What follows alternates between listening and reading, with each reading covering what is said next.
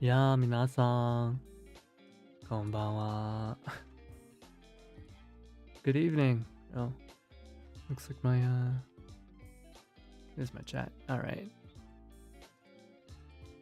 はい、皆さん、こんばんは。Good evening, Yatsuno Hakuya here. Oh, I need to update that piece again. Give me a second. Happy Friday. Happy Friday, everyone. Hope you're all having a wonderful, wonderful Friday. Oh, here it is. Guys, I love this meme format. It's freaking amazing.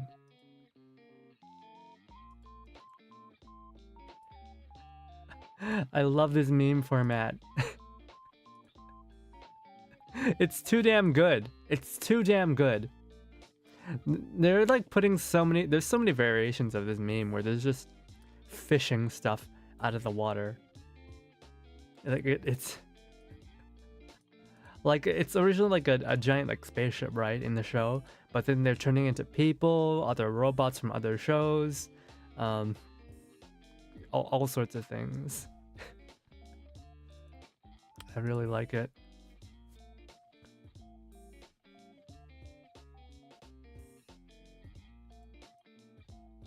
Where's his clothes? What do you mean? I'm wearing clothes. Sorry.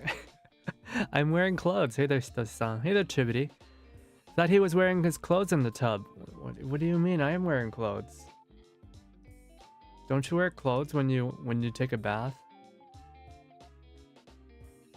I mean, wait, no. You're not supposed to wear clothes when you take a bath. When you're taking a bath, you're supposed to be naked. Isn't that normal? Birdie better have towel nearby and clothes on before stream. Don't worry, I would never be naked while streaming. That's crazy. Even though it's swelteringly hot today. And the weather forecast is a fucking lie. There it is. 20 degrees, but feels like 25. And how about it actually is like 27 degrees? Freaking garbage ass forecasts. What? It is not 20 degrees. How does it feel like 25? It just straight up is. It's further than that too. Oh my lord. Gotcha Friday. Hey there, Donk. Hey there, Zuni. 109 over in Cali? Stoshi-san, are you in Cali? I mean, the Cali like is very, it's huge, right? There's so many different places in Cali. Obviously Northern California is going to be cooler than Southern California. Oh, you're in California. Huh. Google said 17, looks at thermometer 27. What is the point of having a stupid, you know, this stupid internet? Like, what's the point? I have weather apps. I have dedicated weather apps and they're still wrong. Where is it? Weather.com. Weather.com.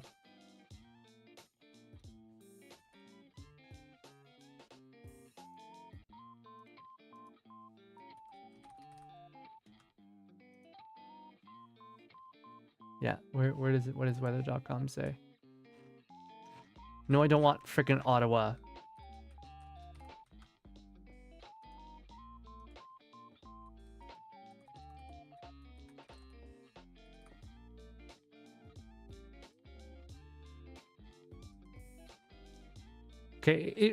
Okay, weather.com is wrong. Oh yeah, 22 degrees. I believe you. So full of shit.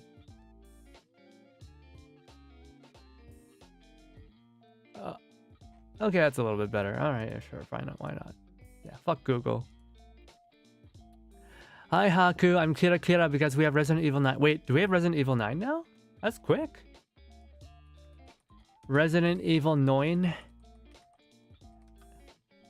Whoa, the first screenshot that shows up is so ugly. Guessing that's Sherry. And ew, Leon grow a beard. I feel like these are all AI images people are putting up. Or is it what's the guy's name from Village? His daughter? Who is it?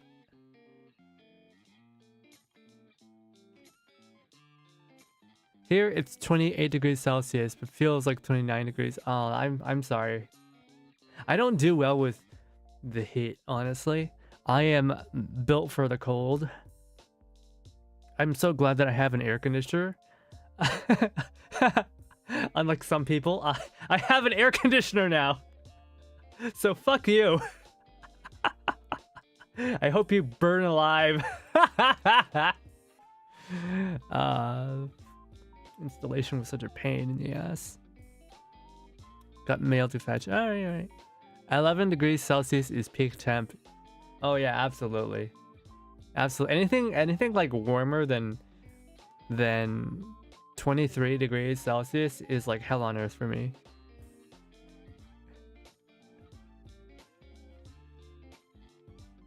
But yeah, holy crap. Speaking of Kira Kira, you guys, my cover premieres tomorrow at 3 p.m. Pacific. Tomorrow, guys, in less than 24 hours. In 22 hours, you're gonna listen to my singing voice and then beg me to make more covers, except I'm currently not in a position to make any more covers. Due to my ongoing treatments. Oh, by the way, by the by,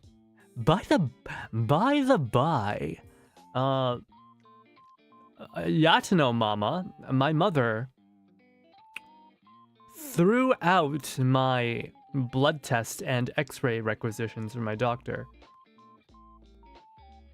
Even though she went with me to the doctor and saw me bring those requisitions home and saw me clip them on the refrigerator.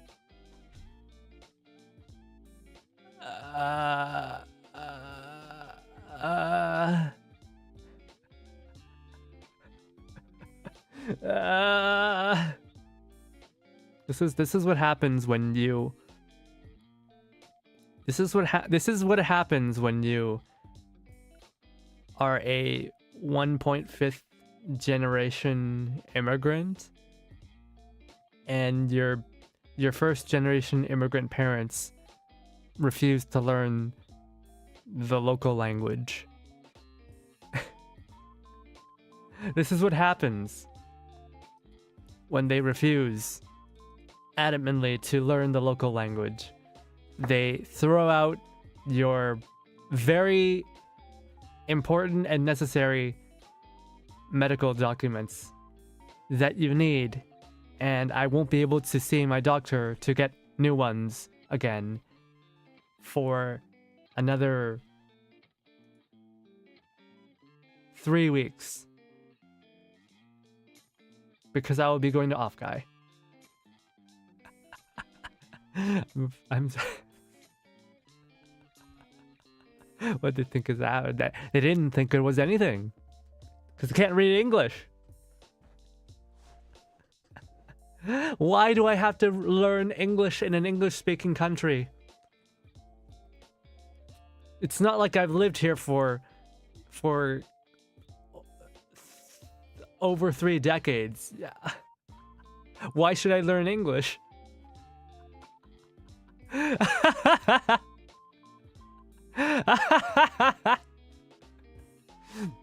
It's not like English is the official language of my original country. Why should I learn English? I just remembered. English is the official language of the place where both my parents come from. But they never learned it. And they didn't learn it when they came here either.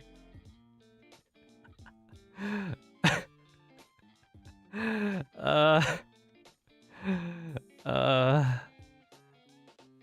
you stream for the song premiere? I will actually, Chibbity. I'll be starting my stream before the premiere. So it'll be our first like proper Zatsudan stream in a long time. We might play a few like, you know, community games while we're at it. It'll be our 1K subscription celebration stream. And then we'll watch my premiere together. I'm very excited to have you guys listen to my cover. I worked really hard on it. Also watch G-Quox. It's really good. All right. We all got a kira kira. That means it's important if it's on the fridge. Exactly.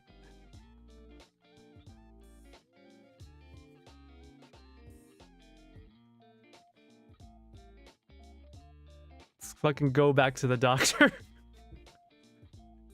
I can't. I have to go. Gotta go to the off guy. It's not like it was a crayon drawing. English is the language of the devils. English is the language of the white devils. Hi there, Kimberly. No school? Nice, nice, nice.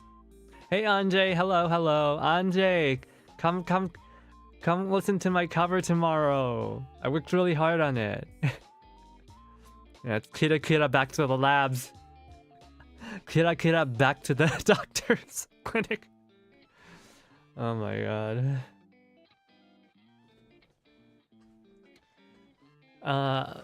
Suffice to say, I was very, very upset.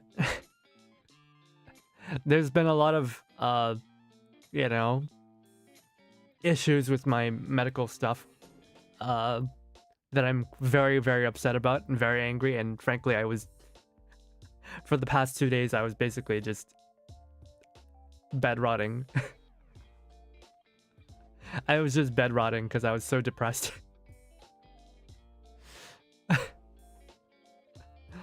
You'll come listen? Ah, thank you, thank you, thank you.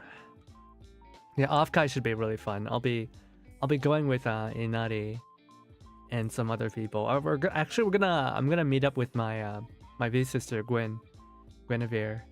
She's actually hosting some event. Man, Guinevere knows so many people. She's hosting some events, and I'm like, wait, what the heck? And Inari's like, Hakuya, I'm very nervous. I'm very anxious. I'm like, why? Because like the people that I watch are going to that party, and like I'm like, chill. We're just gonna go have fun. We're just gonna go have fun. Yeah, Guinevere. She the dragon scaly woman. The girl who definitely does not want to mating press dragons.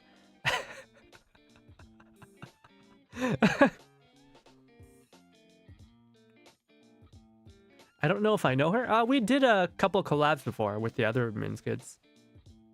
Me, Guinevere, Maple, and Kuruko. We've done like, I think 3 collabs together now. I want to do some more, but like our schedules are a little bit kind of not so great right now. Mating what? Yeah. She wants to mating press dragons. I don't know how that works. You know, D&D, how like dragons, how humans can mate with anything, including dragons. I don't know how it works. I don't know how it works. Kuroko and the bear. Wait, are you related to the bear? What bear? What bear? I don't have a bear sister. I have a moose sister. I have a fox sister. I have a dragon sister.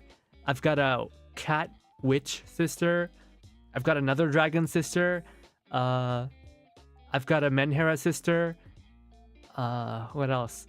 I had a galaxy sister. She kind of doesn't exist anymore. I have a hip hop singer sister. She's kind of not that active. I have a Austrian sister, I think. What else do I have? There's got to be one word that I forgot about. The moment you said Menhera, I knew who you meant. I mean, I think VTubers are all a little bit Menhera, but like You know, some of them are obviously a lot more Menhera than others. There's one in particular. Oh yeah, I've got a white tiger sister as well. Sometimes I forget about that one. Because I don't think she ever streams when I am like on YouTube. Yeah, I've got a white tiger android sister. It's Leah. We can say Leah. Yeah, we can say Leah. White tiger. Yeah. I got a white tiger android sister. Crap. Bad with names. Erina. You have a lot of sisters. How about bros? I was supposed to have a brother. You know, Min's mama told me that I was having a brother, but then that brother got an abort. But then like Min's mama got an abortion. So rip my V brother. We are his bros. Yeah, you're my bros. You guys are my bros. Who's the hip hop sister? My hip hop sister is Aries. I think her name is just Aries VT or something like that. Aries VT VTuber, or is it Aries channel? I don't. It's Aries Shepherd. Yeah, that's what it was. Aries Shepherd. Google knows her as a musical artist. Oh yeah, she's got a YouTube music page, an Apple Music, and an Amazon Music page. Oh, okay. Wait, what the heck? She's on Hollow List. What the heck is Hollow List? Oh yeah, she's pretty good. She's a pretty good singer. Like, she's pretty damn good.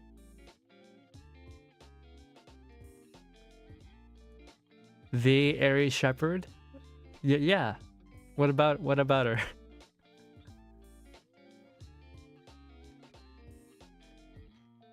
Yeah, she doesn't post on Twitter anymore because of I think because of AI stuff or so. So she's only on the Blue Sky, and I never use Blue Sky. The connections. What connections? Is it the mythos? Who? Am I bro now? I mean, I got you guys are my bros and my sisters, my sisses. It's my. See how like bro easily goes into the plural bros, but how does it work for sis? Right? You can't plural sisses. Sisses sounds strange, does it not? Sissies. Is that what girls say? Sissies. My sisterinos. That's my throat. It's pretty good today. You know, I've had lots of rest the past 2 days, bed rotting and being very depresso over my failed medical treatments. I've been very depressed. Oh, but you know, coming back here, I feel a lot better. Glad I'm a bro. My bros without the nuts.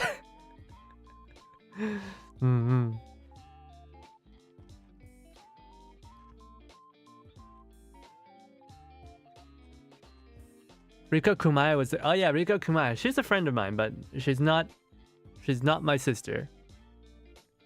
She's not my sister. Concerning but throat progress, I'm glad. Yeah. I mean, unlike a lot of like other YouTubers, I take a lot of steps to protect my voice. So it's not that big of a deal. You don't have to worry about it. I take a lot of steps to protect my voice.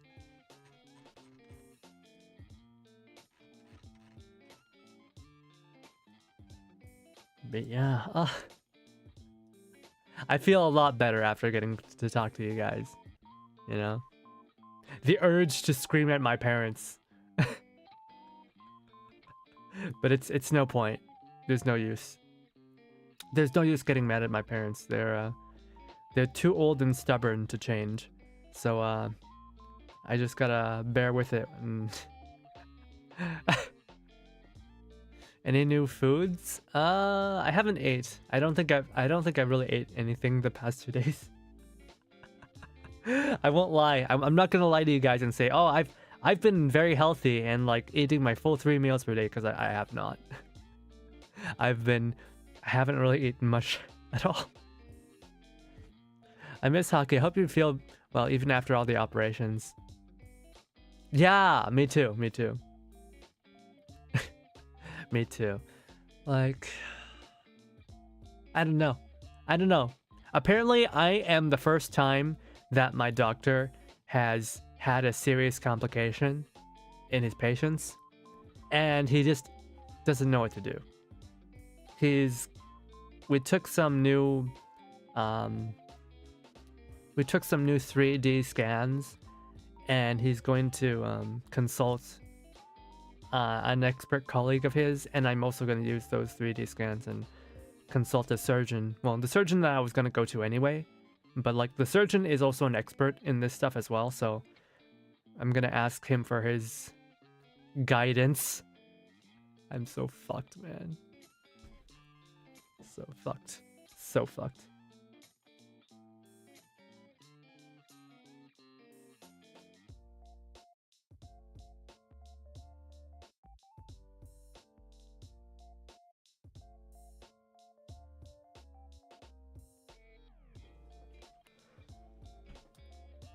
Progress should be trusted. There was not progress. This is the opposite of progress. I wanted to have like a timetable, and like not having a timetable, not knowing what's going to happen, stresses me out.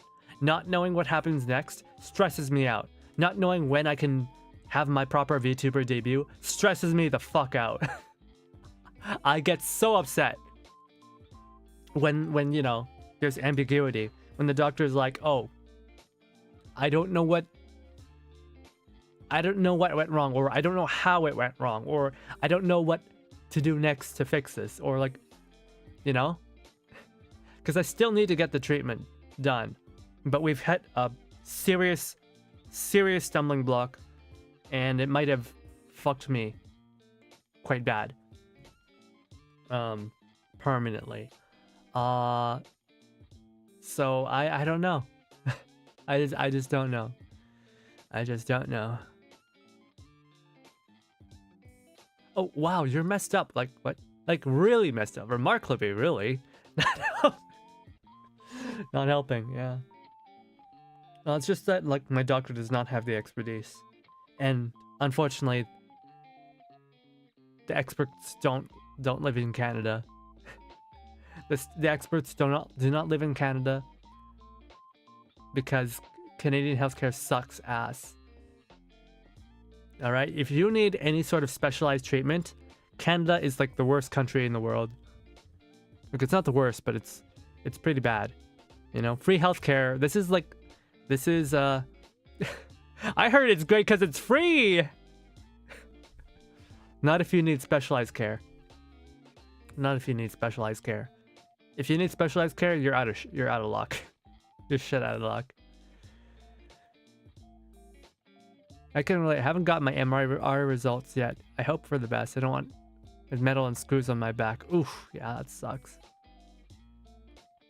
You know, relate to this? Yeah. Joe, you understand. Free healthcare. Free healthcare. Free healthcare is collapsing. Free healthcare. The free healthcare is collapsing. As a child who got hurt and lost blood, a shaman was who I went to. No doctors, no bills. Family shaman. And I'm still having problems. Oh no! Is it just people who don't live in Canada don't do research? Assume Medicare over there is just as good or better because it's free? Fuck no, man. The way that Canada works is like, most doctors are heavily discouraged from even sending you out to get tests done because there's not enough testing equipment. And there's not enough budget to pay the people who do all the testing, right? There isn't enough money, so like, there's a lot of austerity. So They're like, unless you're absolutely sure you're sick, we're not gonna get you tested. And even then, you're probably gonna have to wait. Especially if it's something like an MRI. And yeah, you can't just like go to a specialist. I don't know how it is in America, but in Canada, you can't just go to a specialist.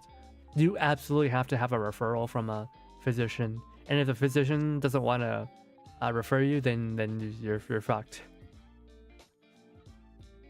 My bro pulled up with the wizard healing magic. Hey there, Rico. Hey. There's lots of people for tests, no equipment. Is this Latam? Yeah. Wish so if you have time issues. Yeah, if you have time issues like cancer and like you need treatment immediately and you're put on a wait list, you might as well die. You might as well die. I'm not gonna sugarcoat it. If you have like cancer in this country and you can't get an MRI, you might as well just die. You might as well. What about saying ouchie ouchie? Yeah. Doctor, I think I have cancer. No, you don't. But ouch! Ow, I feel it right now. I feel the cancer. Ouch, ouch, ouch. Oh, it hurts so much. Oh, damn. Oh, damn, it must be serious. Oh, look, we'll get you your requisition right away. Don't you worry. We're going to get you fixed up. The more I realize the public healthcare is designed to kill you, and that's another thing about Canada. Ever since we got Trudeau in office, we've had this thing called MAID. It's called MAID. It stands for Medical Assistance in Dying. Yes. Canada is a country that will literally kill you if they would rather kill you than get you treatment. For the psychiatrist, Lamau, it's all in your head. That's see, that's the thing. There's like no psychiatrists in Canada. Psychiatrists don't exist in this country. They just straight up don't. They give you a Mado? Yeah, they give you a Mado. The Mado injects you with a lethal dose.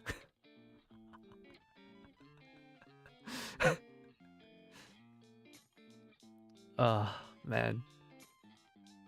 It's fucking awful. Obviously, it's fine if you got a very normal, very common issue, right? You broke your bone, easy fix, you know? You know, very, very easy fix, you know? You got a burn, easy fix. But if you got anything more serious like cancer, just hope and pray that you can get diagnosed in time. We're having the cyberpunk dystopia without the cool implants and shit. Yeah, without the cool implants. But yeah, Latam. Guys, we're escaping from Argentine Alcatraz.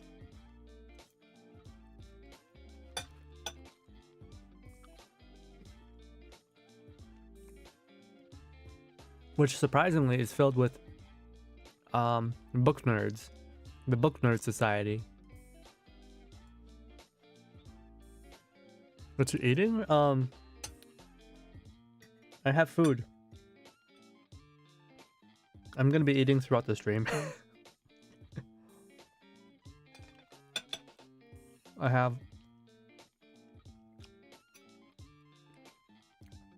salmon.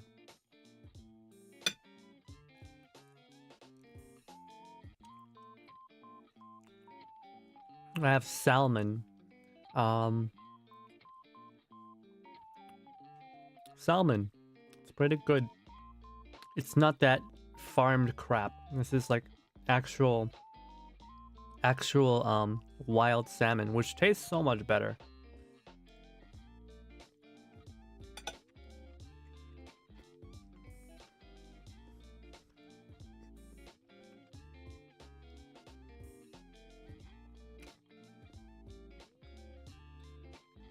Medical care in Japan, it's great.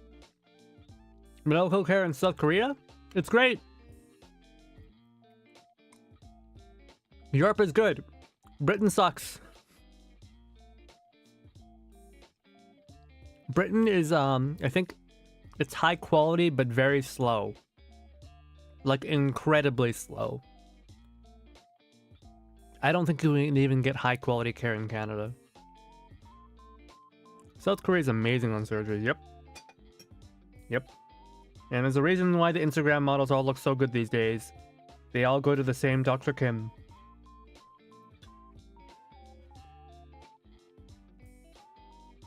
Dude, I'm not even joking, man.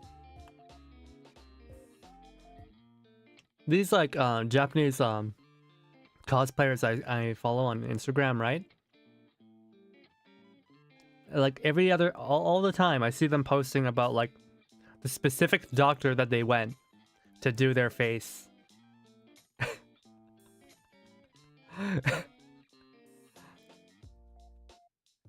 In Canada, it's like you get no speed, no quality, but hey, at least it's free. Stick to cultural medicine? No. Cultural medicine is garbage. Can you believe that crap? Ugh. You get the Friday pass today because it's salmon. Yeah, I don't... the hell? Some of the surgeons could be named Park. Yeah. Park, Kim, or Lee. Motherfucker Kim fixing women, yeah. I'm just saying, there's a reason that Instagram models all look so good these days. It's not just the filters.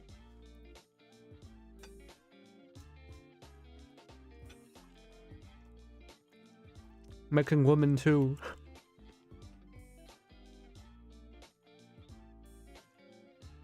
I wouldn't say this is quite politics. This is stuff that directly affects me, so it is how it is.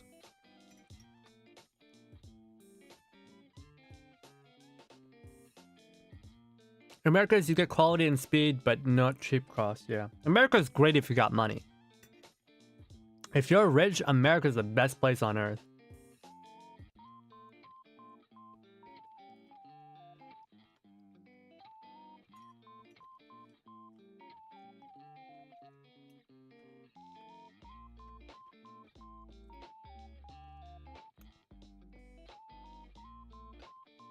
Today I learned that 12-year-olds are apparently obsessed with Sephora cosmetics due to influencers. What the hell? What are 12-year-olds doing buying makeup? That's crazy. You know what Sephora is? Oh. Wait, Chibity, are you an only child? I have an older sister, so I know what Sephora was like since I was very young. That's a 3 traits of service, yeah. You can only pick 2, but Canada doesn't even have 2, it only has 1. Canada seems to suck the most since you don't get either speed nor quality, yeah. I'm both an only child and the son of a jock and a tomboy. I'm so sorry. Chibity, I'm so sorry, but you are doomed to tomboy.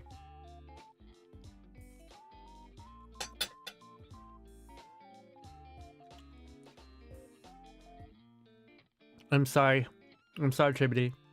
Because your mom is a tomboy MILF, you are doomed to finding a tomboy. There is no girly girl for you out there.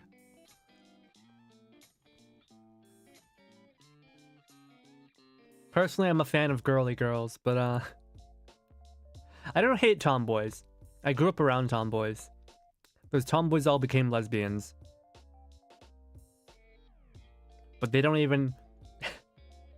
they can't even say they feel lesbian. They say they're bi. Which just tells me they're insecure.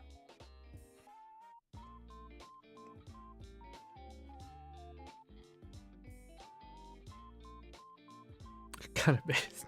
Joe. Sorry, Chibity, you are marrying your tomboy childhood friend. Chibity Shibity, do you have a tomboy childhood friend? Man, I feel bad for those childhood tomboys who like their childhood friend, but he's into girly girls. In fact, I feel like that's a very common anime plot. That the main character, the boy is into this girly girl, but he's like too shy. But like the tomboy childhood friend, like encourages him and tries to like, you know, get them together, only to realize that she actually likes him too. Feeling like that one tomboy anime? Oh, that's different though. Tomo, what was it? Tomo-chan wa kawaii is kawaii-kunai. Is that one? Is that what it was? Yeah, Tomo-chan, right? That one's different though. That one's like the girl is like trying her best to see the guy, get the guy to see her as a girl, but he's just like, no, you're my bro. You're my bro. What are you talking about? We can't be dating. I can't be into you. We're just bros. And like the other friend, the other childhood friend, is like his ex. That's so funny. The girl who everybody's like, yes, sex, she's so hot, oh my god, with like the unkempt hair, wow.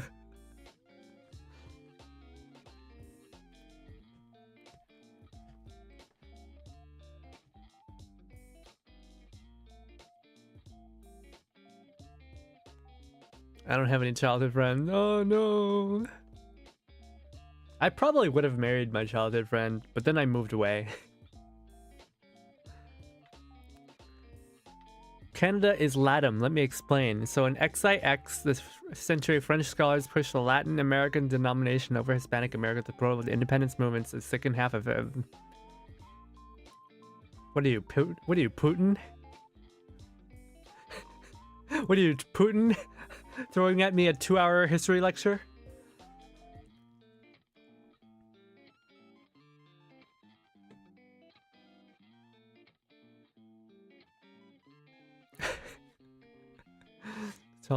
If you want the therapy dump, I don't have any childhood friends because I moved every few years because my dad couldn't keep down a job. Yeah, I didn't realize that Americans moved that much for work.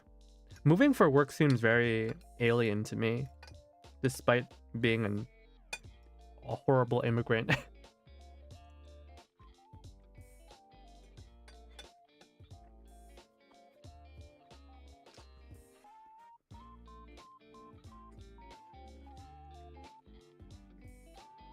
Then again, I never, there's nowhere to move in Canada. Right? If you want work, there's like maybe 4 places in all of Canada you can go to. And they're all very far from each other.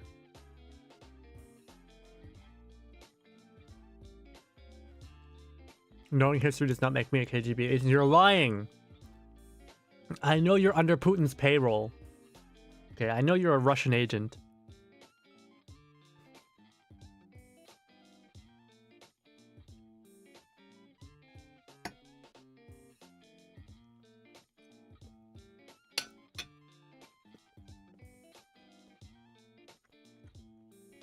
Mm-hmm.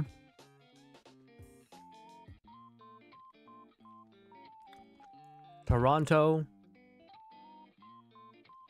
Montreal, what was it? Is the oil fields in Edmonton or Calgary? I don't know. And Vancouver, if you work in IT or Hollywood. But I don't even know. If you could say, I don't even know what industries Canada still has at this point.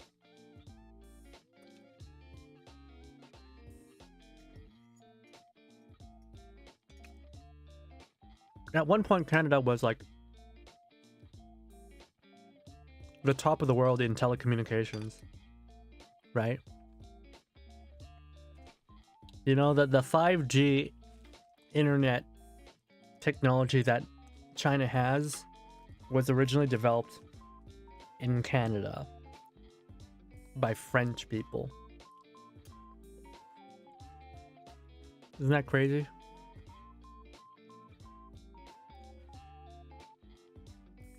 Huge land resource, you know?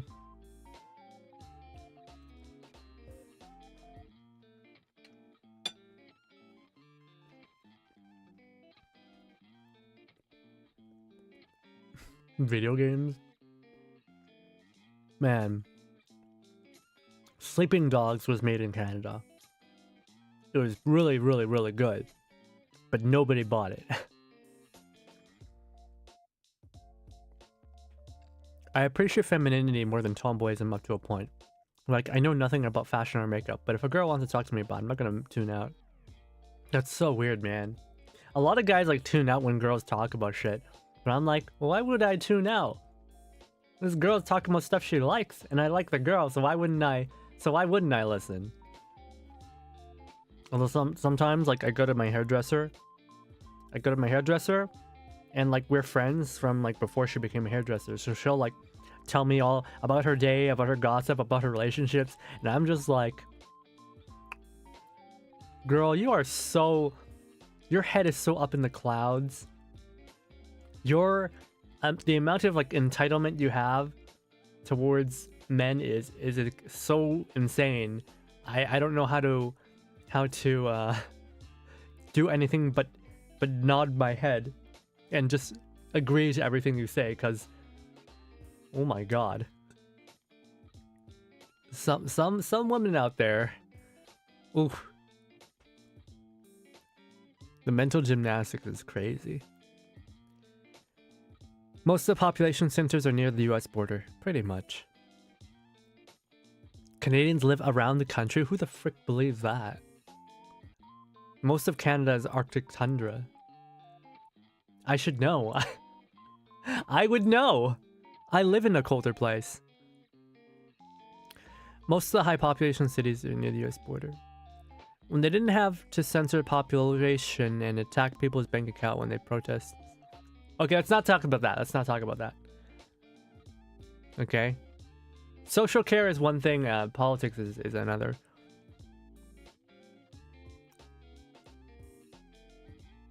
Yeah, I like learning new things. Absolutely. My sister asked, femboy confirmed? What the fuck? I mean, I like fashion. I like looking good. I like to look good.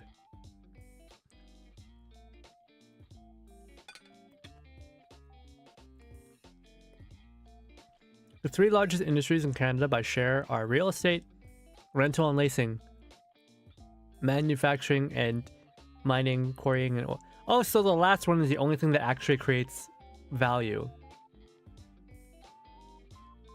Real estate? Real estate is not an industry. Rental and leasing is not an industry.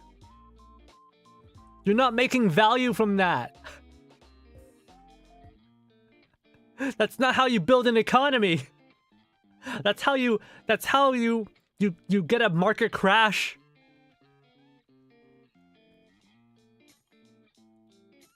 It's exactly, it doesn't make value. It just moves money. It just moves money around.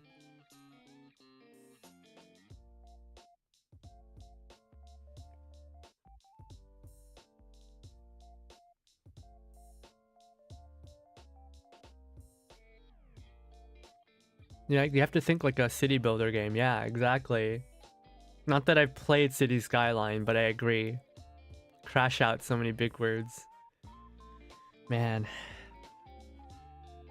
Yeah, like real estate, that's just like buying and selling homes. Or not even buying and selling homes, that's just buying and selling land.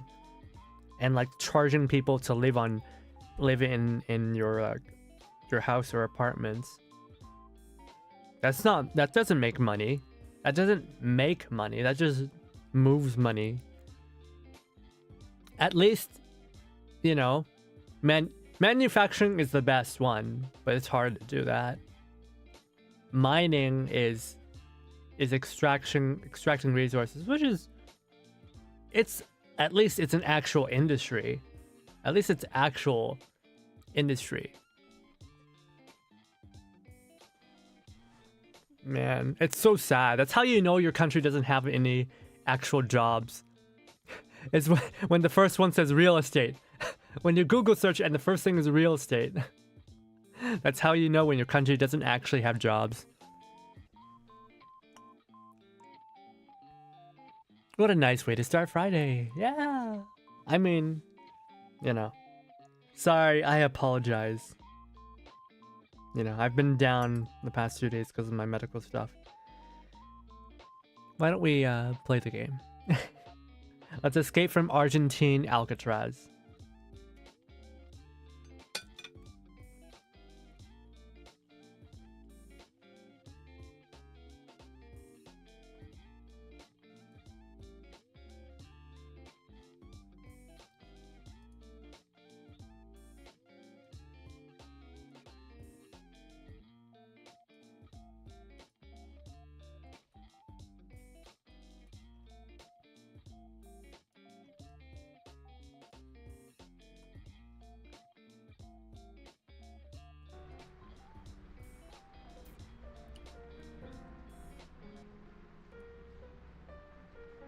I like listening to you ramble, but I understand all of it in my dreams.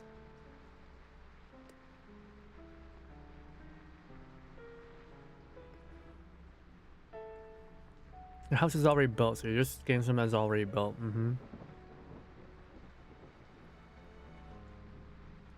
Canada's not even making new houses. At least in America, they're making new houses.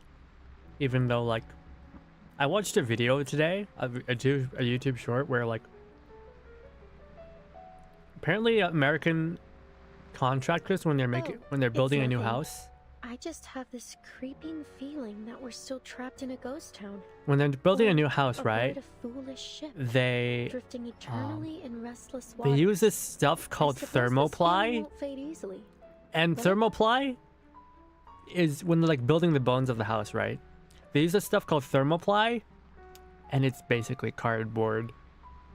And then it cuts to like the entire neighborhood of like houses in progress collapsed after like a storm came by, which is really sad and pathetic. Like, what the hell, America? Sorry. Like, what the heck? How do you build houses that flimsy?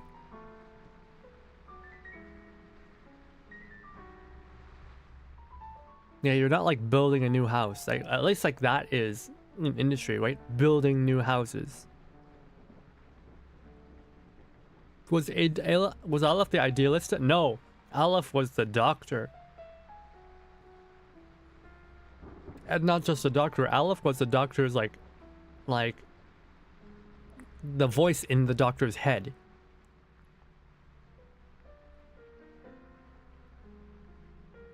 I just kind of helped my aunt move into her new house she built. Wow, your aunt built a house? That's insane. I wish I had an aunt like that. My aunt built a school, but it was a little bit different.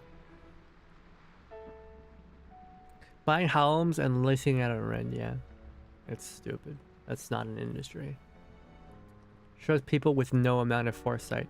It's very parasitic, yeah. Also, I was farming this game nonstop. I didn't realize I don't have any stamina.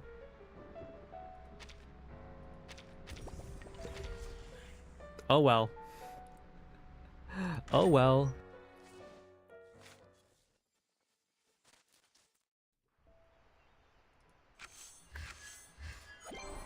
I'm telling you. Like ghosts, rain has always lingered over this land. Oh, I mean, it's featured in so many works.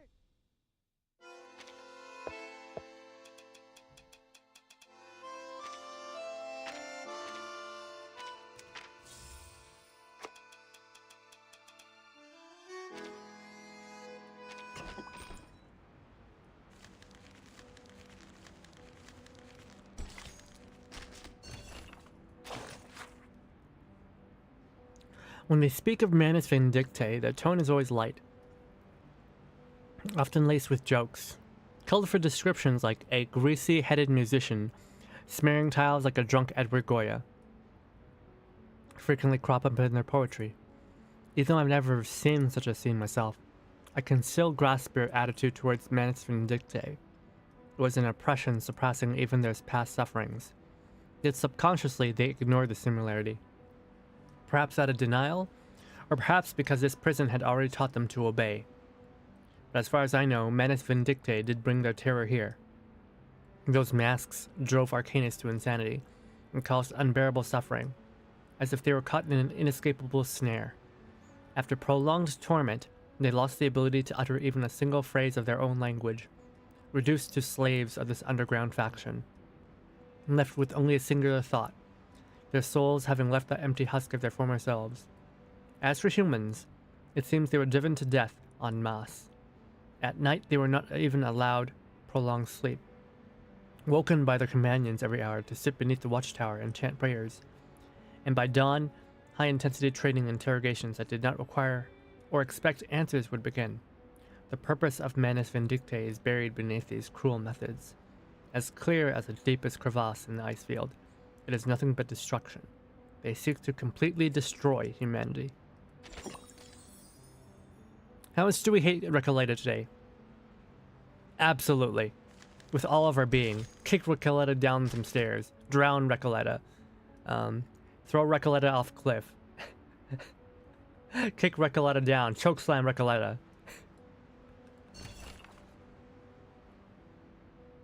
I wonder if the towers inside this prison has seen this. On Xeno defectors. Based on the above information from the Timekeeper squad, it is confirmed that Xeno's defector unit had entered Kamala prison, which had held numerous arcanists, and withdrew from Ushaya on March 2nd. The operation clearly involved Manus Vindictae. Current whereabouts of the defectors remains unclear, pending further intelligence from Timekeeper squad. Prison reform notes. During the 3rd Kamala Congress, so-and-so's daily dose of diazepam. Diazepam? Isn't that the anxiety medication from Metal Gear? That helps you reduce your hand shakiness? Reduced from 2 3/4 tablets to none. Replaced with 2 classified poetry collections. And 60 chlorpromazine tablets to be taken 1.5 per day. Replaced with poetry? And 60 tablets taken 1.5 per day. 2 days, 11 hours, 8 minutes, and 4 seconds later, an 8mm crack appeared on a bar above his cell, which is on the 2nd floor near the 3rd staircase, and his 8th cell from the left.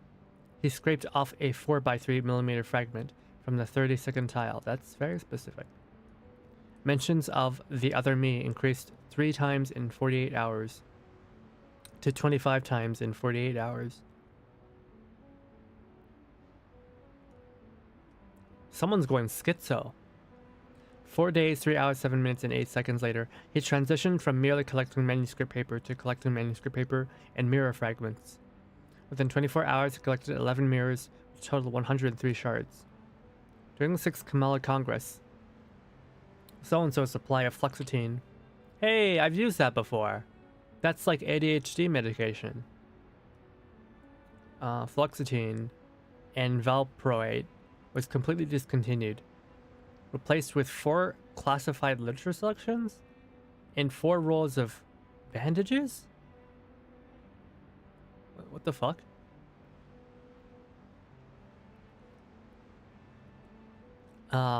Average 32 bangs against bars and walls per hour. Oh no. The bandages were all used up in 4 days. 14 hours, 20 minutes, and 9 seconds. What is this psychotic experiments that are going on? 89.3 centimeters lost in water due to excessive ripping. Wrote 15 pages of poetry over 10 days, 6 hours and 8 minutes and 3 seconds. Tore up 14 of those pages and swallowed the remaining one. I think this is supposed to be Aleph. Recolette is in love with an insane person.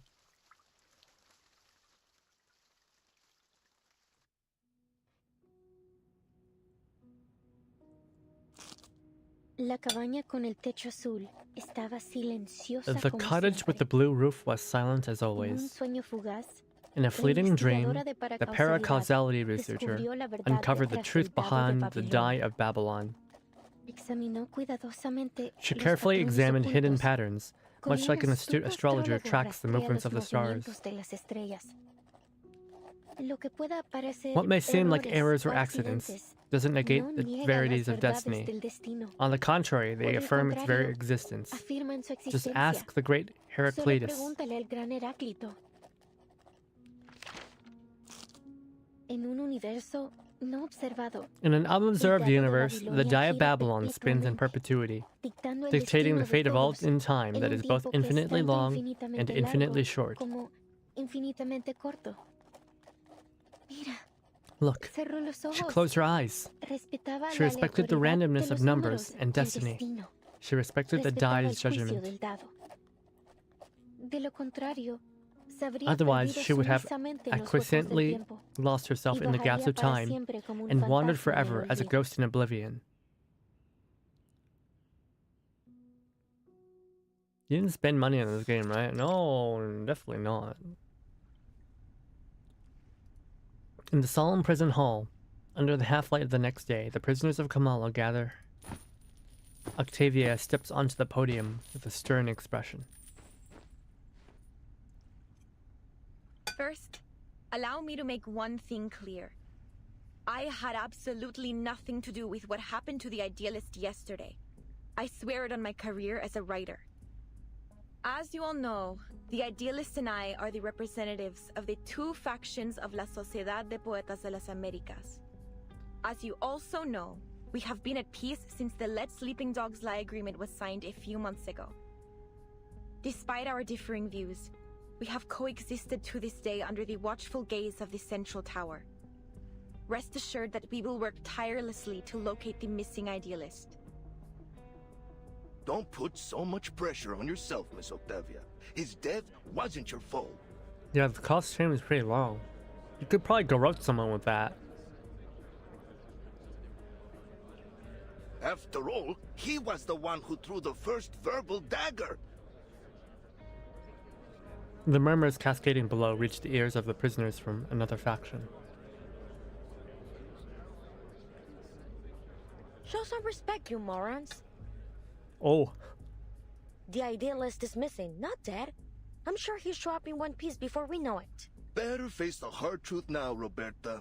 Though, I have to say, it won't be easy for you to find a new leader as mad as him.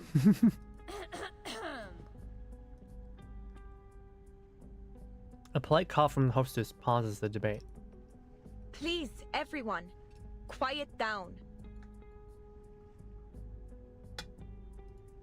According to the agreement, today's Congress should have been chaired by the idealist. Since he is still missing, I will be acting on his... Pardon my lateness. Go ahead. I'm ready to moderate. Miss Vert, I looked over the incarceration and visitor records from the past 6 months. There was no mention of anyone named Doris. Then it seems only the physician knows the whereabouts of Dr. Dorez. Miss Jailer, we need to meet with the physician. It's important. Listen, you really shouldn't take the inmates' ramblings too seriously. Considering the identity of the person before her, the jailer softens her tone. But if it's as critical as you say, I'll make another request later. That said, I'm afraid the meeting won't happen for at least a few days. Understood. For now, please join us for today's Congress. Espectacular! Do you hold literary salons like this every day? This place is practically a writer's paradise. Was there glitter in the sleeping? There was. So, you're the host of the salon, Octavia? I say we set aside our differences and have a titillating literary discussion. I fucking hate Recoleta so much. You've come at the right time. You may serve as witnesses for the Congress alongside the jailer, like a citizen's jury in a court. Your suggestion aligns with the congressional rules. Very well. Huh? Congress? Witnesses? Isn't this a salon? Which topic are we discussing? Literary theories? Schools? Principles? Languages?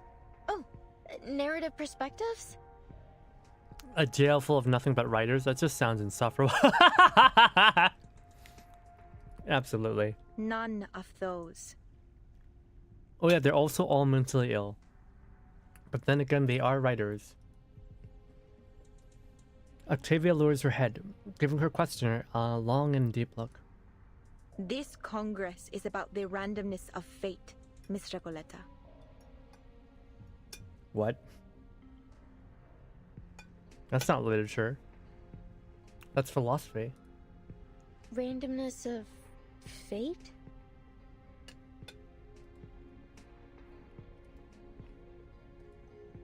Dear visitors from the Foundation, allow me to introduce the Kamala Congress. What happened yesterday was merely a brief anomaly. In the Panopticon, spontaneous order among the inmates is the norm, and the Kamala Congress serves as its truest reflection. It's just AO3 but physical, absolutely. Writing's probably my best skill. Spontaneous order. Creative writing? Yes. Through the Congress, the inmates assign and distribute medication, communal duties, and rest periods. They are entirely self-regulated. What the hell?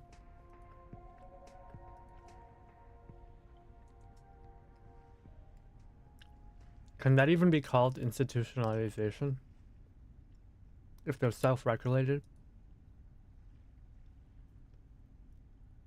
I hereby announce the commencement of the 7th Kamala Congress. So they're basically like a direct democracy?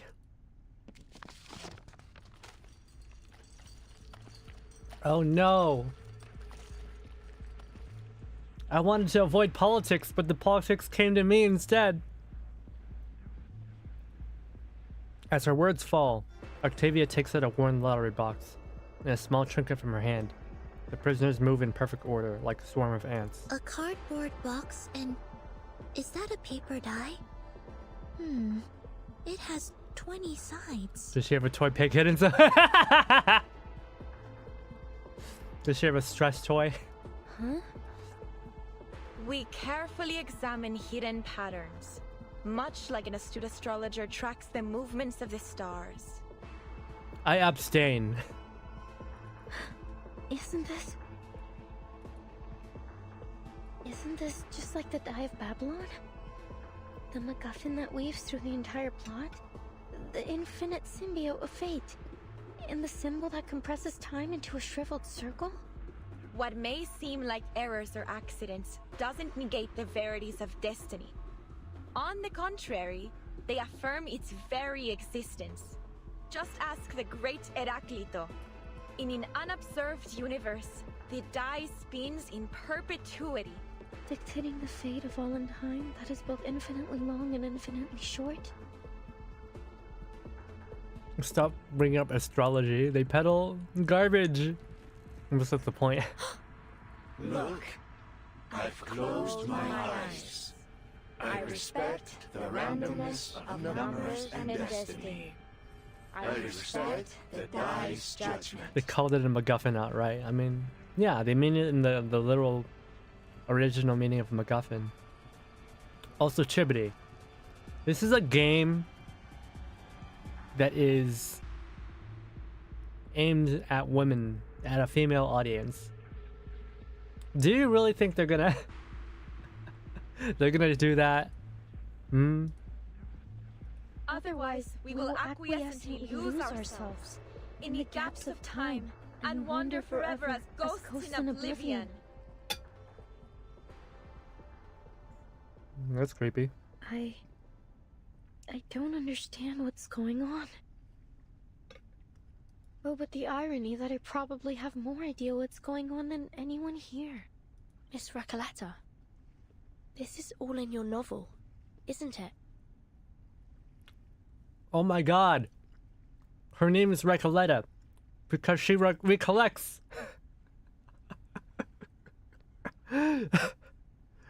Oh my god, 10 out of 10. I'm afraid so.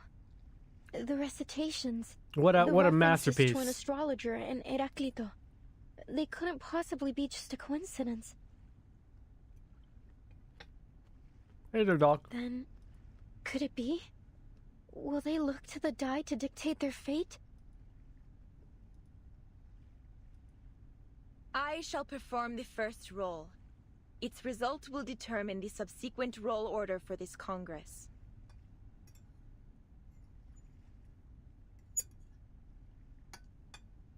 Okay, so it's not even a real...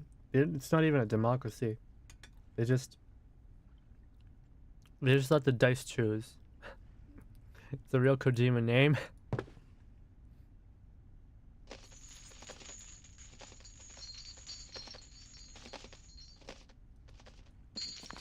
The result is 5. This check complies with the prerequisite conditions of the ruling of the die, and the standard roll order has been established. Inmate Jose, please come forth. You are the first in the initiative order. Therefore, fate's judgment shall fall upon you before all else. Me? Oh, okay.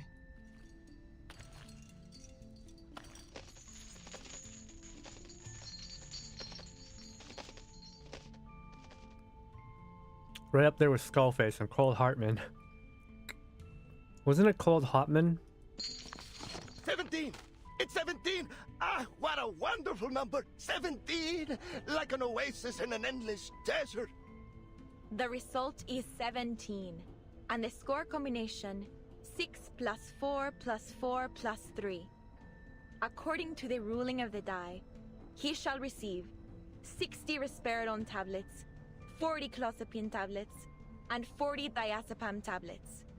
Additionally, he will assume the role of cultural manager of the Comala Congress. This is how they determine who gets medication?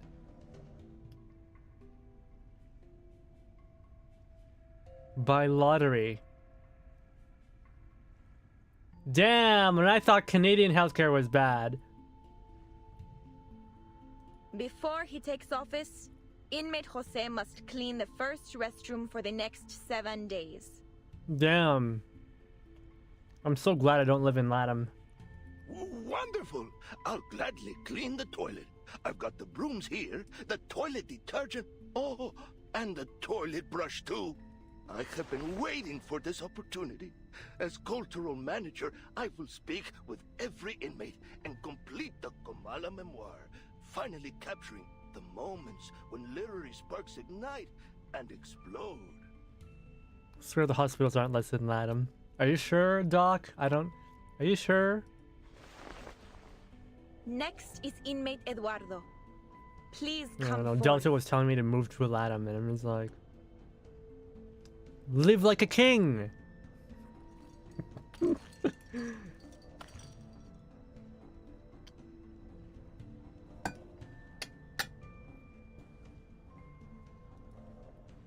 But I can't remember the ruling of the die. I can't remember anything. Damn it. Sorry, Senora Octavia, but I don't think I can do this. I didn't get any medication in the last Congress. I've had multiple episodes. It's like my brain's jammed or something. It's all right, inmate Eduardo.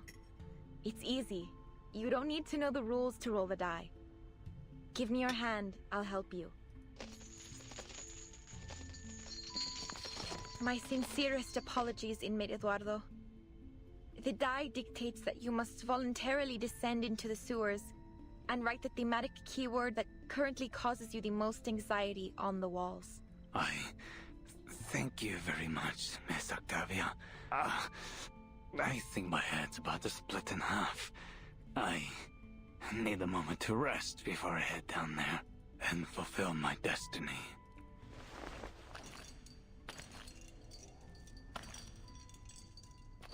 Jailer, are you really letting them make every decision with the roll of a die? Eduardo is clearly in a much more dire condition than Jose. The medication should have been given to him. As I said, This is how the inmates of the Panopticon maintain order.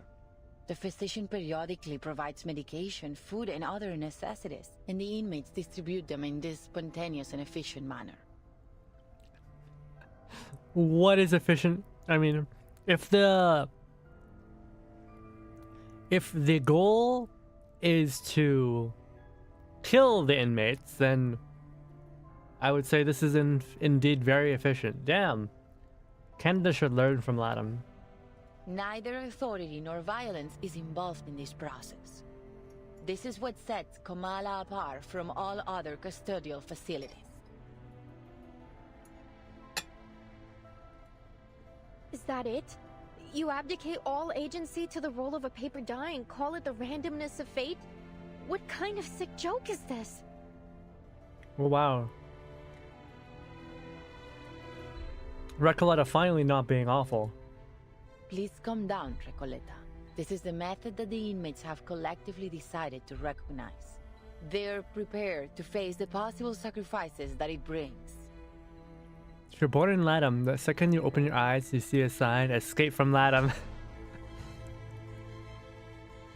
It's effective at making living inmates not your problem, I guess. This isn't about you or me. It's not our place to interfere with a procedure that has been proven both pragmatic and effective. My duty is to assist the inmates in maintaining order through the methods that they have established. And yours is to witness their self-governance, not judge it. What is this music? The jailer takes a deep breath. Her words clearly meant to convince herself as much as anyone listening. If everything She's in somehow denial. unfolds as it does in my novel, then every role is already predetermined.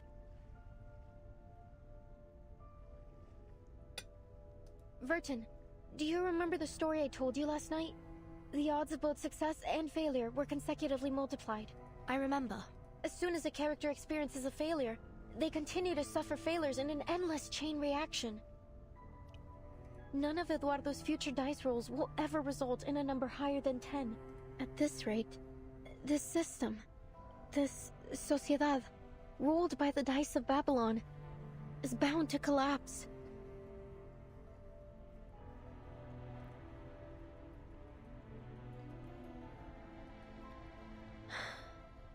Eduardo will never receive any medication. The moment he writes the keyword on the wall could very well be the moment he spells out his own death. No, I can't let this happen. I have to do something. Recoleta rushes to the stage. Wait, Miss Recoleta, what are you doing? Now, if you earn on US dollars in LATAM, you can bend the rules. That's what Delta said, but I don't know, Kuroko's like, that's cap. Kuroko told me that's cap. Even if you earn US dollars to get the same level of, you know, service that you would, the same lifestyle you would in America, costs about the same or more. It's the same in Japan, even.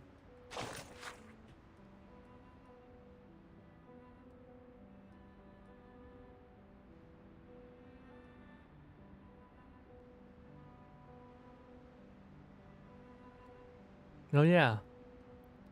So it's showing that each person just gets more medication every time. Few soldiers would appreciate the idea of taking orders from an accursed die. A skilled commander would never rely on luck to make decisions.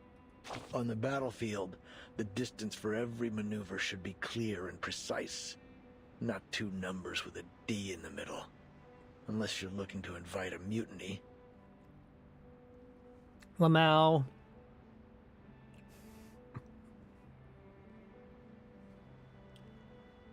Our narrator is saying Risk in Dungeons and Dragons is complete bullshit. That said, if a die with such power were placed in a soldier's hand, I'm pretty sure they'd roll it and let it decide their destiny. Exactly. There's no good luck without bad luck. Just as a coin must have two sides, luck essentially defines one's entire life. And whether it's make or break, life or death, the die will keep on rolling. Of course, dice aren't the only tools used to play with fate. Coins, lotteries, even shells on the beach can all serve the same purpose. Thanks to the randomness of fate, a Babylonian may rise to be a proconsul one day and fall into slavery the next. Well, that's where historians come in. With a little creative editing of the history books, even the random rolls of a die can suddenly make sense. What were once avoidable tragedies are rebranded as reasonable incidents or even desirable outcomes. You're starting to sound like a gambler. But even gamblers, after hitting a hot streak or a losing spell, start to convince themselves that they've figured out the grand pattern behind games of chance. It isn't just gamblers either. Witches tried to influence fate through rituals and charms. Ancient mathematicians calculated probabilities on paper. Some even wrote books on game theory. Meanwhile, others suspected there were cheaters among them. I just hope these high rollers unite to confront the demon who holds the laws of the universe. The past, present, and future in its claws, and give it a well done and a slap in the face. Haven't I always? It's just that today, the die rolled a peculiar number. It's really just Tish went down to Latham. But all things considered, I prefer the other kind of commander. We're totally not gamblers, absolutely not. The die is cast. But regardless of what number has been rolled, it's time to cross the river. Caesar?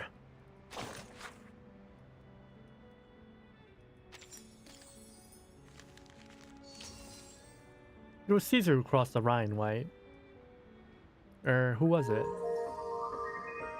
Oh, hello there, Mocha Bats. Thank you for the raid.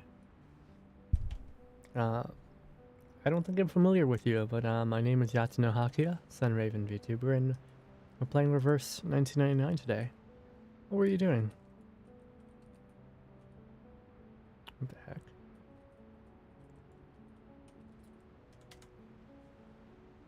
Oh, you were also playing Reverse. Nice. Are you also doing the curtain? Not Ryan, the Rubicon, that's what I meant. The Rubicon. That last quote was definitely a reference to the Rubicon. Caesar crossed the Rubicon. Ah, good. I got my names correct. Played X's Antidote. Oh, cool. Was that a recent thing or was it an older one? My throat hurts from reading. Oh no. Please. Get some honey in your throat or something. If you're, you know, obviously if you're tired from or not from your stream, please go rest. They had me at escaping Argentine, bro. No need to add the present part. It's how it is, all right? Have you read this story yet? I thought I would be so bored listening to the insanity of book nerds, but it's been surprisingly good so far. Also, I hate Recoleta. Recoleta is like the worst person ever. She is like actually batshit insane. Like, she's the type of woman who would forgive her like boyfriend if he was a murderer. Absorb gotcha stories through streamers. Honestly, that's probably the best way to go about it. That way you don't have to spend your time actually playing the game and farming and spending money gambling. Absolutely respect.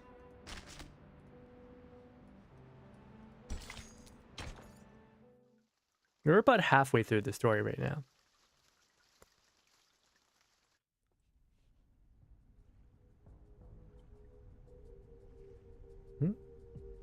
On the stage, Octavia remains the picture of serenity as she orchestrates the Congress. Miss Recoleta, as a witness to the Congress, you have the right to express your doubts calmly. Stranded gambling? Nah, I play them. I just don't read. Not hold on. I mean, it's nice to experience a story together with someone. At least if someone's a Rubicon, they won't be on a watch list. What are you talking about? What are you talking about? Also, I definitely did not learn about the Rubicon from Armor Core 6. Definitely not. I know my Roman history. I did not need Armor Core 6 to teach me about the Rubicon. Extria. She's definitely high-key unhinged. Oh, absolutely. This girl's insane. She might be more crazy than the prisoners. Side note and fun fact, the Seminary of Recoleta neighborhood is one of the tourist points. Oh, she's named after a place? Listen, you... She recalls the complaints of her two former companions, the jailer's dismissals, and the confused expressions of every editor she has ever faced. If she were to lay out every detail of her novel here and now, she would only get the same response. No, it's nothing. It's just that I'd like to participate in the dice rolling ceremony. May I? Of course. The very fact that you're standing here in the Panopticon proves that you share a common fate with it.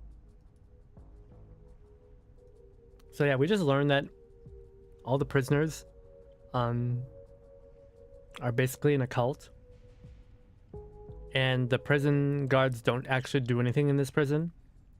They distribute food and medication. And then, well, they supply it. And then the prisoners decide who gets medication and food based on a roll of the die. So like there's people here who are like having seizures and stuff, and they're like, you gotta go clean the sewers. I hope the boyfriend you meant isn't Aleph. He's a grown-ass man, and Reko is 17. That's fine. It's fine. Hey there, Sunday. Hello. It's fine. She's 17, really? Damn. I thought she was at least in college. Damn.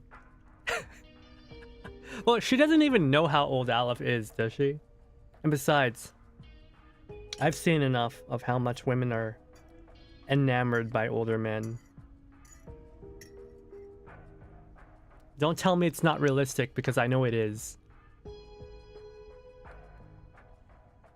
Recoleta surveys the prisoners waiting to cast their die. Their expressions are serene, untroubled, calmly awaiting their fate.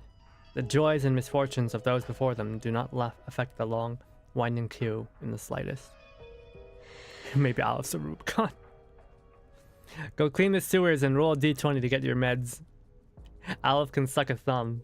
I don't know anything about him yet, except that he's crazy. Everybody in this game is crazy, but the people in this story, this chapter specifically, are especially crazy. D20 your life away. Okay. And you get a natural 1. Natural 1 vibe check. Instant disintegration. It doesn't matter when I roll the die. Reco Marcus. Simply Oh. a reflection of the randomness of fate, right? I don't know, I have to mention, I just started this game. So I've only read chapter 1, 2.5, and now chapter 9. I skipped ahead. I'll go back to read chapters 2 through 8 later. But for now, I'm very new to this. So I assume you haven't learned about the nature of Arcanus yet. No, I have not. Precisely. I just know from my friend, after the 27th inmate. from my friend Pam, that she also streams this game. I just learned from my friend Pam, from watching her streams, that apparently Arcanists are like very, very much discriminated against, and that 2.5 was like a high point in how they're treated by society. Natural 1. Sorry, fella. 1 shot in the chest. As you wish, Miss Recoleta.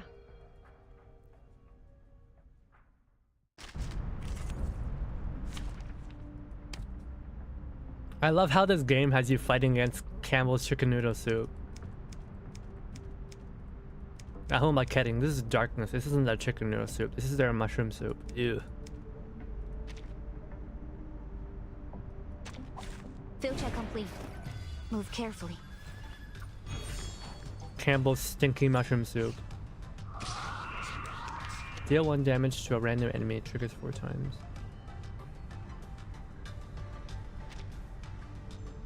En todos los momentos, más allá del concepto mundano del tiempo. Easy la. Do I have to do this? Cosmología, filosofía clásica, el fundamento del As in Obake Pam? Yeah, Obake Pam. Please stay behind me. Please stay behind me. Be careful. F Argentinian references. Gabriela Garcia Marquez. Who's that? You won't survive 37 if you can't handle Reko's silliness. Oh. Oh damn, what happens with 37? Man, the whole island thing kind of weirds me out. En todos los más allá del concepto mundano del tiempo. Thunder Talisman, scientific version. Idealismo, vuelos de fantasía. Nuestro aliado es la verdad. I just know that this game loves me because in 30 polls, I got 3 of this lady right here. I got 3 languages in 30 polls. The first 10 of those was free. Please stay. The situation has escalated. Oh no, 37 is impossible. Oh. Oh. Is there something special with 37? You won't get away. So why are people named numbers in this game? It's so weird to me. En todos los momentos. El camino a Tlón. Easy la. Good luck, Haku. A truly You get villainous 3% of moment anything en la she says and she acumulación de bites you. laberintos. What, huh? Suéltalo todo una vez más. She bites you? She's feral? Does she have rabies? I mean, like, Thunder Talisman, I guess I'm kind of okay with girls that are into biting, but I'd prefer not to be bitten. Now, stabbing, I'm definitely all for that. A girl who can stab me? Oh, absolutely, after my own heart. Do I have to do this? Rabies is the other guy, the Scarecrow. Right, the Scarecrow guy. Gabriel Garcia Marquez, 100 Years of Solitude author. Nahodo.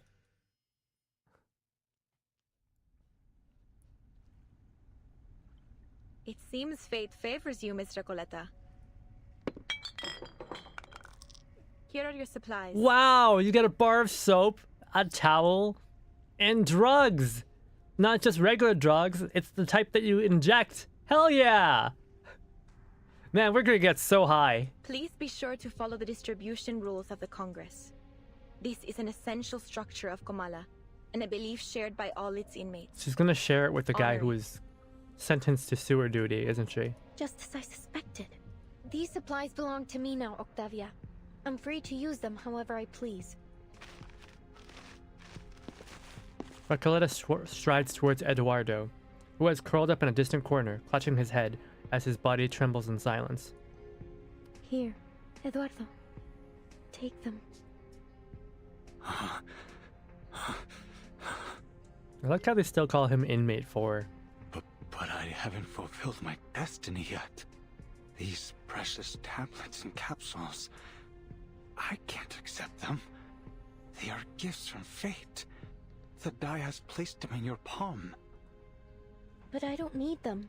You do.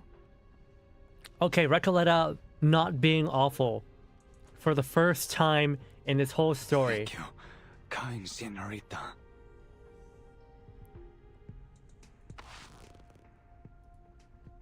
The prisoner's trembling stops. He blankly pinches his arm, as if trying to distinguish reality from dream. Then, all at once, he snatches the medication from her hands and shoves it into his mouth. Eduardo, what's wrong? Are you taking the medicine right now? There's no need to rush. There's plenty of it. You can have it all. Por Dios, Eduardo. How could you squander fate's gifts like this?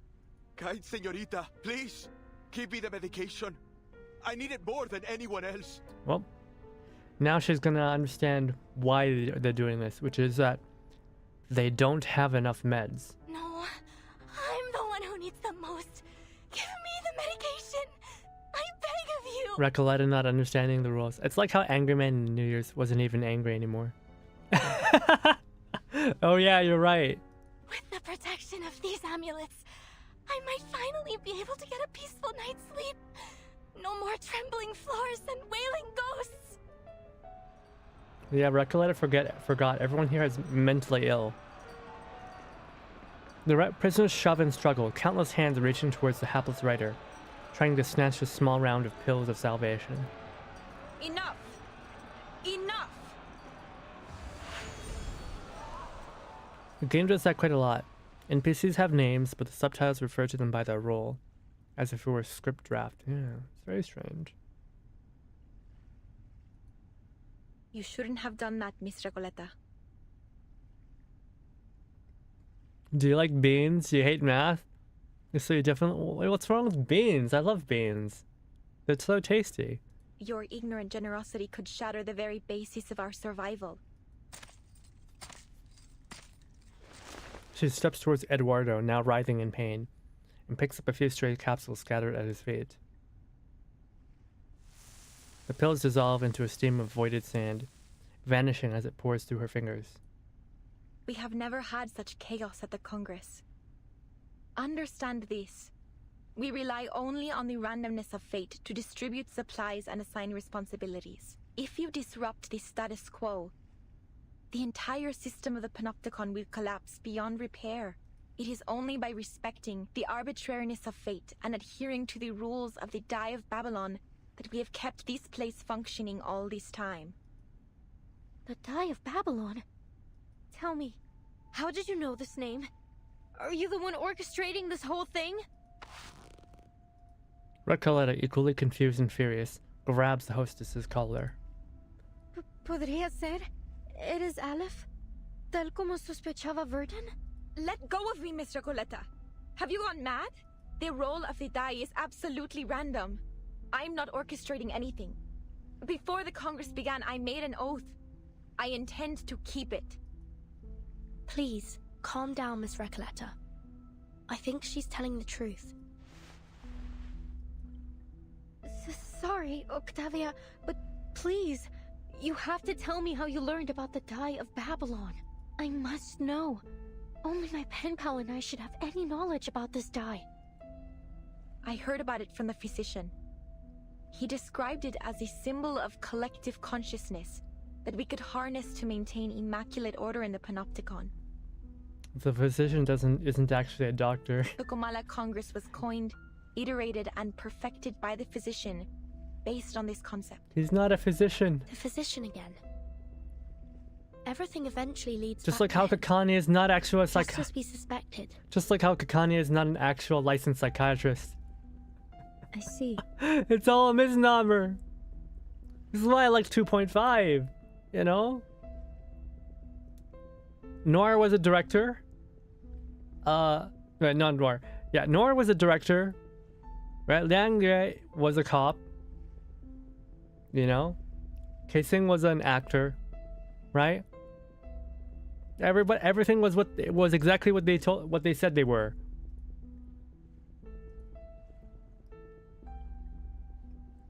Recoleta casts her eyes over to the silent jaguar, who has remained wordless from beginning to end. Like Recoleta, she calls herself a writer, but like, Aleph wrote most of her story. Jailer, we have to and meet she's with never the been physician published. in person. Now. As I've told you many times, Dr. Merlin is too busy at the moment. I couldn't possibly trouble him over a novel and a pen pal. They are just fantasies. Physician is just TF2 medic. Couldn't you make an exception? What if they're not just fantasies? What if they're tied to the very survival of this place? Miss Recoleta said the Panopticon could collapse because of the Die of Babylon. Are you seriously telling me you believe that nonsense? It wasn't nonsense, nor are they fantasies. You saw with your own eyes how I won the die roll.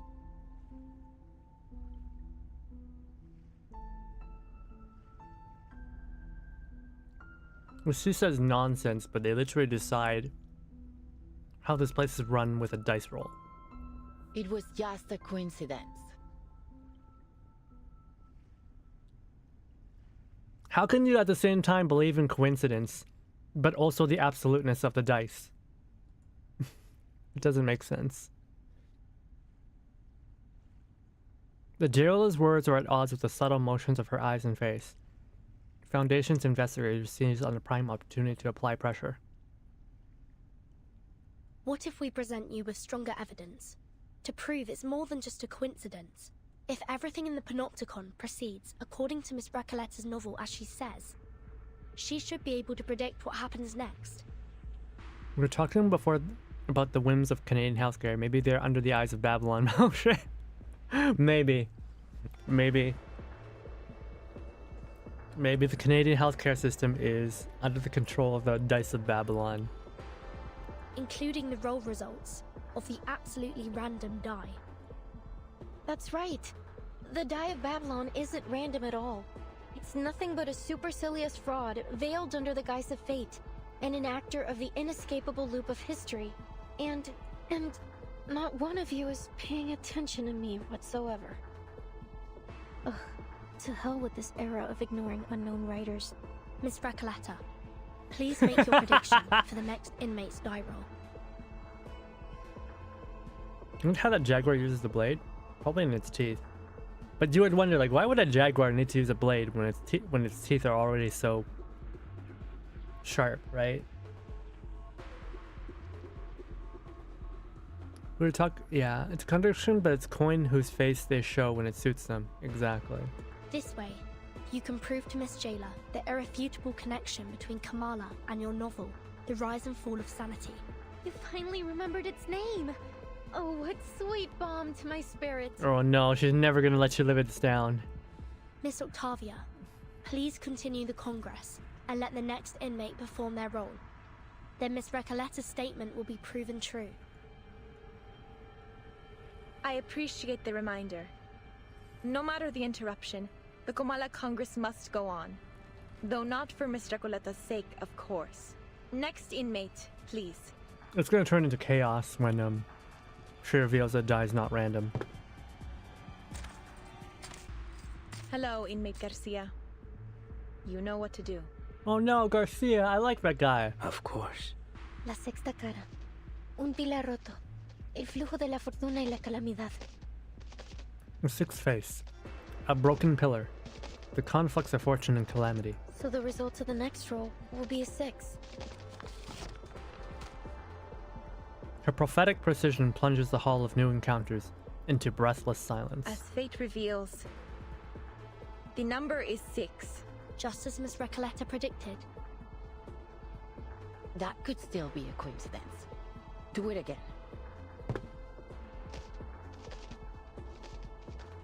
La 13ª cara.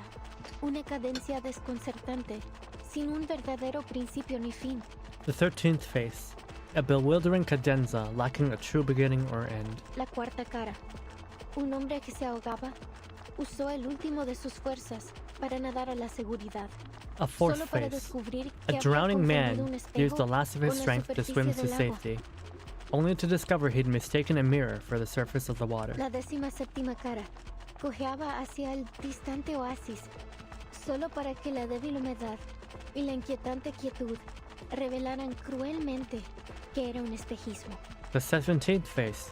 He limped towards the distant oasis, only for the faint moisture and eerie stillness to cruelly reveal it as a mirage. La sexta cara. Otro pilar roto con grietas idénticas a la última. Confirmó la hipótesis de la investigadora de paracausalidad. Este lugar solía ser un edificio circular. The sixth face. Another broken pillar, with identical cracks to the last. It confirmed the paracausality researchers' hypothesis. This place used to be a circular building. Is that enough? I've almost finished the entire chapter. It's not possible. One coincidence after another begins to stir into an uproar. The coincidence appears endless. Who are you? I'm sorry if this comes as a shock to you, but I did warn you, Octavia. Now it's proven. The Die of Babylon is anything but the so-called randomness of fate. Have you been sent here by some god? Or are you a hobby prophet? Latin friends, what is Hoppy? Have you brought this knowledge to save us? Or to shatter our beliefs? Our world?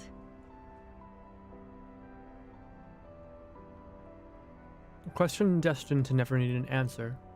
She let her eyes fall into the cardboard box and onto the 21-sided die. The ridiculousness of its nature becomes starkly visible.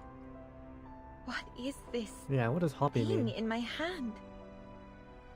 What are we? What is this prison? I don't know if it's some kind of sorcery or arcane skill, but it's unfathomable. In the world of Arcanum, there are no coincidences. Oh yeah, I've read that before. I'll take you to the physician. It was in Not because of your 2.5. earlier request, but because the situation has escalated beyond my means. Yeah, they said that in 2.5. In the world of Arcanum, there are no coincidences. The overseer of the Panopticon will decide how to handle your situation.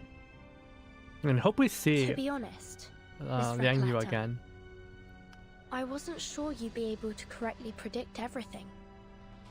Timekeeper, are you saying that you risked everything on a hunch? It worked, didn't it? Come with me. Dr. Merlin's office is in the central tower.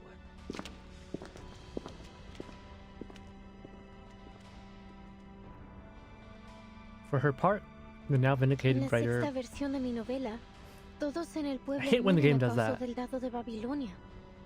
Porque solo la muerte puede cerrar el ciclo de la historia. Just changes the text on its own. In the 6th version of my novel, everyone in the town dies because the Die of Babylon, for only death can close the loop of history. Okay, everyone's gonna die. Y carcelero, eres el empleado del banco, ¿verdad? And jailer, you're the bank clerk, right? Entonces, al final, también sufrirás un colapso como el empleado del banco, cuando se da cuenta de que él y el pescador de dunas son la misma persona. So in the end, will you also have a meltdown like the bank clerk does, when he realizes that he and the dune piscator are the same person? Hope they were a tribe of Native Americans. I didn't think they were in Latam. How much of the lore did I miss? I fell asleep and I felt like I was falling just to find out I rolled out of bed. Oh, hope you didn't hurt yourself when you rolled onto the floor. If all of this is tied to the rise and fall of sanity, then, as its creator, I will get to the bottom of this.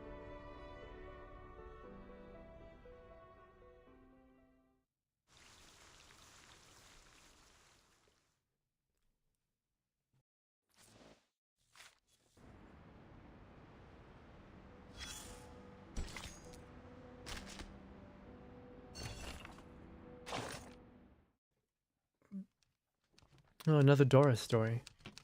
It feels like Doris is like a secondary protagonist. After that, I attended several more literary salons and wrote things I had never dared write before. Miss Octavia, however, never made an appearance. I didn't see her for quite some time. That was until I followed some prisoner to a large hall and heard her voice among a group of unfamiliar inmates. She noticed me and greeted me warmly. She told me she had been working on some new initiatives. She told me of her hopes to gather more support, to improve conditions in the prison, and initiate a spiritual shift toward realism and resistance. I truly believed back then that everything was heading in the right direction. Before all eyes, the host of the assembly, the idealist, steps up to the podium. By the randomness of fate, we have gathered here to participate in the Kamala Congress. Before the eyes of destiny, historians and astrologers alike, I now declare a new amendment. A duel before a crowd of eager eyes. The winner awarded 10 pounds of gold, and the loser left with 10 flies to descend upon him. Before the Kangala Congress convenes, we shall assign 2 members of La Sociedad this noble mission. A duel decreed by fate. Your Chester's... Oh, I'm sorry. Doris hears the faint clink of a small object rattling inside a box. Jose, Julio, step forward and draw the sharpest blade of your literary thought. According to the rules, I will preside over this duel with fairness and impartiality. Now, prepare yourselves! The absurd fictional metaphysical duel ends within a fraction of a second. The victorious prisoner receives 10 shining golden pills, while the loser collapses to the floor. Our two bros had a whole shonen battle in their minds. The crowd erupts into chaos, Octavia's cries rising above the noise. What's going on? Mr. Julio, he's having another seizure. Miss Erd, please, Julio needs your help. Octavia, you know this is part of all part of the randomness of fate. The randomness of fate? She doesn't argue back as she usually would. Instead, she stands frozen in place, as if stunned. What's the matter, Miss Octavia? This is an emergency. I require your assistance.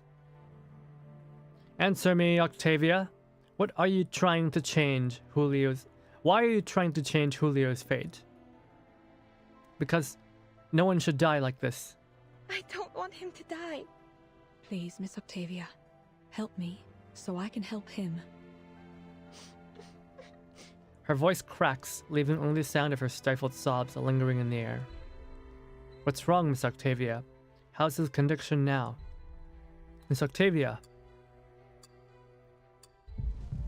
She remains silent. After a long pause, she casts the heavy stone into the bottomless water. Miss Erd. Mr. Julio is gone. He left us the moment the duel was over. How could that be? Seizures can potentially lead to irreversible brain damage, but how could it happen so fast? A precious life, gone so quickly, swept away by something so senseless, lost in a nonsensical duel. What exactly is this so-called Congress? Some kind of punitive system unique to Kamala Prison? How can someone's life be decided by something so absurd? Are we simply meant to surrender to fate so twisted no matter how absurd it is? Is it so irrefutable? This isn't the fate I seek, it's a distortion of it. It's my fault for not finding a better way. I used to think Mr. Julio didn't care about anything but his own novels. I had never imagined my ideals would mean anything to him. But he was the first person in La Sociedad to support me. But that really wasn't irreversible fate. A fate granted to Mr. Julio by the Die of Babylon. The Die of Babylon. Her question is left unanswered. The host of the salon goes on. Julio has stepped off the endless staircase and reached the silent water. He has become as calm water, dissolved into his own pond. Let us offer our blessing, our silence, and our farewell to this martyr of fate. And let us imagine that Julio's literary career was a happy one. The hall remains deathly silent. No applause, no response. A life is taken, and that's all you have to say? You really don't care whether we live or die, do you, idealist? And all of you, don't you have anything to say? Why are you all just standing there? If we hadn't kept rejecting the physician's treatment, maybe Mr. Julio wouldn't have... This story is so far up its own ass, it's reached the sternum, right? I've got no choice but to read it, so you don't have to.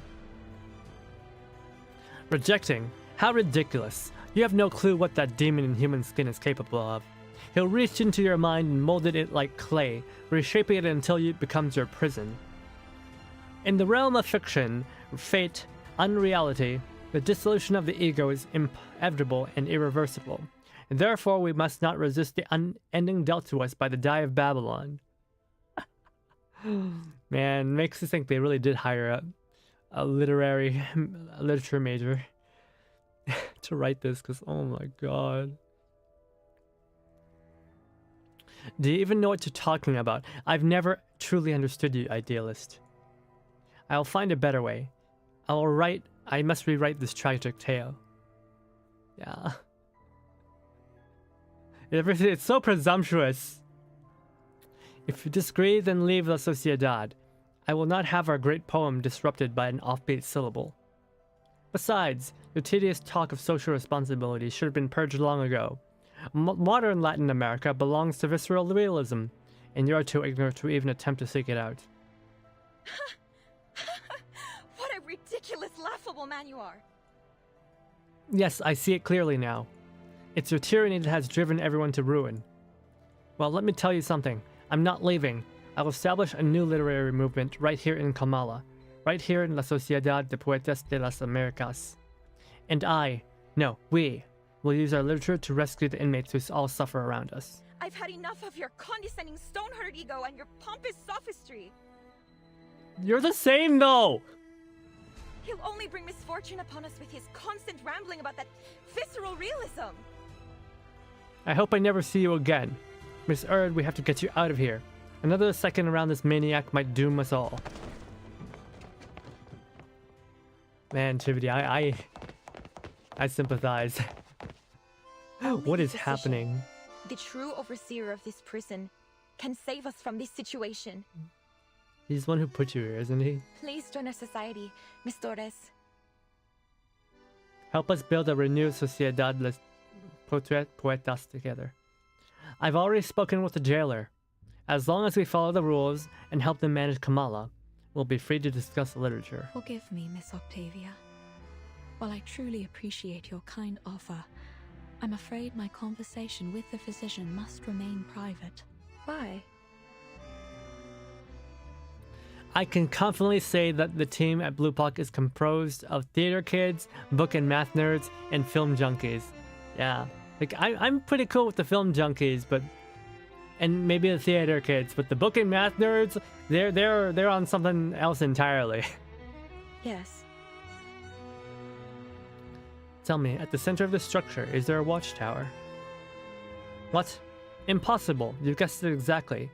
And the destination is somewhere inside that watchtower. How did you know? I've had such a lovely time here. So much so that I almost forgot what I came for. Is this why all of Latham decided to watch a funny man in a red grasshopper costume? Red grasshopper costume? I thought it was the funny man in the bee costume.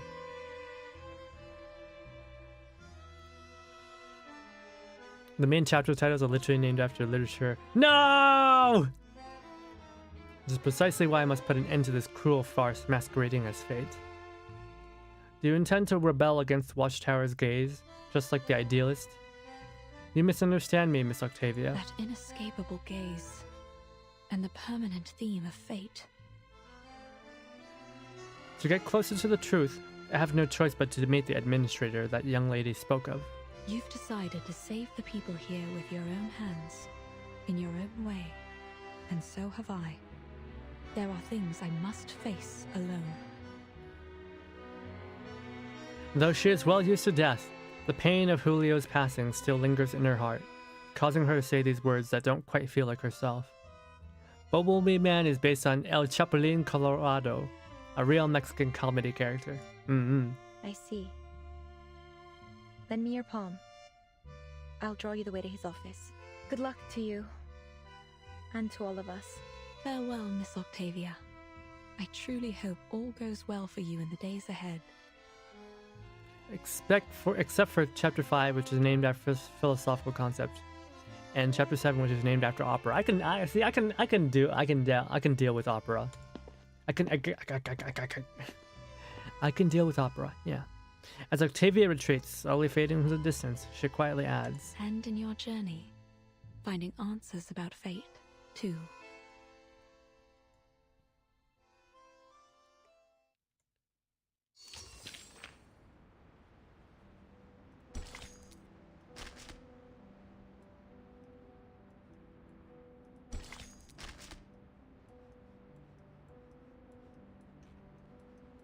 There's supposed to be a node somewhere here, but I don't see it.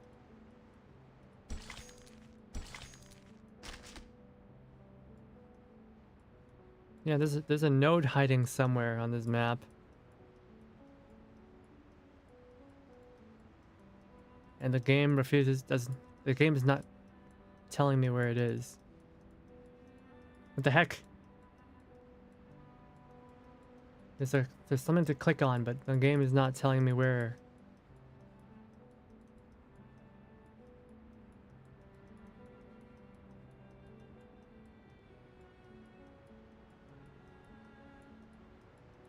What's going on? Nande?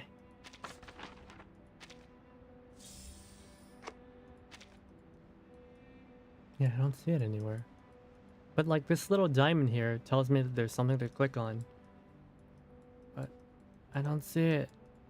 Nande danda. Maybe it's a glitch. Maybe it's a glitch. Just press the stage name.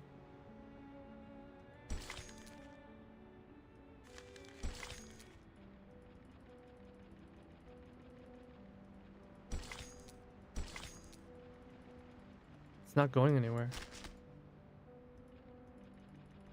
Is it locked or something? Do I have to come back at a later time?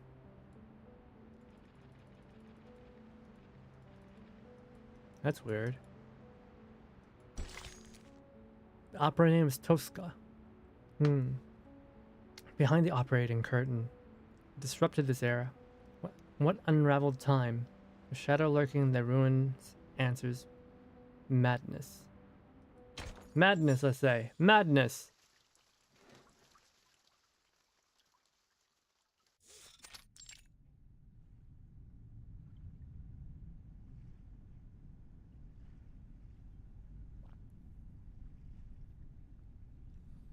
An otherwise tidy room is covered in small scratches and stains. The smell of disinfectant lingers in the air, mixed with mildew. Ew. Wait here a moment. I'll report the situation and your request to Dr. Merlin. However, since he's always busy, I can't guarantee he'll agree to meet you.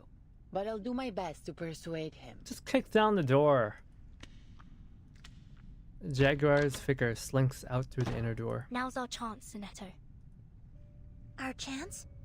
What do you mean, Timekeeper? Oh my god, Sinetto! It's unlikely that the jailer will let us search the central tower, even in this situation. We should take the initiative and look for clues while she's away. I see, Timekeeper. I will do my best. Sinetto!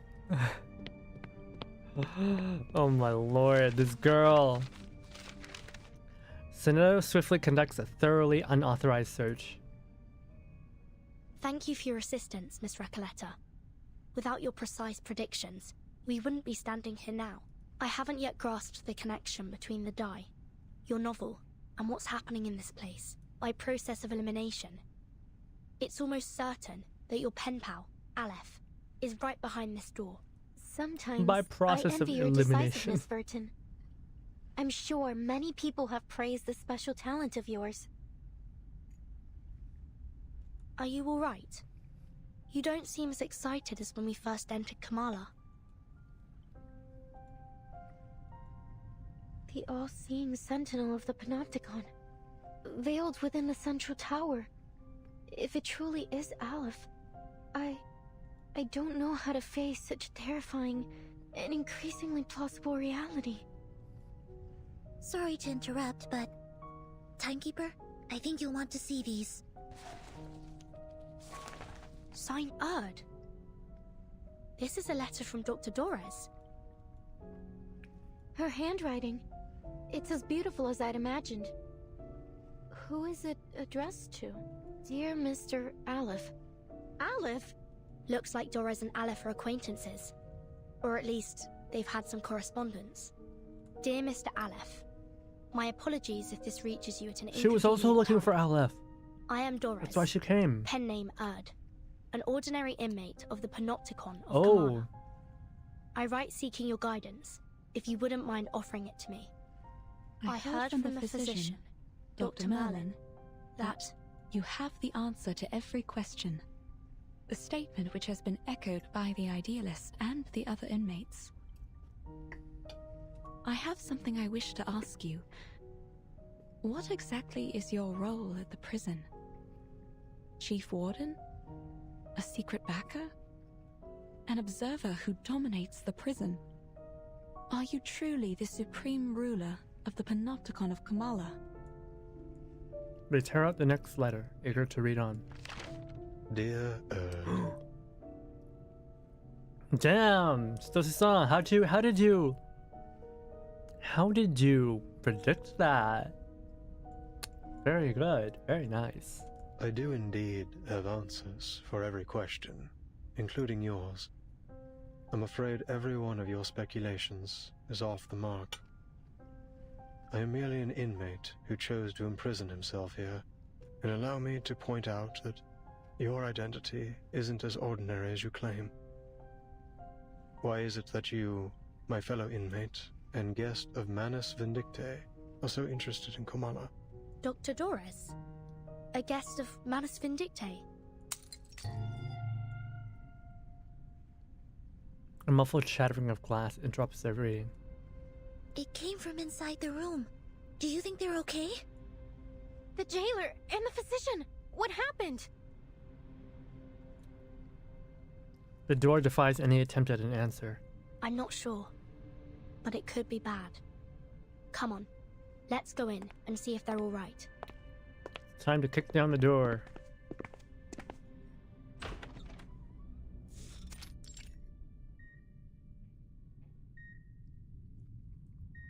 The undocked door leads to another room, more decrepit and oppressive than the last. A cold operating table lies in the center, surrounded by scattered bottles and medical instruments. It seems we've stumbled upon the physician's office. I should have known, but is this an operating room? As if this prison wasn't bizarre enough already. Inside the narrow operating room, the Jaguar reacts badly to their intrusion. Didn't I tell you to wait outside? What do you think you're doing barging in like this? We were just worried about your safety, jailer. Enough. Get out of— Quiet.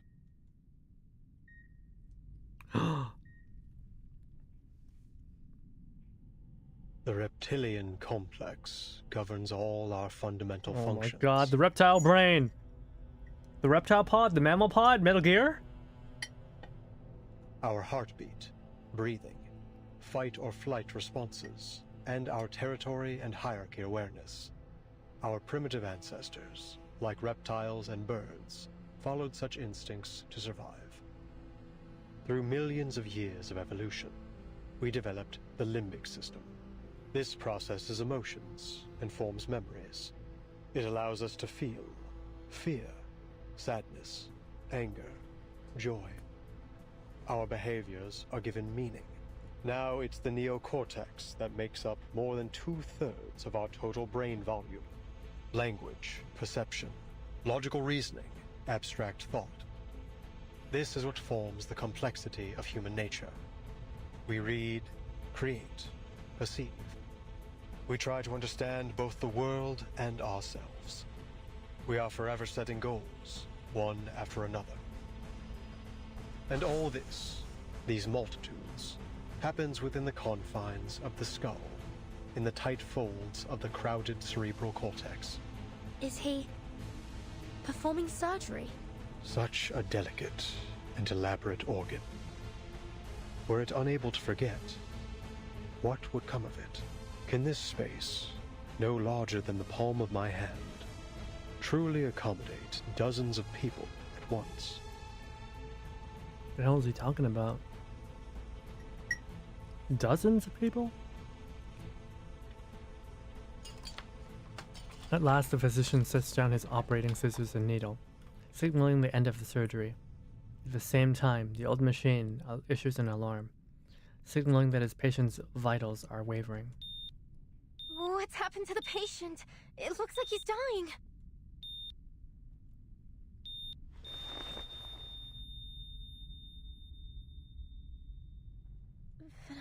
¿Fracasó la cirugía? Nonsense. The surgery was a tremendous success. I have erased his debilitating hysteria and restored order to the Panopticon.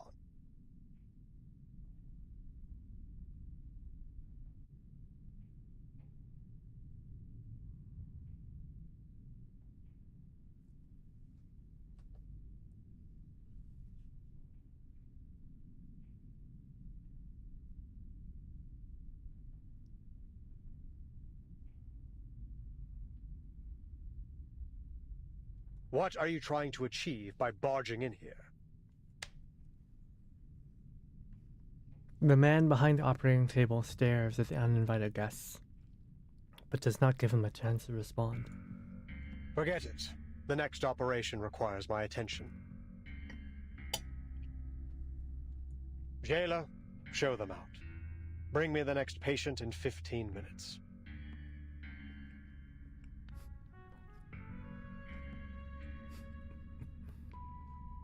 Where are serial killer lady groupies at?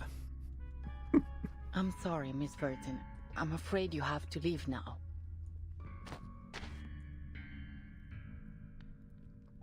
Recoletta steps forward, blocking their path. There's a hint of pleading in her voice. Please, just let us speak with you. It'll only take a moment. I have something very important I need to ask.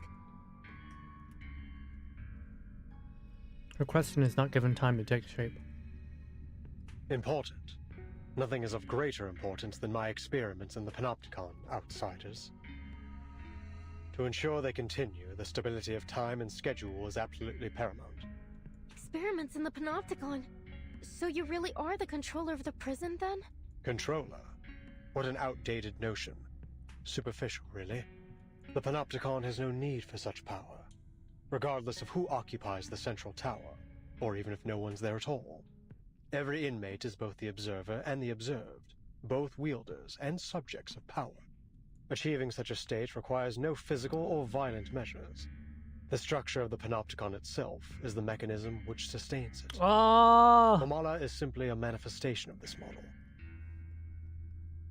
Basically, whether or not there's someone in the tower doesn't matter, because the tower existing already drives a sort of fear or hysteria in the people, which causes them to self-regulate. So basically, it doesn't matter if there's actually anybody in the tower, because no one's ever seen the physician. They just assume that there's a power structure, that there's like someone there. And so they start governing themselves in fear of the power. Oh. Once I confirm its feasibility and adaptability, this model can be applied to any functional setting with only minor modifications. It's one giant thought experiment. And they want to apply it on the outside world. Oh no. So far, it has proven to be far superior to any current system of governance in our world. Transcendental even. Curse it. Why am I wasting time explaining this to you? Time is running out.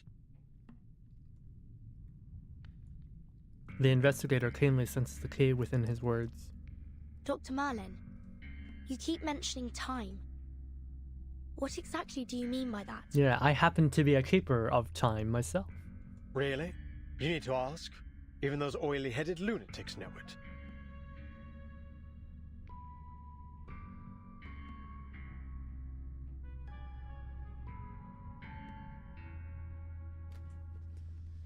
The end of this era is imminent, is it not?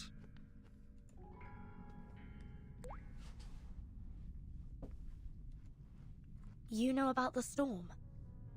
That's what you call it, is it? A storm that washes everything away? You employees of the St. Pavlov Foundation should know better than I. Soon, this era and everything in it will cease to exist.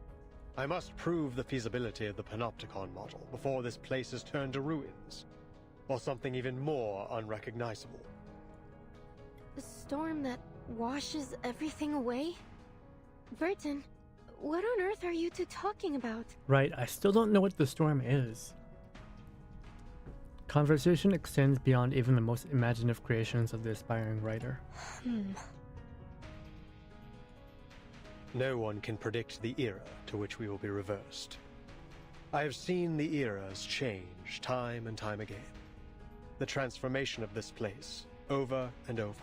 But no matter which era each of these 9 storms, as you call them, has taken us back to, Cordeismo continues to plague this land. Dependency theorists, martyred revolutionists. I've seen them all. You, young writer, are no different from those intellectuals who were swept away in the rain. There is no romance in this era. You haven't played the other main story. Only I the have repeated not. cycles of madness and brutality. And only in this forgotten corner can we momentarily escape the plundering of the marauders and the chaos they unleash. Although it won't be long before this place is looted by those oily-headed lunatics. Just as it has countless times before on this land as rich as silver. He mutters to himself. But there is still hope. Even in a wasteland, we may still be saved, as long as I uncover the path to transcendentality. I will find the ultimate answer. Ugh, I've already wasted far too much time on you. Leave, now. The physician turns away, beginning preparations for the next surgery, organizing his worn-out instruments. You heard him. Please don't press things any further. All right, Senor. I get it. Obviously, you don't want to discuss my novel Oh, with she's me heartbroken. anymore, so I won't insist upon it. All the letters we wrote to one another, all those inspiring revisions and suggestions, I guess they meant nothing to you. Aww. Ah, no, girl's been dumped. Her voice wavers, rejections, closed doors, harsh critiques. This proves more devastating than all of them together. But there's still something I must tell you. Jailer, could you please allow us a private conversation with the No, with Aleph. Hearing this, the physician stops. Leave us, jailer. I'll spare these outsiders 5 minutes. The jaguar turns to leave, her face revealing an uncharacteristic sorrow as she lingers on the girls one last time. This time, she offers no words. Aleph based? Aleph based. You know, he really said, no way, bro.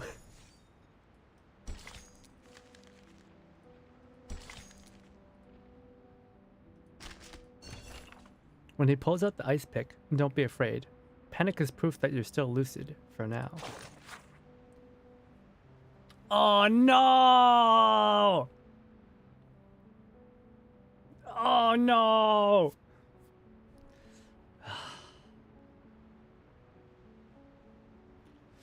Okay, I can do this.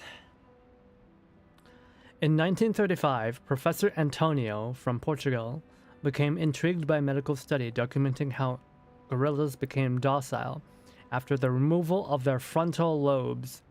Inspired by this, he successfully performed the world's first human frontal lobotomy, known as leucotomy. The surgery was remarkably successful, paving way for significant breakthroughs in research.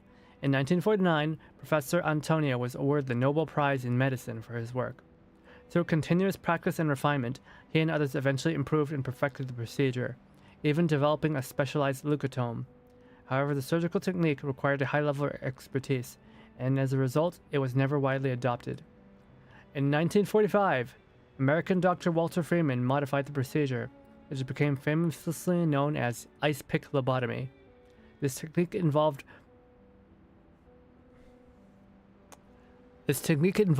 rendering patients unconscious with electroshock or anesthesia, and then hammering a steel pick, roughly the thickness of a chopstick, through the upper part of the eye socket into the brain. The pick was then manually rotated to destroy the frontal lobe. In 1950, following strong recommendations from psychiatric pathologist Vasily Gayanovsky, the Soviet government became the first to announce a complete ban on frontal lobotomies. Over the next 2 decades, most countries, including the United States, followed suit and passed laws prohibiting the procedure. Lobotomy lore, let's go! That's so gross. Oh god. Master of the Labyrinth. Within the corpse of the Labyrinth's builder, he proclaims it is and has always been perfect. Ooh, ah. So gross.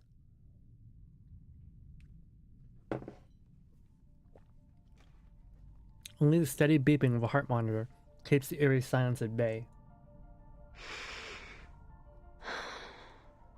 Dr. Merlin, or should I say Aleph, I don't know why you're using my novel to manipulate the Panopticon.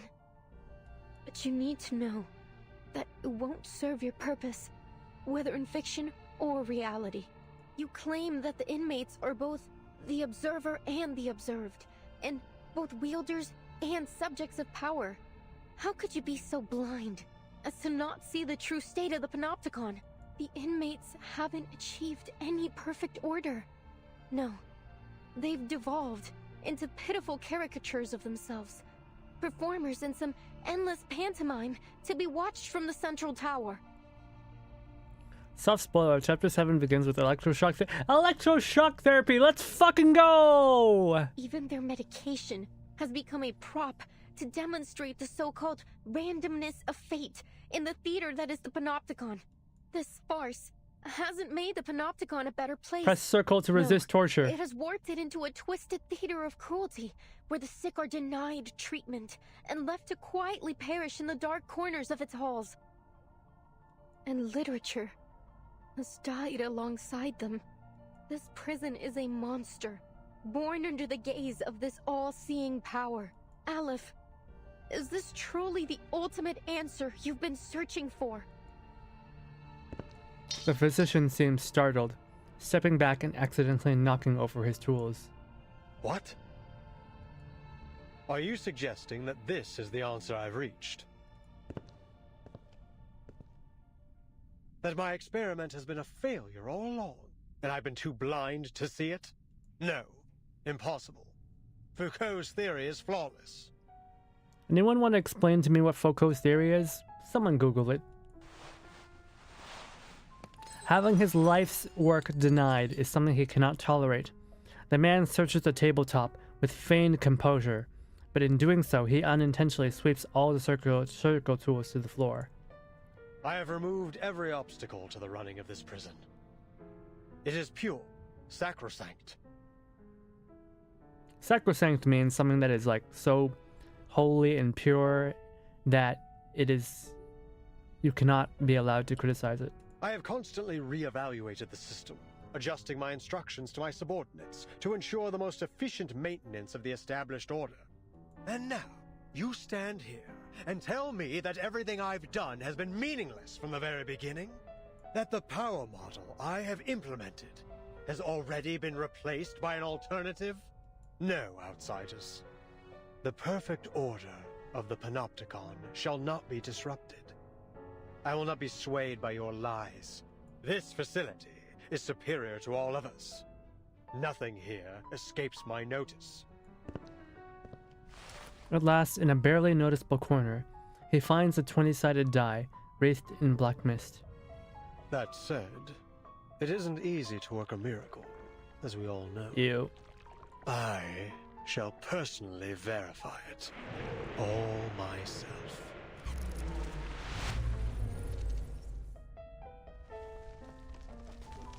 Yeah, shit.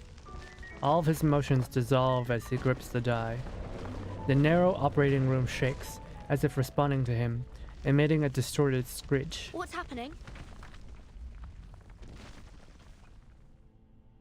At the start of the story, didn't she talk about... You have come here with plagued ideologies. Looking into in an what does she call it attempt to again? break the subtle balance of the Panopticon. When she described literature. But did you not notice the tiles beneath your feet? The cracks and water stains on the walls, constantly changing right before your eyes. This room, the previous room, every room, You have blindly wandered through them, seeing them as nothing more than the building blocks of a monotonous labyrinth. But this place was not born from the chaotic imaginings of a madman. No. Every inch has been crafted through the meticulous harnessing of order and power. Every wisp of spider silk drifting in the wind, every speck of rust on the gallery rail, every detail of the panopticon has been built by my own hands. With this ever-shifting die, concepts may be transformed into reality, and ideals into substance. I observe the movement of every entity, the passage of every second. The moment you entered this realm, you too became subjects of my experiment.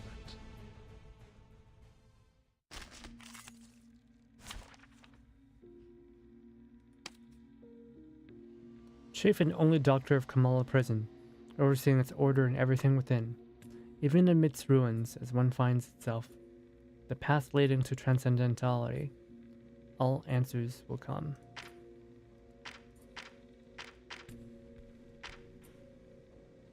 That cutscene was pretty dope. I have no idea what it meant, but it was dope. I agree.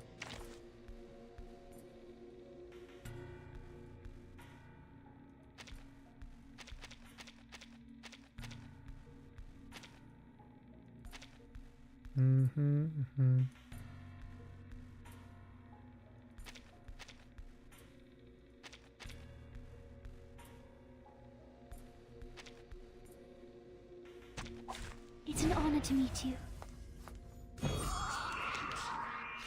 Admit it. This is all getting out of hand. Is that Olive? Impossible! All is under the Die's control. He does have multiple personalities. What may appear to be chaos is nothing more than a temporary deviation. Dude's in denial. You know? Denial? The river in Egypt? Copy that!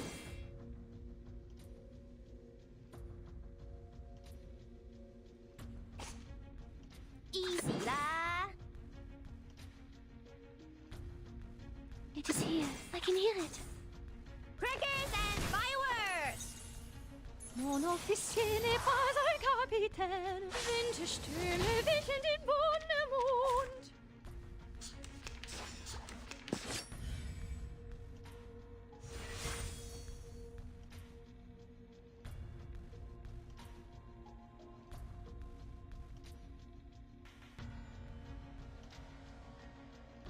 Más allá del concepto en todos los momentos. Más allá del concepto mundano, cosmología, filosofía clásica. El fundamento. Nuestro aliado es la verdad. Huh. A truly villainous moment. I'm not gonna let him attack. Hey, you know what? Let's let him attack. Let's see what he does.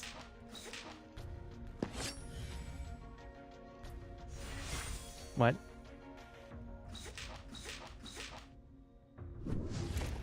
Hey, don't interrupt me. Oh, that's it? Alright. It is here. Copy that! My turn. El camino a Tlón.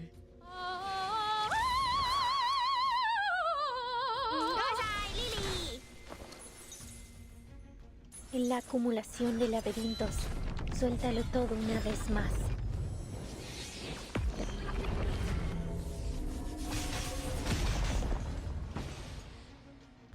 It's special, precise, perfect. It is far from perfect. You know that as well as I. I just had an idea. So they described the ice pick, the body bay, but that's not the only, you know, that's not the only surgery that they did before. I know that they used to do this surgery where there's like your two brain lobes, right? Your left and your right. Your two brains are connected in the middle by I don't know what you call it, but they're connected in the middle, right? There's actually a surgery to perform an incision there that splits the left and the right brains. And what I've read is that what this happens causes, I guess, a sort of a split between your conscious and your unconscious, where your body will react and do things on its own. The bridge, yeah. Has fallen. Your body will react and do things on its own, even though you're thinking something else. So like, you're thinking you want to do something with your right hand, but your body just uses the left hand instead, because you've split the brains and the brains are not communicating with each other anymore. I think that's what the physician has. I think someone did that to him already. And that's why he has multiple personalities. To think we've been trapped in a prison fabricated by a die all this time. Did the physician really build all this with such a small, simple object? That part is called the callous body. Oh. The distortion is getting worse. Also, can you, Rico, can you Google what Foucault's theory is? I have no idea what Foucault's theory is supposed to be. The situation begins to spiral out of control. Now everything in the room screeches and twists until they become a mess. Please, Dr. Merlin, stop this! No. You're asking for the impossible. Power model of the Panopticon is destined to permeate all of society. Such insignificant interferences could never plunge it into chaos. But it already has, Merlin. You failed. Oh no! So like, he's like both the hero and the villain in the same body. Ah. Foucault theory. Power is not a monolithic entity held by a ruling class, but rather a pervasive force exercised through institutions and discourses. Naruhodo. Ah, that makes sense. That makes so much sense. I have not failed, as long as I keep the prison running. That makes a lot of sense now that we've like explored all the stuff that's been happening in this chapter. That's why everyone wants him. Oh my god. Stoshi, are you into guys like this too? Are you a serial killer groupie girl? The physician fiddles with the die, muttering and baffling and incoherent words to himself. You know, girls are into crazy men too. It isn't your power model running the prison. Shh. It's the die. It's simply a form of magic, unrelated to the microphysics of power you seek. It provides no aid in your experimentation with power. It's a false hope. A castle in the sky given to you by the military junta and Manus Vindictae. Foucault's theory of power posits that power is not a thing that can be possessed, but rather a relation that circulates and exists in every social interaction. Manus Vindictae? So you really are working with them. What exactly do you intend to do?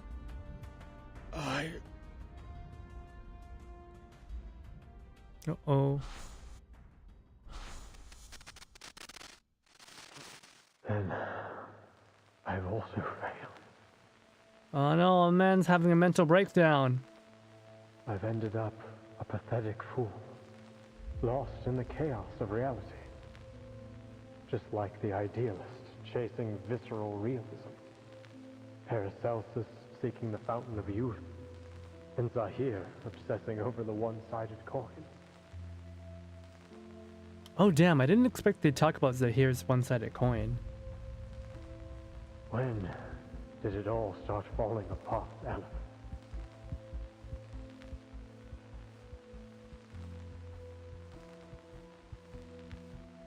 His L2D animations was... I mean, it helps when you don't have to deal with a functionally moving face, right? When the doorknob loosened? When the prisoner's wounds started to fester? Or when the daily disinfectant concentration reached 28 milligrams? Or the crack in the second-grade brick on the wall expanded to 6 millimeters? It is not solely a top-down system of repression. but also productive and creates subjects, knowledge, and social order. Or was it when Warden Tartuffe left Ushuaia with news of the Foucault Association's dissolution? Wait, did they talk about this at the start of the story?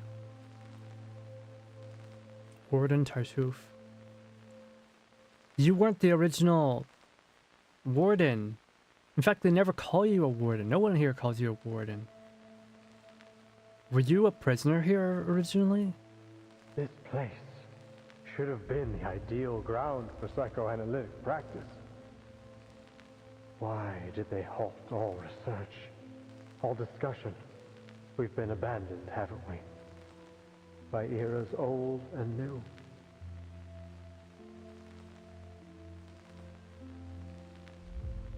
It's like 3D animation films. They only have to work the camera perspective. You designed and have maintained everything in Kamala, right down to the smallest detail. But it is these details that trap you. And as the bars close around you, you are losing your name, Merlin.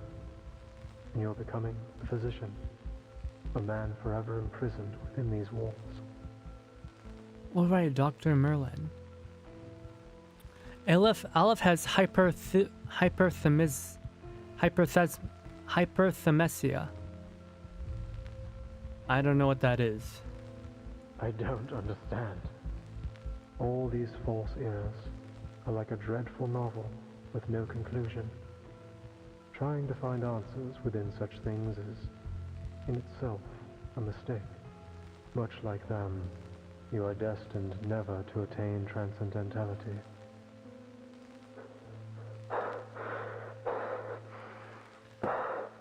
The struggle of word reading is real.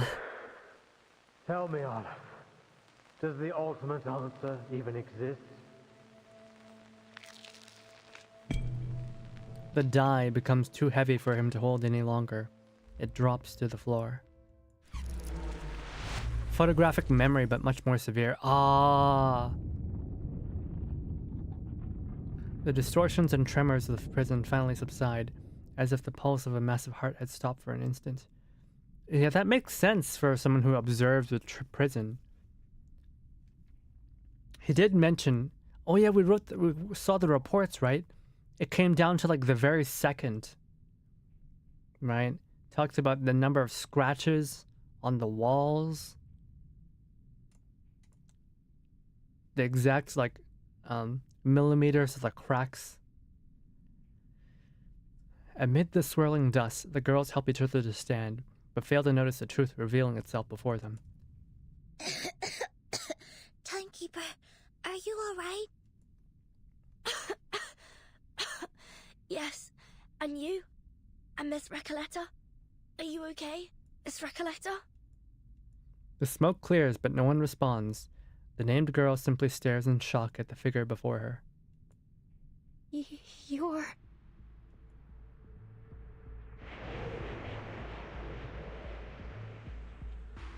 The word utopia derives from Greek. It means no place. Damn. This guy's meltdown is going so hard.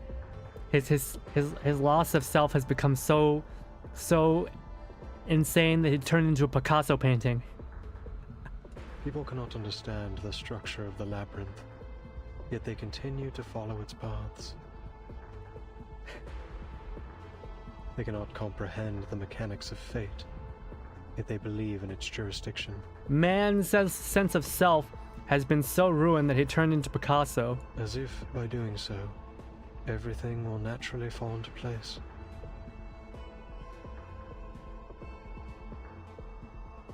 And now, the polar night approaches.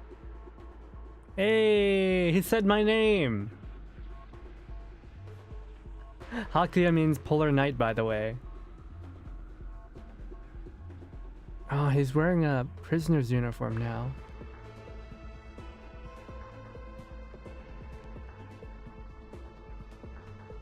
So this is his other personality, his alter ego. What's with the strap? There's something oddly effeminate about his posture and having this strap kind of fall from his dainty fingers. You can see that there's a...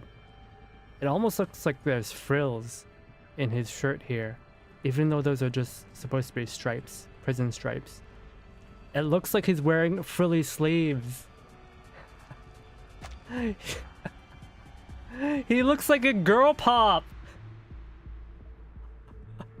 Why are you approaching?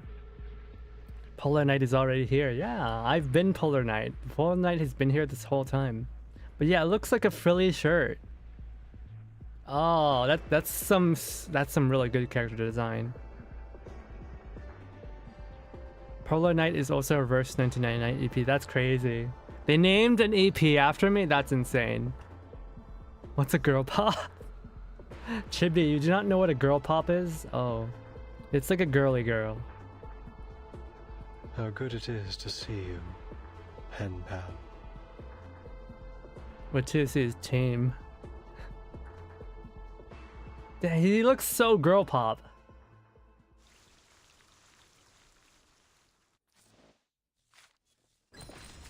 Wait, let's watch the trailer real quick.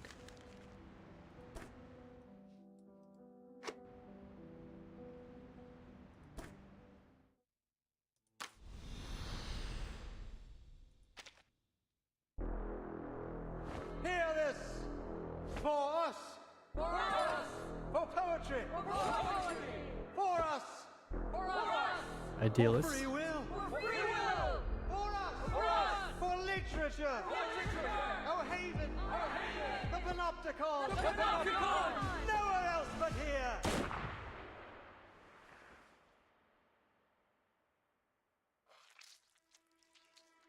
He didn't even get to say that in the game. Doris, that blind writer? 3 days ago, she asked me for directions to Comala prison. Prison? This is an experimental facility. Soon you'll see just what that means. Jailer, who is the ruler of this prison? According to the agreement, the Idealist and I represent the two factions of La Sociedad. In light of his possible assassination, the Congress will now be chaired by me.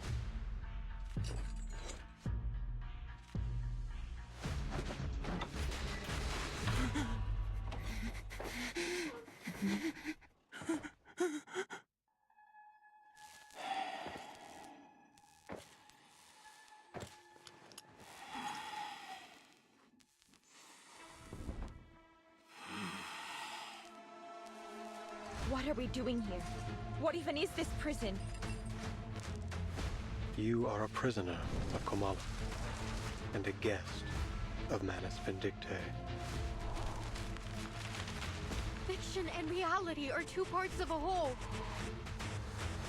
We're trapped in a story with a predetermined ending.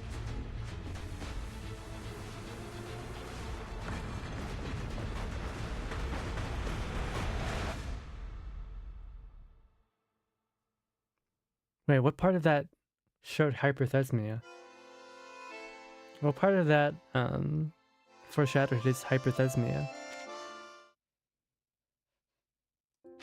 Don't understand.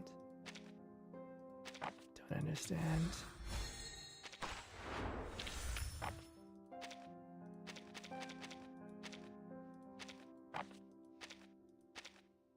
I still hate Recoleta. Yeah, me too.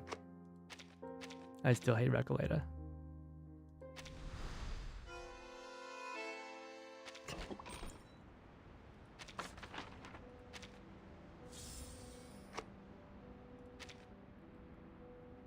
Character trailer. Ah.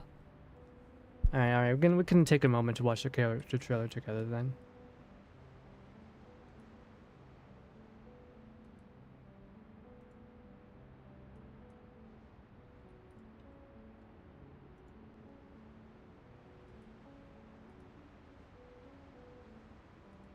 Verse 1999 Aleph trailer.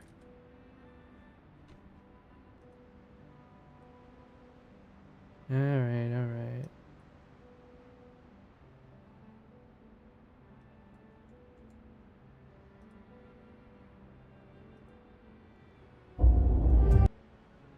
Let's see, I will turn off the music of the game. And this should work.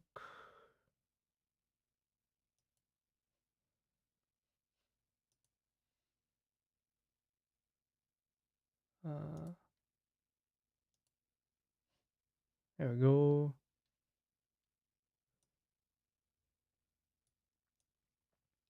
All right, let's see what the trailer shows us. I remember. Perhaps I'm the only man on Earth who does. The pattern of every leaf. The placement of every sentence.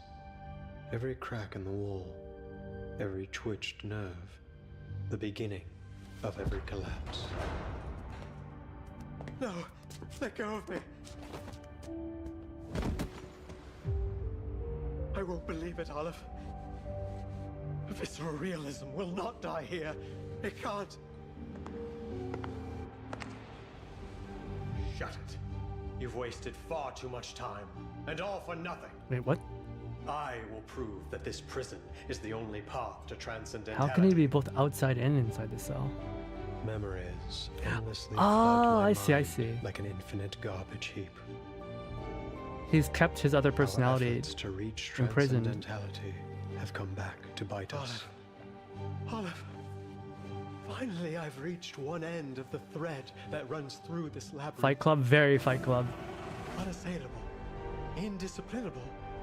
Only literature can pave the way to transcendentality. The power of discipline has long flowed through people's veins. It is inescapable. The key to ultimate governance lies in this prison built by my own hand. Stop. Yeah, that's what I thought. They sound like they have the same voice actor.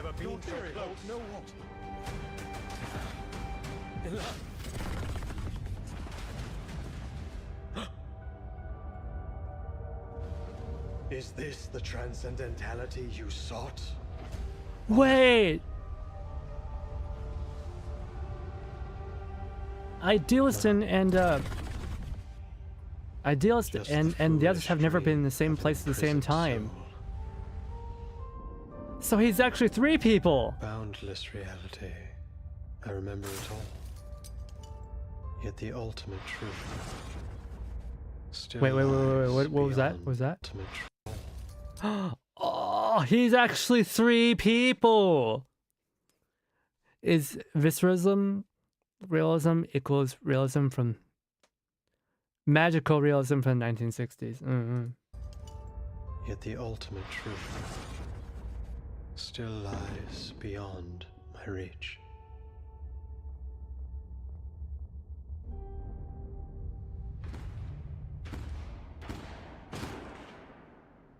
Damn, that goes hard.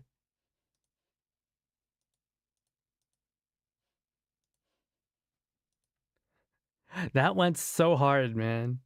What the heck?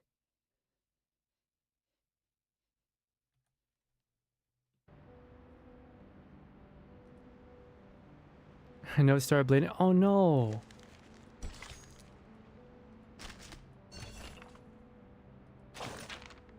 Have you ever heard of Foucault, Soneto? Yes, he's a renowned French philosopher and social theorist. I read his books and theories. So, those are precisely the kind of books they'd never confiscate. Sorry, I don't understand. Never mind that. Could you explain what you read in detail? Foucault argued that madness isn't a natural phenomenon, but rather a cultural construct. In early times, punishment was public spectacle, a display of power for the rulers. Nowadays, things are different. After the Enlightenment, punishment became a form of public education, intended to deter crime. That's true. The phrase public execution has all but disappeared from everyday language. Discipline and punishment, by that logic, the SPDM aligns closely with Foucault's ideals. But Deleuze believed that another model of power had replaced disciplinary power, the power of administration, a highly efficient yet indifferent system of management. The system holds control over the environment, and under such circumstances, individual's inner self ceases to matter. I guess his inner self is supposed to be Aleph. And the system that's holding control is both the one that's holding control, the administration, that is both the idealist and also the physician.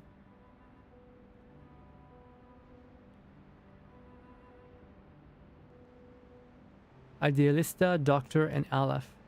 Foucault. Magical realism is first coined in 1925, which has little to no relation with visceral realism, but they both play a major role in Latin literature. Oh, no, hold on. I did a little bit of Google searching, a little bit of Wikipedia reading on visceral realism, and it's like, I think it's something that you don't really quite understand unless you actually read a book written in visceral realism. Because describing literature is just, it's easier to just actually experience it, to understand what it is. Timekeeper, is this discussion because of what the physician said? That's right. Initially, I just wanted to hear your perspective. Now I'm starting to see how this model reduces people to little more than animals. Right.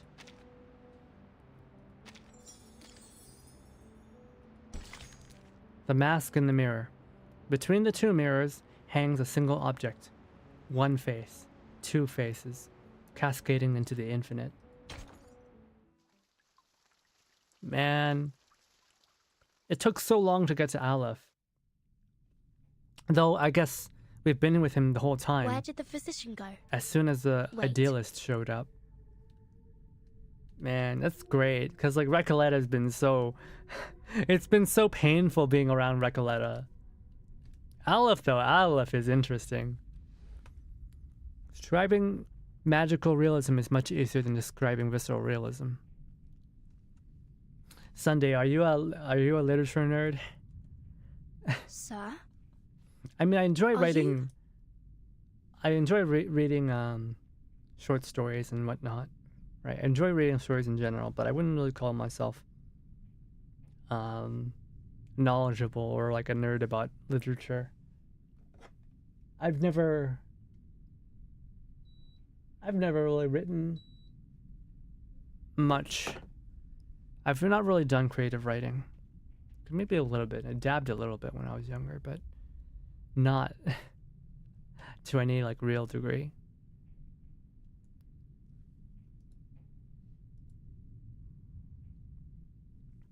No one notices when the unfamiliar prisoner appears. He seems calm and almost ordinary, like an unchanging mirror that has stood here all along, in this room, in this labyrinth, passed unseen by everyone.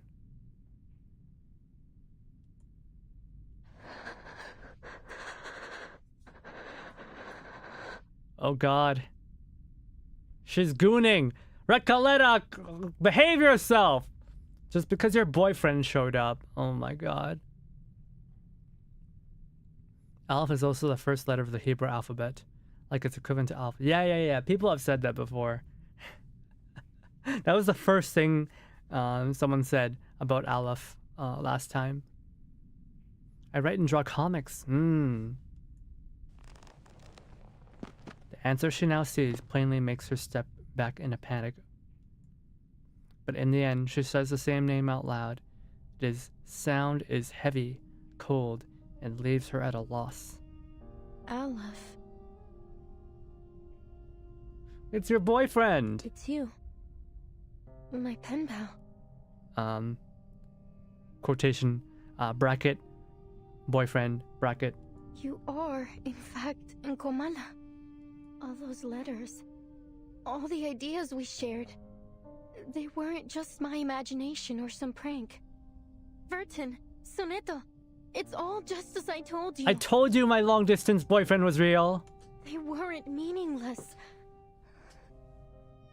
They're all real. Yeah, why does she feel no joy? So, sir, are you Aleph? Unfortunately, The ruler of this prison? her long-distance boyfriend is real. However, he has no penis. Are you the one controlling the panopticon with the die? The one hiding Miss Dores's whereabouts? What curious inquiries. Quite different from the last 2,666 questions I've received. Oh yeah, I can see. He remembers everything. My Argentinian boyfriend isn't as popular as my Canadian girlfriend.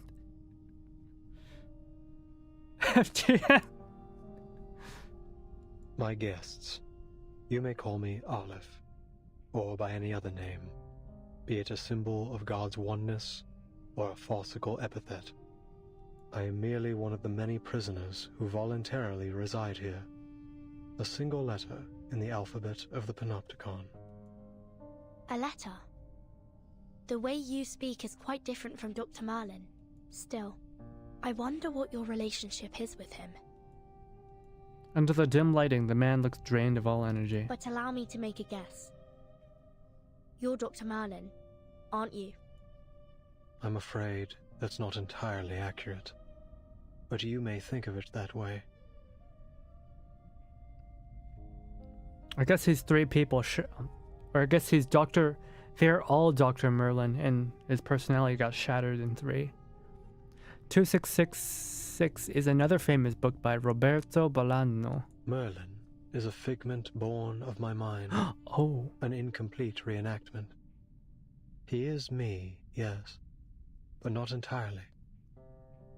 So is Merlin not the original? He, or rather they, failed to find their answers.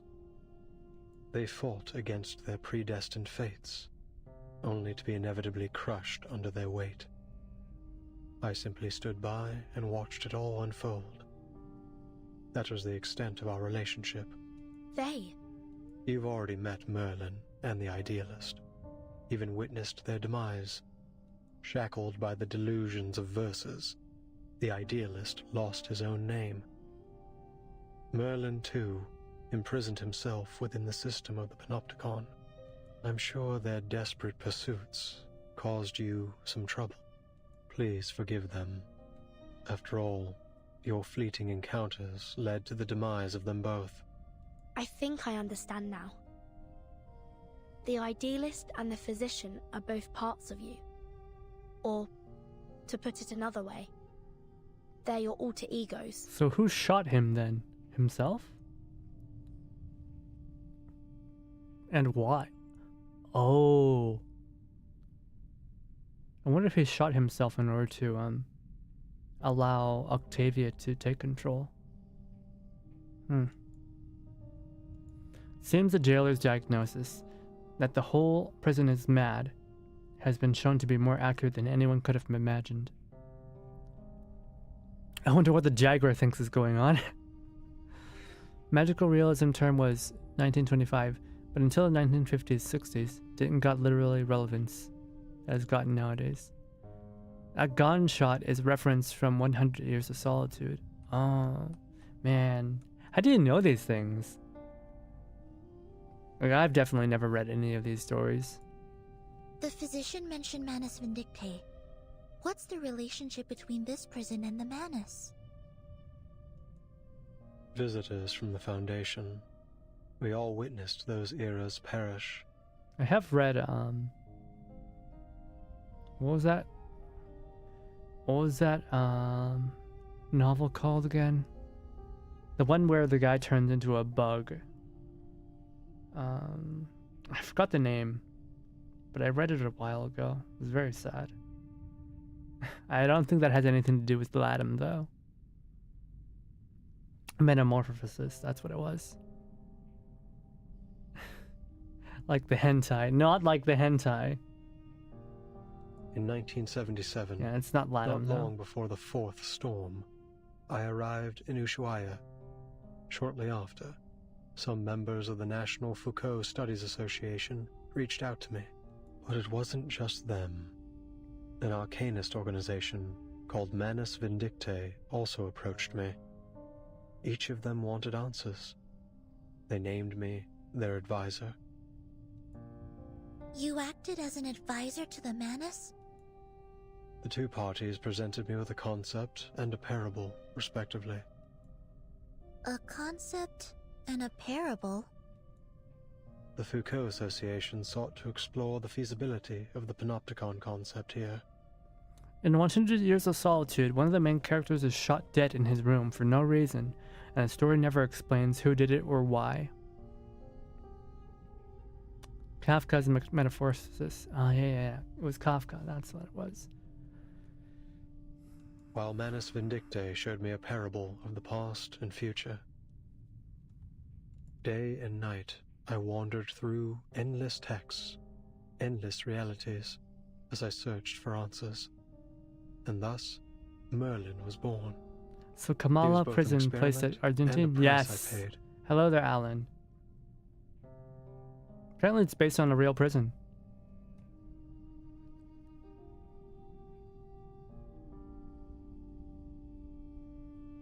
Oh. So Merlin was not the original. Aleph is the original. A new concept, a new direction. Pursuing such things always leaves me confined by the limitations of human knowledge.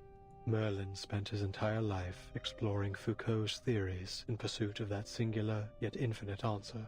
What about the Manus, Mr. Aleph? You didn't explain why you helped them. Explain why? Because they asked me to, just as you have.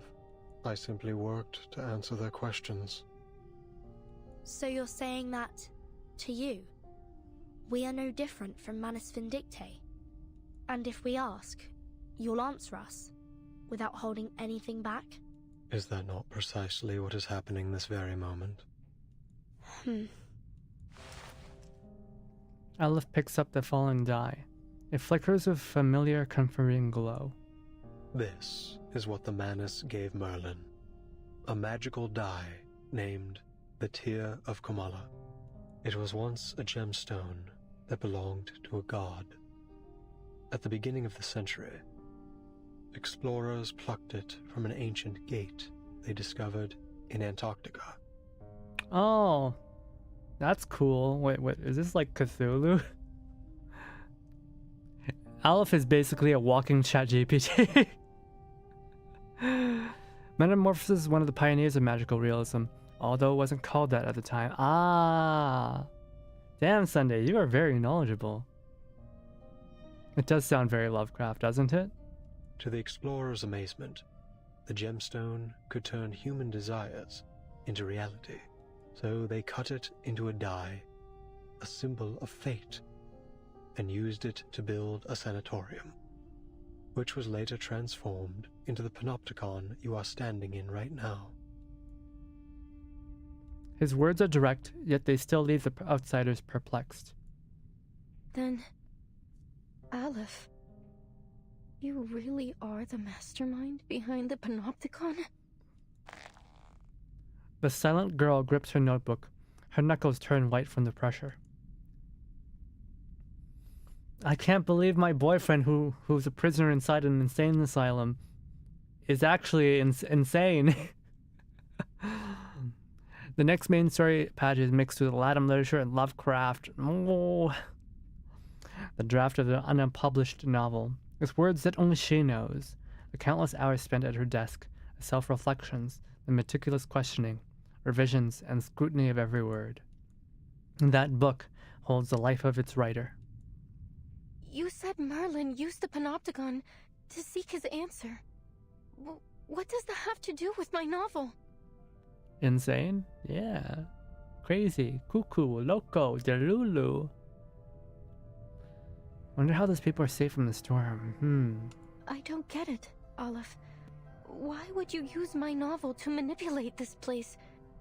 Roberta, Garcia, Octavia, Pablo, the jailer, everyone.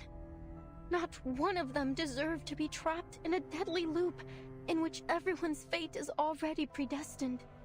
They're just like the ghosts in Amalfitano, inescapably trapped within the ruins. Tell me, What is it you really want? Hearing this, the lonely prisoner fidgets with the die, looking puzzled. It's not about what I want. It's about what you want. I'm doing this for you. The third line of your first letter. You said you wanted to give the rise and fall of sanity an ending. Is this not what you wanted? To be entertained? Man. Women cry out for a man who will help them reach their dreams. And when he does it, they call him an insane person. A murderer. Women don't know what they want.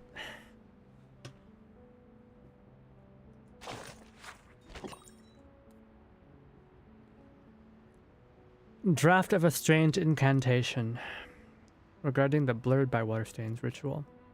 A large number of arcanists. There should be an easily achievable goal for Manus Vindictae. Young people capable of lifting bricks and setting sail are plentiful. Devotion remains the best catalyst. Roar Lion's tail, Sacred Scarab wings, Nukateo's shell. When combined with the Fountain of Immortality, it seems likely that Manus Vindictae aims to achieve something extraordinary. Given the shell's property, it can withstand an immense amount of energy, ensuring the ritual success.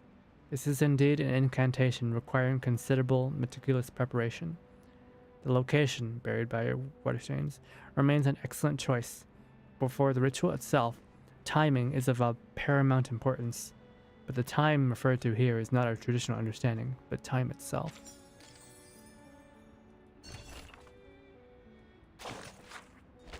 Dear Mr. Aleph, the National Foucault Studies Association extends a formal invitation to you to join our organization. Our mission is to guide society and the world toward a more structured and enlightened future. We believe your exceptional abilities will be instrumental in achieving this vision. We eagerly await your response. Sincerely, Jose Tartuffe, Kamala Prison, Ushuaia. Right, Tartuffe was the warden of the jail.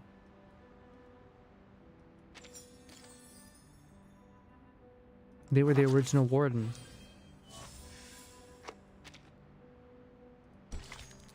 Alright, number 15, Aleph. Wait, where the heck are we now? Is this the desert town? The mournful, the grotesque, the sum of self and self. Aleph is using for his own good. Nah, this Aleph guy seems like a stand-up person. Never be selfish. No, you're lying. Historical records of the Die of Babylon can still be found in the library of Santa Teresa University. No. An opening like this would make the story too ambiguous. In 1975, in the town of Amalfitano, Sonora, Mexico, something terrible and eerie took place in the cottage with the blue roof. It all began with the peculiar customs of the Wait, how did I learn about all this? I need to add a role for the narrator, the storyteller. A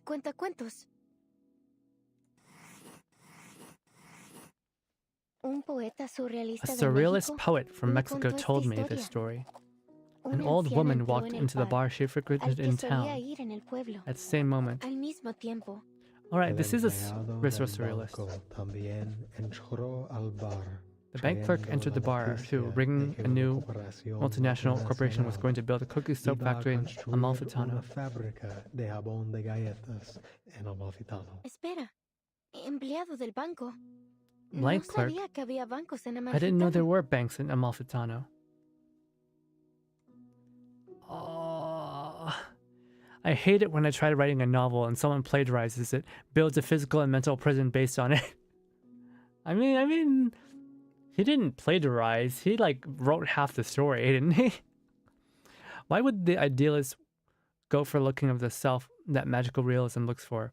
Instead, choose a visceralism, grimy point of view of the consequences of romanticism doesn't make sense. Rico, you know about this literature, huh?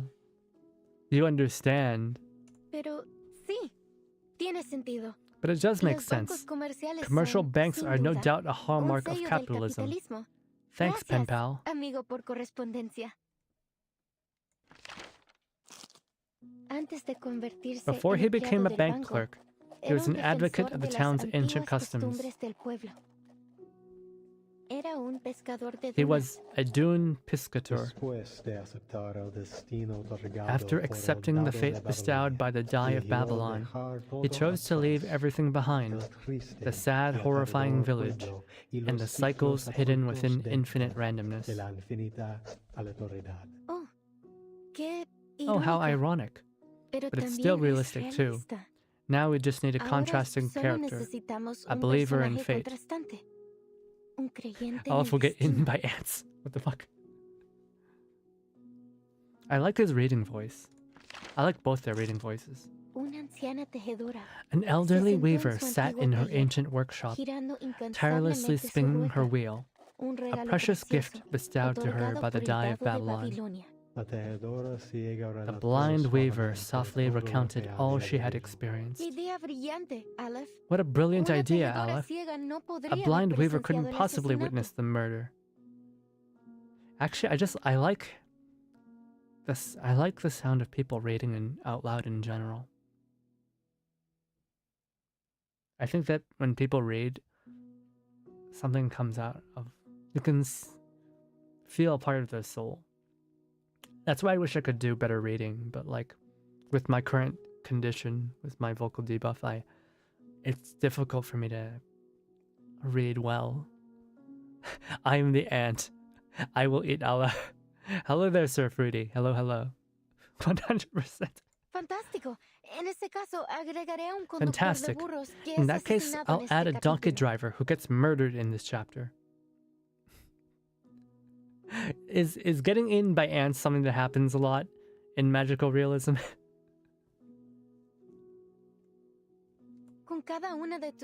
With each of your suggestions, the story takes a step forward. Thanks, Aleph. But I still can't see any sign of the ending. It's like, no matter how many new characters we add, there's still something missing in the desert town. It lacks a key figure. Aleph, what should I do? How do I give the story an ending?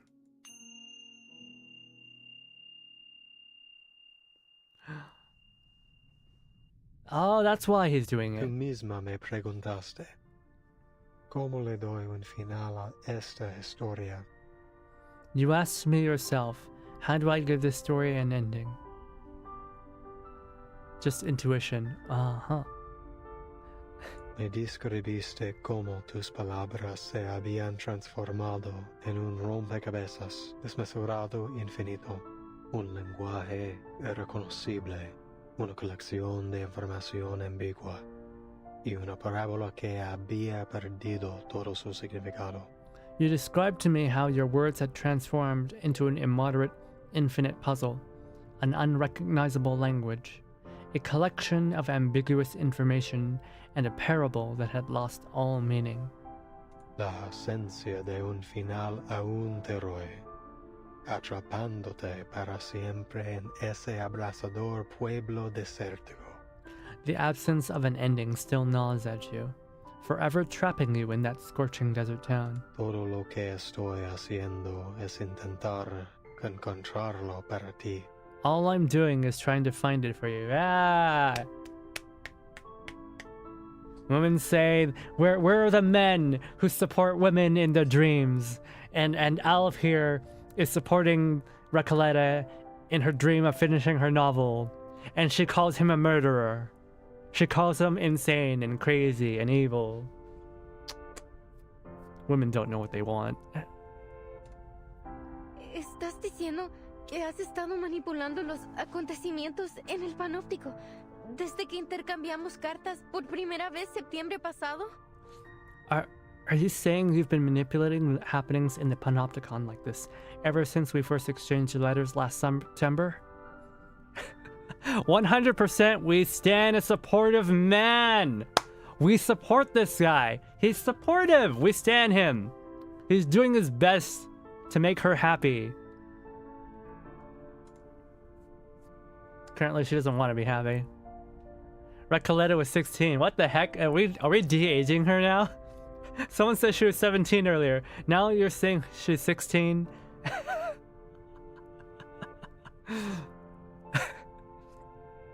Nah, bro's hiding his selfishness with his ChatGPT personality. It gets funnier every time.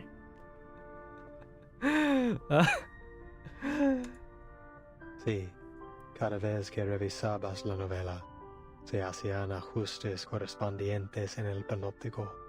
Reflejar fielmente las complejidades. Hey, it's still the 20th century, alright? It's not widely frowned upon yet.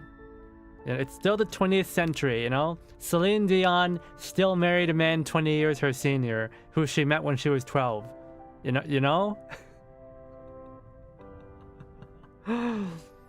Every time you revise the novel, corresponding adjustments were made in the Panopticon. Faithfully reflecting the intricacies of every detail was key to ensuring the story proceeds smoothly. His Spanish is really... I don't speak Spanish, but I really like his Spanish voice. Estos ajustes los manejaba principalmente Merlin, a veces el idealista, y antes de ellos, Zahir y Paracelso. Such adjustments were handled by Merlin mostly. Sometimes the idealist, and before them, Zahir and the Paracelsus. Wait, so does he have an Argentine? Does he have an Argentinian accent? Wait, why are we shipping them? Because it's funny. That's why. Cada vez? Every time? 6 versiones de la historia del Amalfitano ya se han desarrollado en el Panóptico. 6 versions of the Amalfitano story have played out in the Panopticon already. Bro has more than 3 personalities apparently. Apparently he's got 5. Eso significa la rana aplastada en el barro, la vaca muriendo de vieja, el lirón cayendo al mar. Does that mean the frog crushed in the mud, the cow dying of old age, the Dharmas falling into the sea? Heck, do we even know if any of these prisoners are real? Maybe all the prisoners are just him.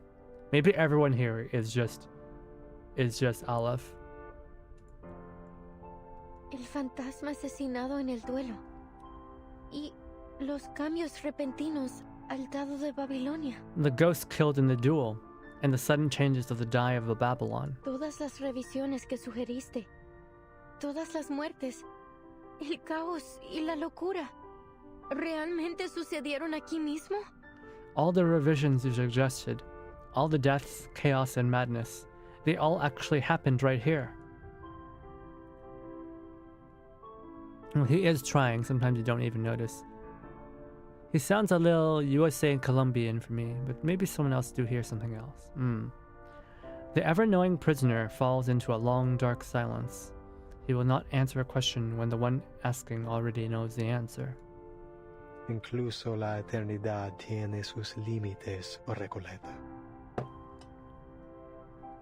Even eternity has its limits, Recoleta. In the 6th revision, we added the blind weaver, an extraordinary figure, just like the paracausality researcher who carries a suitcase that you introduced in your 7th letter. The paracausality researcher carrying a suitcase? Oh right, Soneta's still here. Go away. Stop talking. Miss Recoleta, is this character really based on the Timekeeper? Stop. Soneta's really just here to state the obvious, isn't she? She's Watson, but nobody likes Watson. What? Of course not. The paracausality researcher is an entirely different character. Don't you understand? We're only one die roll away from the ending. I really don't like the sound of that dice. Aleph lifts the core of the infinite labyrinth. The tear of Kamala swirls slowly in his hand. I don't. What on earth are you trying to do?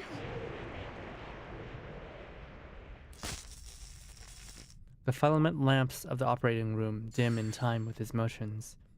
The walls ripple like water, then transform into countless mirrors. Yeah, what is that effect called again? The effect that just happened? I'm forgetting the word. Kaleidoscope? Yeah, kaleidoscope. She mentioned a kaleidoscope when someone asked her what literature meant in the first node. The sound of a good what? Within the mirrors, an endless stream of information appears, and someone gooning. A seemingly possessed telephone babbles. An old radio sings. A flickering slide projector whirs and cracks. A muted film projector spins.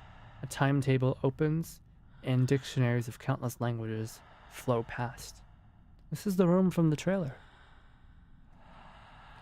A room without an exit, an eternal predicament, a prisoner's dwelling. I don't know, sometimes words just escape me for some reason, and it really troubles me when it does.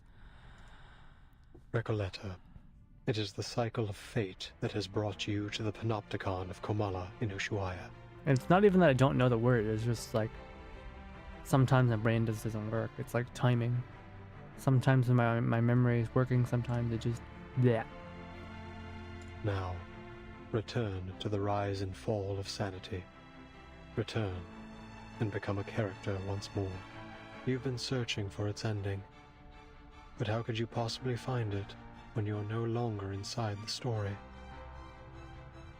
I forgot my own language when communicating with people. I believe that this time you will witness the grand finale with your own two eyes. No more sadness. No more loneliness. I miss Loggerhead. Me too. The answer you've long sought lies in the inevitable final row of the die. So, the jailer is the bank clerk, and Erd is the blind weaver. But what about Roberta, Garcia, and Octavia? They weren't even assigned roles. They were just playthings, helpless in the face of fate.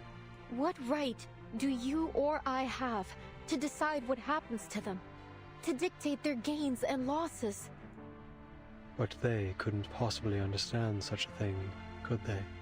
To you, it's just a story. But to them, it is the manifestation of bittersweet destiny. Do you think hiding behind the guise of fiction absolves you from the reality that you've turned the Panopticon into a living hell? Yes. You're the only one who truly understands the rise and fall of sanity. Goodness knows how many manuscripts I sent out that never received a reply. I was so grateful to you. For your replies, for understanding my novel. Those things were more precious to me than any sunrise over the Andes. I don't know about magic realism, but I'll tell you that Salvador Dali considered ants a sign of decay. Had I known that your feedback was created in such a way, and at such a cost, I would have preferred not to receive it at all. Don't you get it? Even if they don't understand my novel, the people I meet are still my friends. Whether we took a long journey together, or we simply chatted for a few hours. We formed an inseparable, Putting a pizza on during miraculous the bond. eaten by ants conversation. They're a part of me. How could you treat them like fictional characters? It's disrespectful to my work, and to life itself. Now, why are you like this? He did it for you. He did it for you. The writer's resistance is so sharp, it cuts through Alice's carefully constructed labyrinth easily. But you raised the question yourself. See? He did it for you. Now he's hurt. He went through all this trouble, all this time, all this effort to help you finish your story, and now you're telling him that he's bad for doing it. I feel so sorry for Aleph, man. He tried his best. Man, women can be so difficult. My baby girl, don't be sad. Why do you resist receiving its answer? He lowers his head and for the first time cracks appear on that indestructible mask. Oh, Aleph, we're your witness. Yeah, Aleph. We know your greatness. They're always like this, aren't they? They throw a question at you, only to abandon it along with the fading of the era. This storm will spare no one. You've known it all along, Aleph. Only the timeless Panopticon can maintain control. The all-seeing tower. The perfect governing system. What a hopeless fool you are, Merlin. Haven't you heard what they say? There is no need to build a labyrinth when the whole world already is one. Women's, when they say, where have all the sensitive men gone? Sensitive man shows up. And this is how they treat him. Your meaningless questions will be swept away by the tides of time, only to resurface on the shores of our minds. Betrayed once again. We've seen it happen over and over again. Surely you've realized by now, but the only true meaning can be found in literature. Yeah, this is why men are going their own way. This is why they're abandoning women.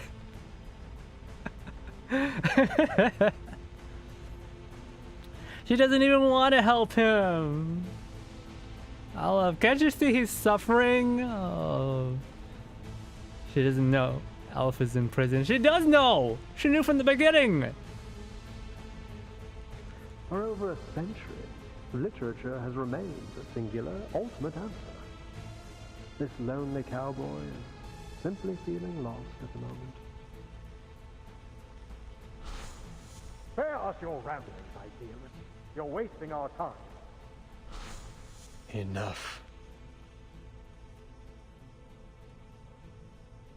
The dye that reflects the heart can no longer bear its weight, as it glows from within burning fissures. On the surrounding mirrors, countless reflections of Aleph appear, each wearing a different face. They crowd into the room as a flood of ghosts. Bunch of errands to do. Okay, you can't call women that. You can't call women errands. That's messed up. Yeah, she knows, but she likes them cray-cray. Yeah, but when they're actually cray-cray. Women when they actually get a cray-cray man. You don't reach that part of the story yet. You're gonna play Lies of PP in the future? I've already played Lies of P. What are you talking about? We already finished the game. Oh, the new DLC. Yeah, of course. A kind of girl who writes to imprison serial killers. Aleph seems to be in a terrible state. Oh, You have damn. to be careful. Something isn't right about that He's dye. crying out. His soul is crying out. Swear to God, these women shake my head. Ah. See? Aleph is not the villain and the hero. He's just a tragic victim. The villain this whole time was Recoleta. Poor Aleph.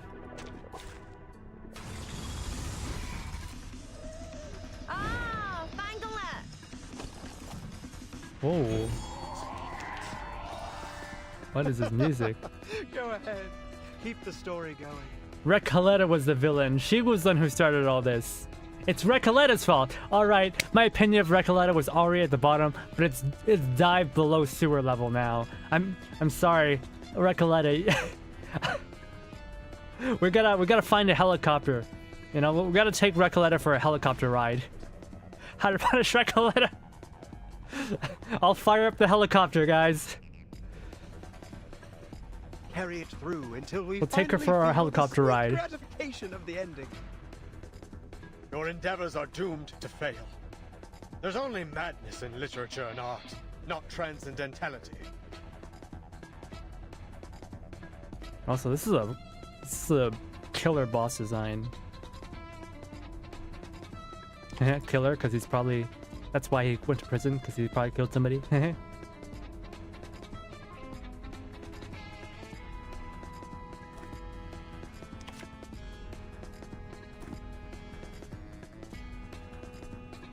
Más allá del concepto mundano del...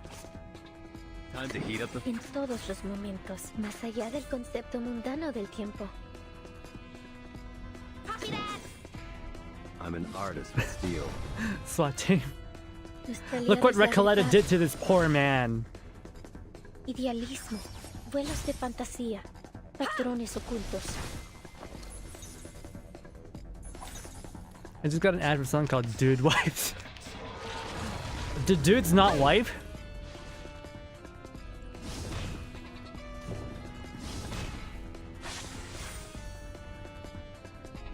Oh my goodness. I can hear it.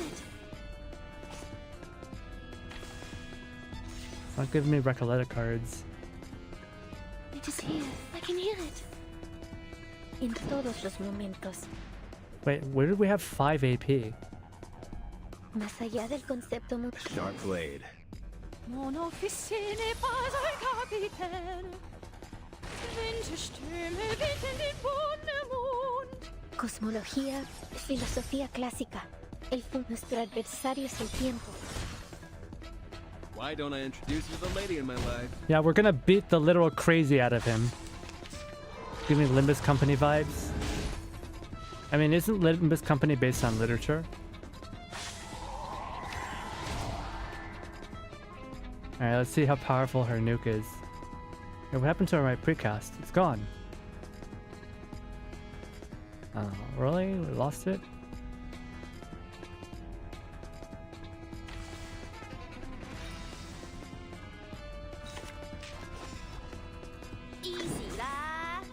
En todos los momentos, más allá del concepto mundano del tiempo. You're on a ride to the corner of butt kicking Maine.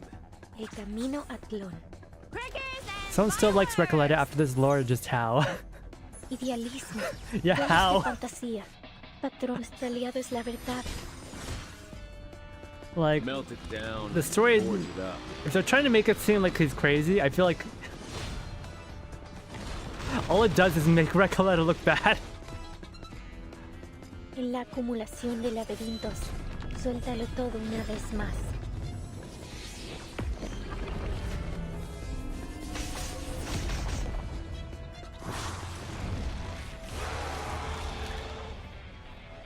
Ooh. This music is great.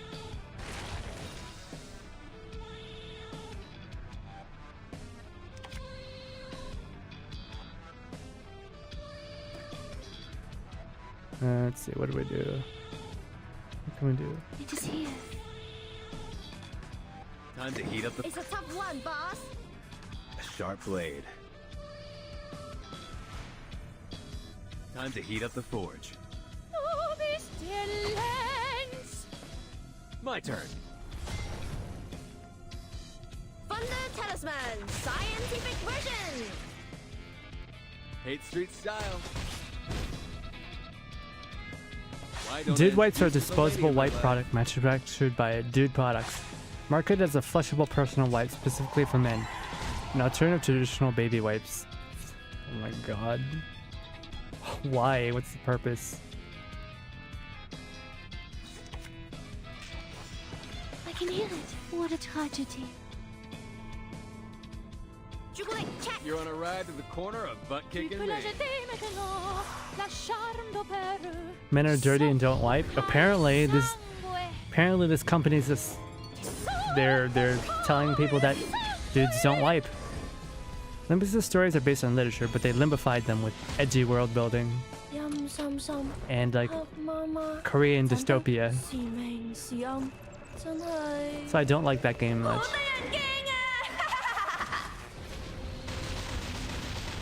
Man, at the lowest speed, it feels like it's not supposed to be played at that speed at all. These explorations, these fractures, they're all failures, aren't they? Aww. Poor Olive. Auntie An? What are you talking about? An's only like 16. How can she be an auntie? She's only 16. Oh yeah.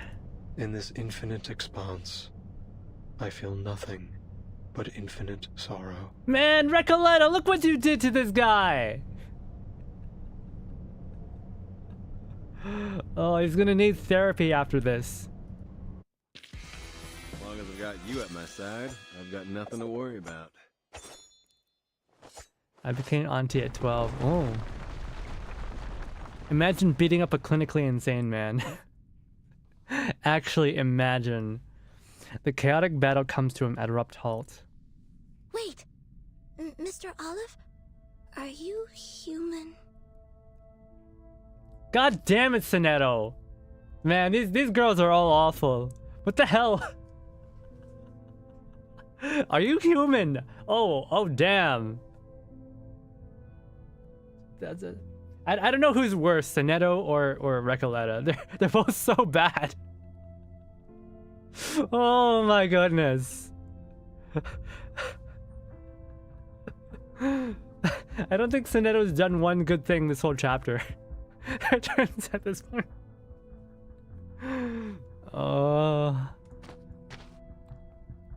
Sonetto stops back, lowering her glass fitter. She is shocked to realize her opponent has no arcane skills at all. From beginning to end, all he had was the die. Please hand over the die peacefully. Mr. Aleph, please stop resisting. Stop! It's futile. Stop resisting! Ah! I can't breathe! Stop resisting! Ah, it hurts! Stop resisting! Arcane is beating up an insane man. This is racism. Futile. Yes, it's all futile. The cage of rules, the ideals of literature, both are futile. Mere illusions conjured along the path to transcendentality. They all fear that they're nothing more than phantoms in someone else's dream. That reality will devour everything, including their very existence. That's why they drift further away from transcendentality. He's crying. They're making a grown man cry. They couldn't break free from that false dream. None of them could. That's so sad. Aleph stumbles as he looks up at the storyteller. Both the physician and the idealist walked toward their own destruction, just as I expected. But your novel still has hope, Recoleta. Its ending hasn't been written yet. The tiredness in his voice. We cannot deny that it may be the answer to achieving transcendentality. You're not going to stop, are you? Not until you get your answer. Sonetto, we have no choice but to seize the die from him by force. Oh no. Sonetto's arcane energy gathers at the tip of her glass fitter. At this moment, the silent storyteller takes a step forward. Enough. I said enough.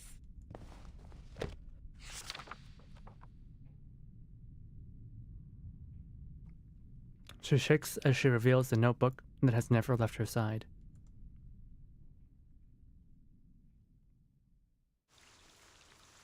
My god, shame on these girls beating up an insane man. He needs help.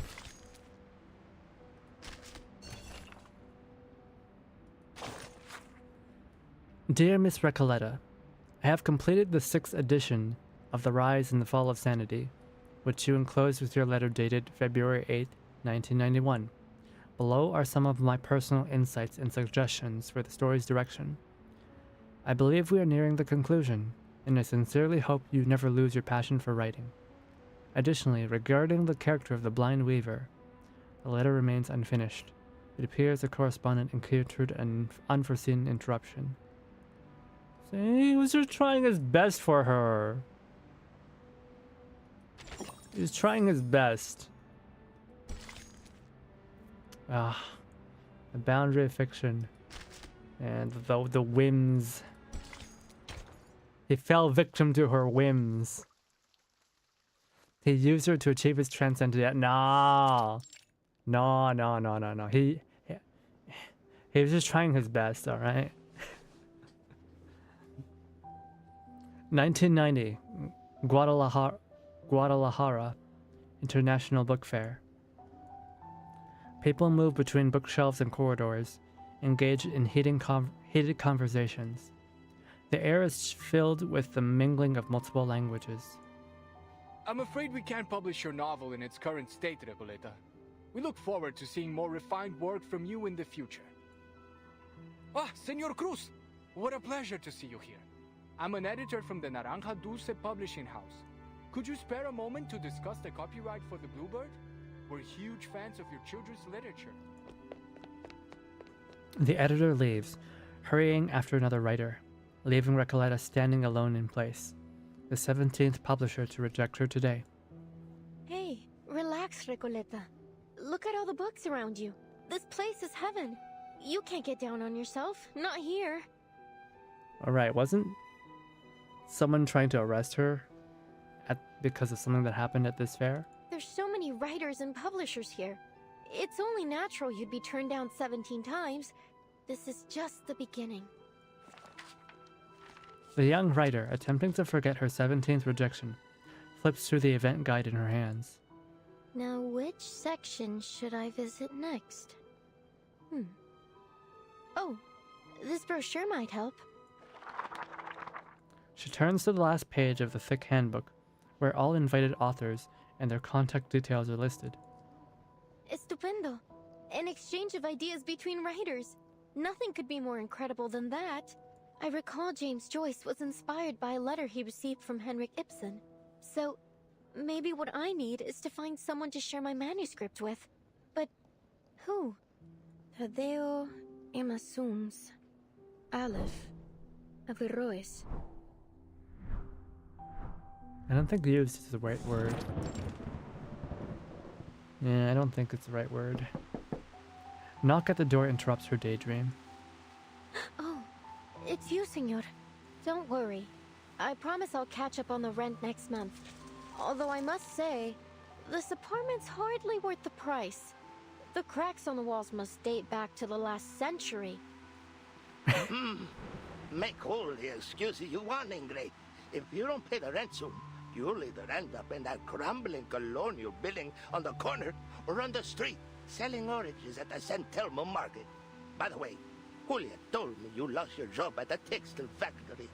You under some kind of can't work in one place for more than 3 months, curse or something, senorita? Oh, you don't even want to know about the terrible things that happened in that factory. All I did was lend the oppressed workers a hand. Oh no! She incited a communist uprising! That's why the police were after her. She's a criminal. Bah, you're just like those college kids, full of hot air. Anyway, I am not here about the rent. Didn't you tell me to watch out for your letters a while back, when you just returned from abroad? Well, here it is. A letter for you. Aww. The girl freezes for a moment, and snatches the letter and slams the door shut. Wow, so rude. She owes rent to the landlord, and like, he's not even here about the rent. He's here to give her the letter. He's a little bit worried, so he asks her about her job situation. And like, not even a thank you. She just swipes the letter off of his hands and slams the door in his face. And she also insults the condition of the apartment. Wow! This girl! She's awful! Olive discovered the potential for his transcendentiality through Reko's book, so he forced her to finish it using the tier forced. Well, how is this forced? She deserves to be put in prison for real. Yeah, for real. Is she even Argentinian? Does she have... Whoa! What the heck? Dios mío! Someone actually wrote back to me! This is incredible! Oh, thank you so much for bringing it to me, senor. She says thank you after slamming the door in his face. This girl's psychotic, man. This girl is psychotic. She slits open the long traveling letter. Dear Miss Recoleta. Almost all of Latam is into butts. I don't make the rules. It's from, let's see, Aleph.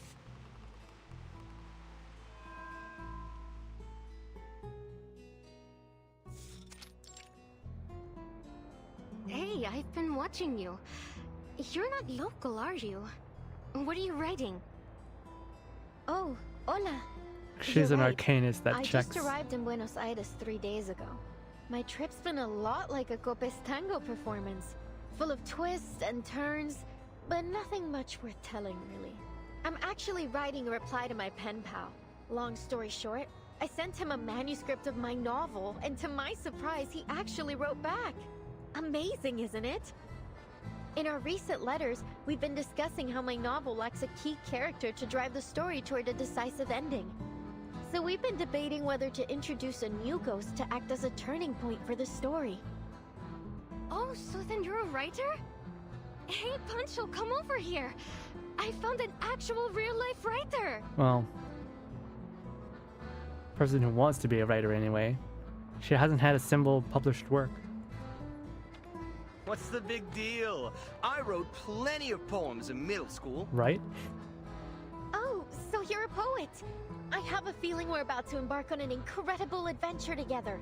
Are you interested in joining the visceral realism movement? Why does she sound like a recruiter for a cult? What? I've never heard of it, but it sounds like fun. Why did she sound like a recruiter for a cult? Fabuloso. We have no time to waste. Once I finish this letter, you two must join me on a journey to Ushuaia. There's a reason why she couldn't finish her book. Ushuaia?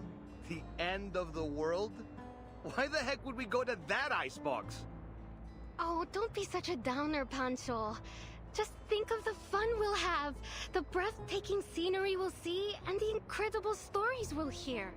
Fine, Maria. I'll deal with the gold if you really want to go so badly. By the way, could you tell us about your novel? Of course. I'll tell you all about it on the way. Now where to begin? Alright, let's start with the cottage with the blue roof in Amalfitano.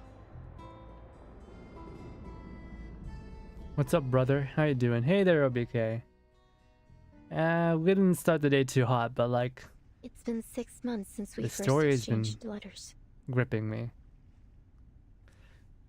If you remember from last time, Recoleta, worst girl, she keeps on dropping further and further down for me. Like, she sank through the sewers at this point. This whole time she's been tormenting a poor clinically insane man who's been doing everything he has to try to help her with her story, with her book. You know, a supportive, sensitive man. And she rejects him. Since then, I've when been she finally traveling. meets him. First from Chile to Mexico, then from Mexico She to is the Argentina. villain of the story. And I've never stopped writing. Oh. She's Chilean. She's not Argentinian, she's Chilean. Oh my god. Kuriko. I'm not really sure what the purpose of my novel is. I just keep writing and writing. I can't stop. What power does literature hold? What responsibilities? Perhaps only by continuing to write, will I understand one day? Recoleta flips through her notebook, every turn of the page containing a different colored letter. After their long journey, these pages of letters form a faded riddle, their handwriting long since blurred. Aleph, you're right. I do want an ending to my novel, but not like this. Isn't, oh no, Reimu's Colombian? You really have no idea, do you, Recoleta? Yeah, they beat up a poor, clinically insane man. Local teenager is shocked to learn that her boyfriend, who resides in a mental asylum prison, is actually mentally ill. Her only reader realizes she still has not grasped what is happening, forcing him to reveal a truth he has long concealed. The rise and fall of sanity is your story. What do you mean? I didn't kill all those people, Recoleta. You did! You are a ghost, wandering this forsaken land, still striving to create a miracle. You're telling me to stop, but I'm not the one doing all this. You are. You are a wandering poet, born in Amalfitano, the foolishly brave protagonist of the story, and the embodiment of the author herself. We're in the 70s? No, we're in the 90s. A reflection, yes. The author? No. You are simply a figment of her imagination, a manifestation of her dream to wander. Have you not realized it? The literary pursuits and romantic adventures you described, they are merely faded memories from 1975. What the? The poets who joined the visceral realism movement with you left Latin America long ago. Oh. Faded memories. As for the novel, it's yours now. A story you're writing. A story about yourself. Your departure has turned Amalfitano into a ghost town. The characters have lost their connection to you. They're gradually fading away. What's happening?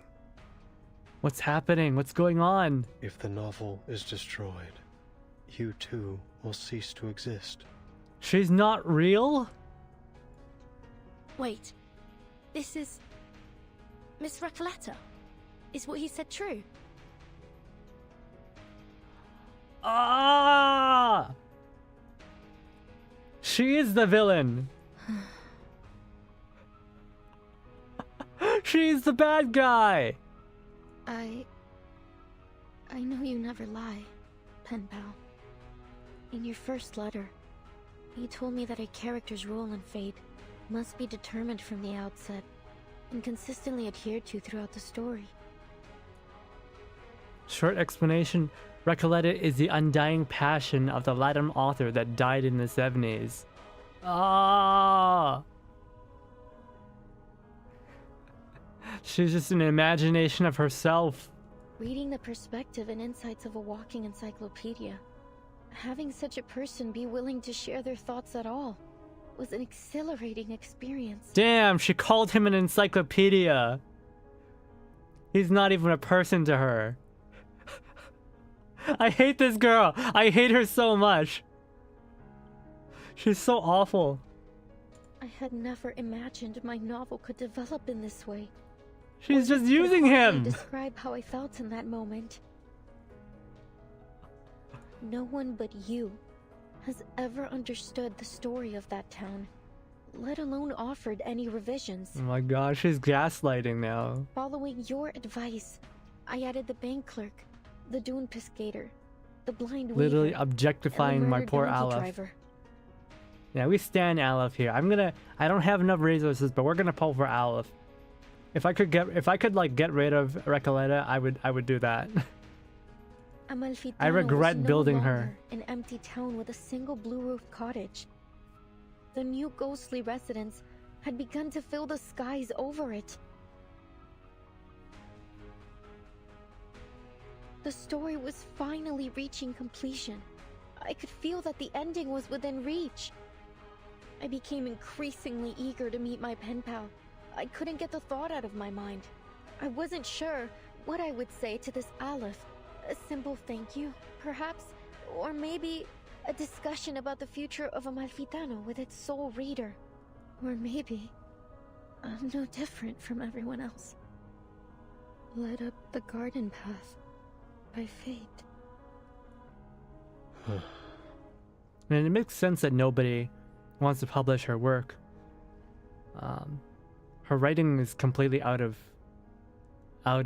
trend, right? It's out of style. It's the 90s now. No one's interested in that anymore. But even if I am a ghost, as you say, an incarnation of someone else, a fictional being, so what? My resolve will not waver, even if my existence is bound to fade away. Because this isn't what literature is supposed to be.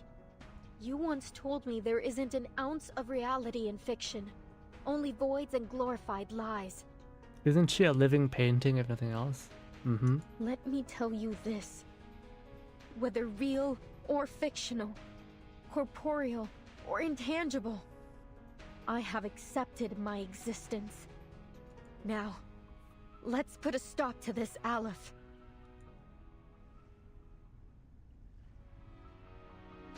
The inmates aren't characters in my novel. They're people trapped in a prison, just as you are. By simulating my story here, you have made me into some kind of god, a guilty, false creator, a dictator of fate. I never wanted any of this.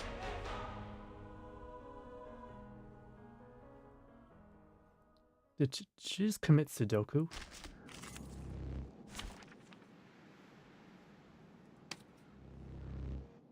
The Doorside Beggar, a ghost from the pages of a book. Waiting beneath the blue aves, a critic of predetermined thought. The Murdered Donkey Driver, a ghost from the pages of a book. Victim of murder.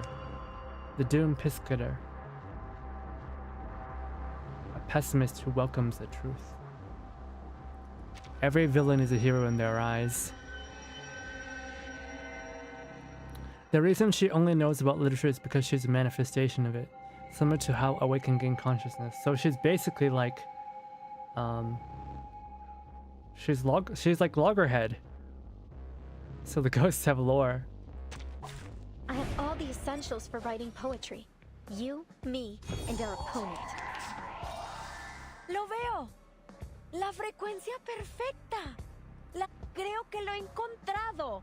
La fuente del dado de Babilonia. The source of the die of Babylon. Las deudas de los muertos. Esas facturas. Todas han sido hechas trizas. The debts of the dead. Those bills. They've all been torn to shreds. Ya no estoy atrapado. I'm not trapped anymore. Desde el día en que perdí la vista, nunca imaginé que la rueda giratoria volviera a girar. Since the day I lost my sight, I never imagined the spinning wheel would turn again. Oh my goodness. Copy that! It is here.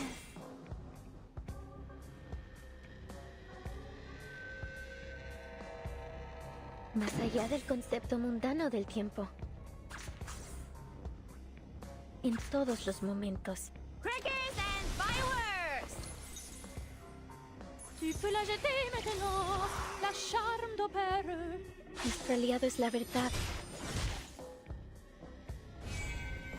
En la acumulación de laberintos, suéltalo todo una vez más.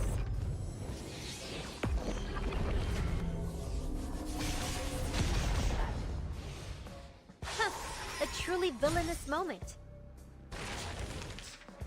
Hey, don't interrupt me. El camino, I can hear it. En todos los momentos. Time to heat up the forge. En la acumulación de laberintos. Big Jesse, what the hell are you talking about? MJ going on right now.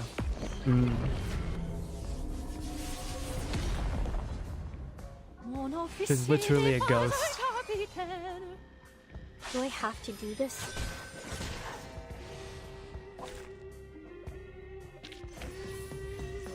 The curtain has fallen.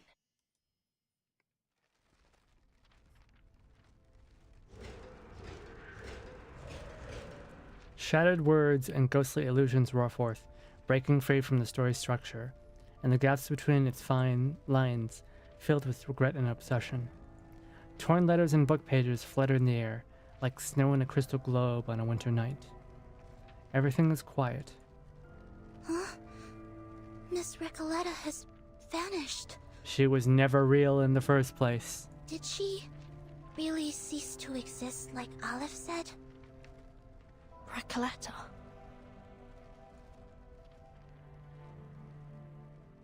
Damn, she hated him so much, she committed Sudoku. Just how much does she want to hurt this poor man?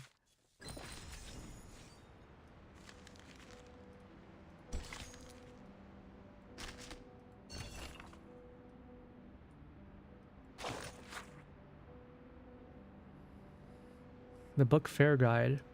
The Bluebird, Watson Cruce. Children's Literature. Editor's Review. A children's book, but not just for children. Viewing the world from a different perspective reveals an entirely new reality. Fox Beneath the Sky, Tadeo. Social Literature. A classic intellectual autobiography, offering profound reflections on the nature of the time. A Blood Monster, Avaros. Horror fiction. Undoubtedly the finest novel about vampiric creatures this century. A 300-year tale of immortality, jealousy, and humanity.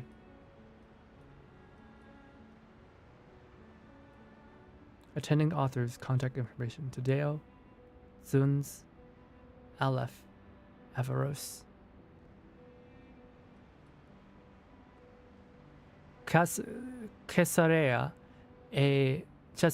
a character from the Savage Detectives, is one who wrote Recoleta. She died during the visceral realism movement. Oh, an actual person.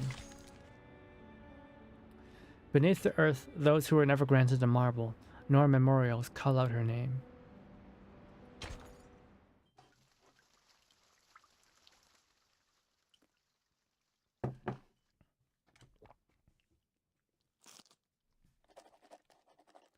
On an unknown night, the wind carries the cold desolation of the desert.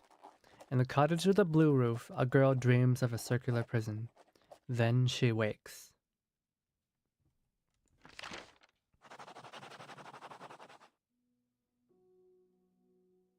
Qué sueño más extraño. What a bizarre dream. El sabor de la realidad, tan amargo y triste. The taste of reality is so bitter and sad. Pero lleno de pensamiento dialéctico. Tal vez la gente del panóptico reflejaba mis pensamientos internos. But full of dialectical thinking. Maybe the people of the panopticon were reflecting my inner thoughts. Haha.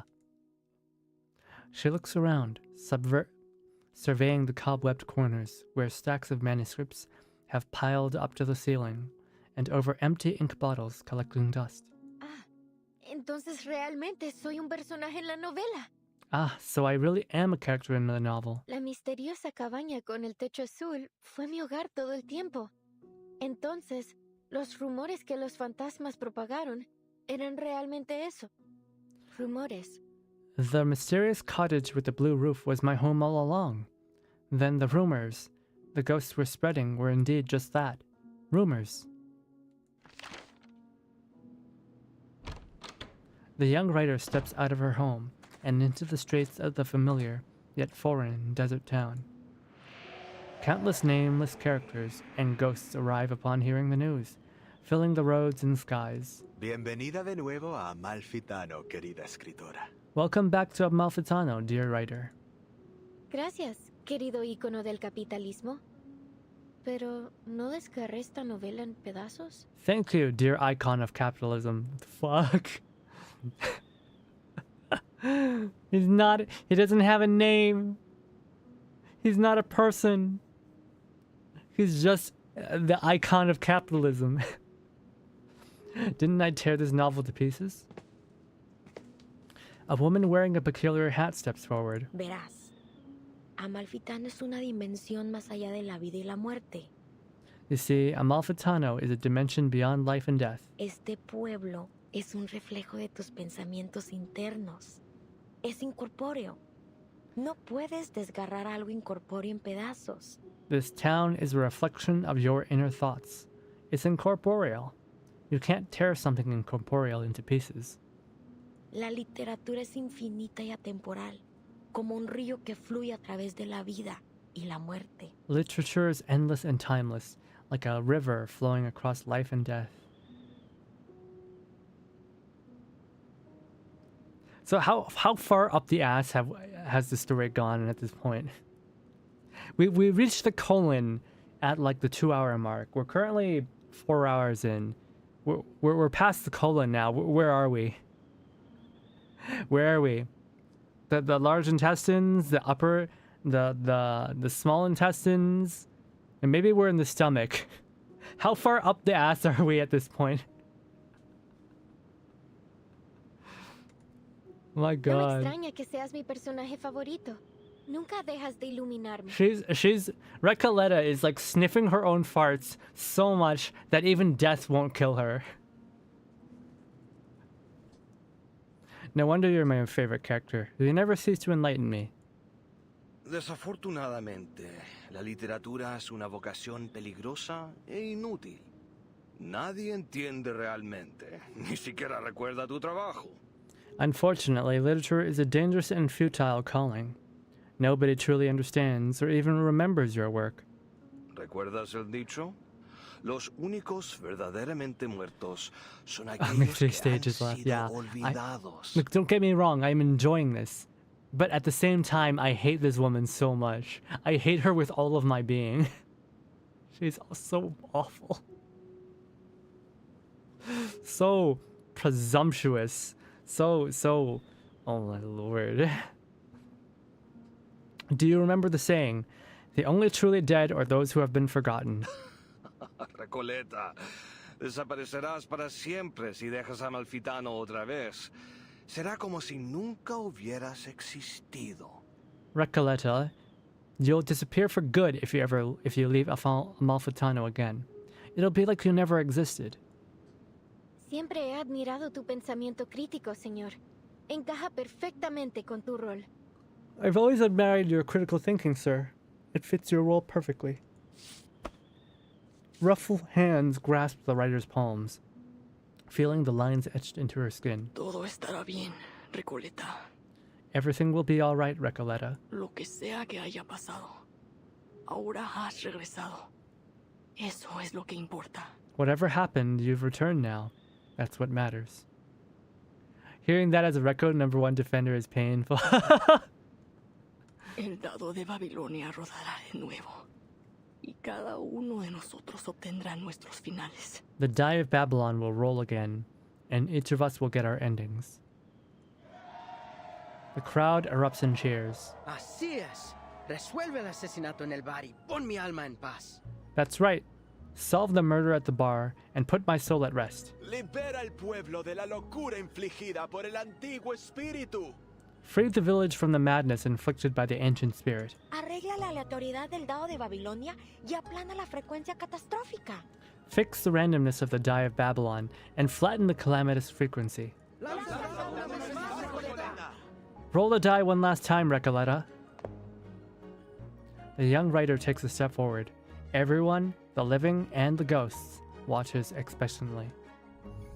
Entonces, el final que he estado So buscando the endings I've been searching for es el que el is the otro one yo the other me was unable no to pudo give me. darme. El yo que se The me that lanzó de plunged cabeza headfirst into the a struggle la lucha against an contra un undefeatable poder power. The invencible. me who ultimately left this land. El yo que finalmente dejó esta tierra. Después de todo este After all this tiempo, time, I finally found my ending. he encontrado mi final. She grasped the gleaming die of Babylon.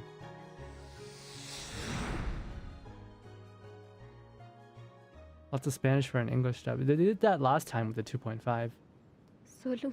A lot of Cantonese for an English dub. Just one more roll and we'll all be over. Mi historia, mi pueblo. Todo finalmente llegará a su fin. My story, my town.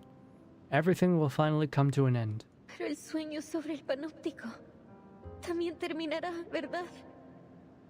But the dream about the panopticon, it'll end as well, won't it? She stops. Oh, cariño. Es solo un sueño. Oh, sweetheart, it's just a dream. Ah, no me digas que estás abandonando tu búsqueda de toda la vida por un miserable sueño. Don't tell me you're abandoning your lifelong pursuit for a measly dream. Este sueño es cruel. Nadie entiende esta gran novela ahí ni este pueblo asombroso. That dream is cruel. No one understands this great novel there, or this amazing town. Pero aquí, eres una verdadera escritora. But here you are the true Este es writer. tu hogar, Recoleta. This is your home, Recoleta. Pero ya extraño a mis amigos en ese sueño. Existe, así como este lugar existe. But I already miss my friends in that dream. It exists, just like this place does. Pero nosotros también somos tus amigos, Recoleta. But we're your friends too, Recoleta. Podrías desaparecer si dejas a Malfitano. ¿Estás segura de que quieres irte? You might disappear forever if you leave Amalfitano.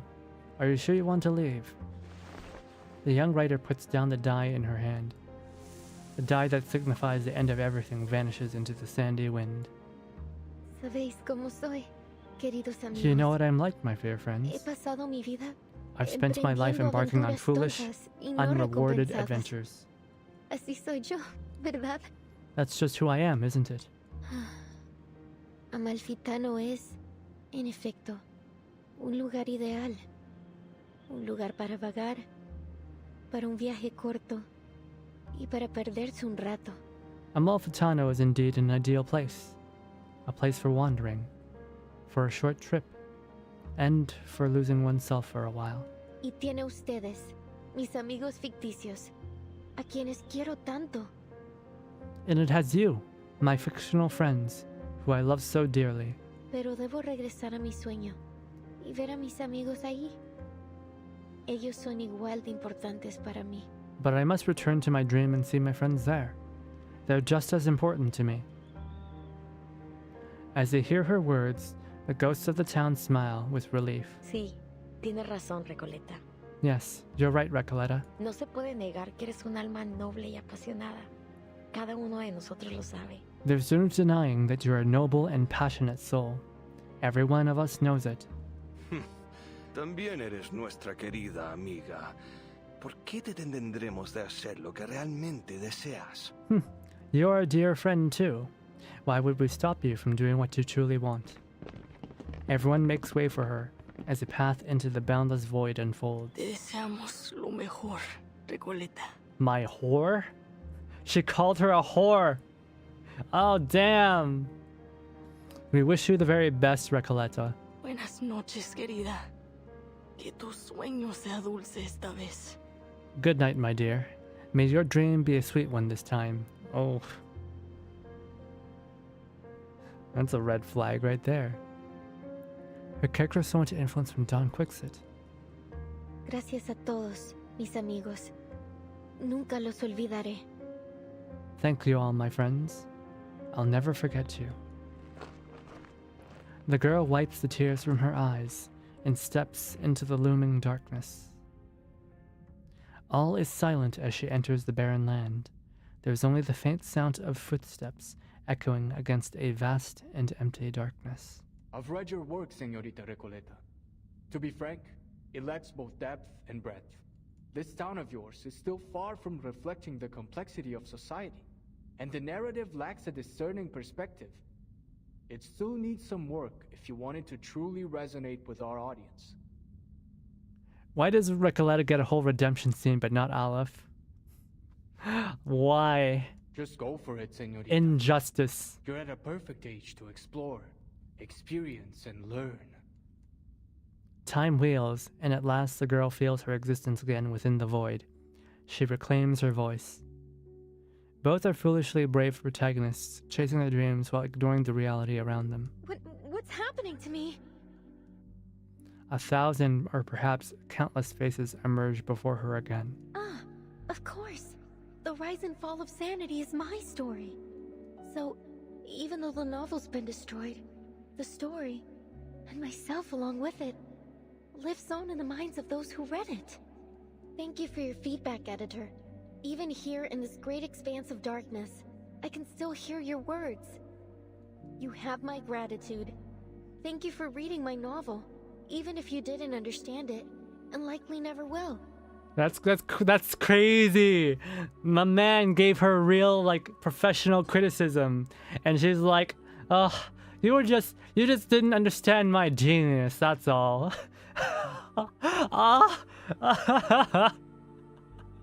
I hate this girl. I hate her. I hate her so much.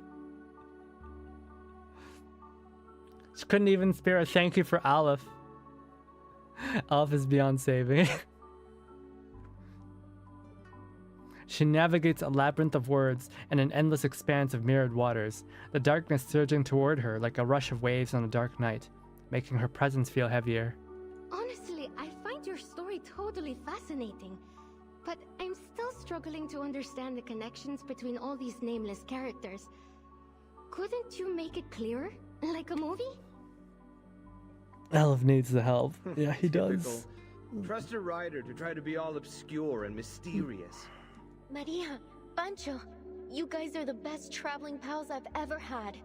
Our paths may diverge in the future, but the joyful memories of our journey across grasslands, snowfields, and deserts together will remain forever. It's been great coming along with you. You're totally one of a kind. We'll be waiting for you at my aunt's vineyard. A little sun after a hard day's work will do you good. The passionate companions wave to her, never looking back as they continue forward. The girl's steps are no longer weightless. With every step she takes, they feel heavier and more real. She lingers inside the infinite masks in the mirror, the boundless universe filling her with both confusion and illusion. Was the salmon raw or was it cooked? There is ambition in her writing. It's passionate and poetic, fractured and chaotic. But when viewed as a whole, her work feels like little more than a superficial illusion. It lacks the depth to truly touch the soul. I will refrain from offering further comments until she stops romanticizing her childish adventures. To put it bluntly, her phraseology feels overly deliberate to the point of distortion. Her verbiage is like a collection of vague sentiments. Even Mr. Wikipedia, Mr. ChatGPT is like, man, use more simple language. You're putting all this grandiose verbiage in such simple things, and it's frankly distracting from the story.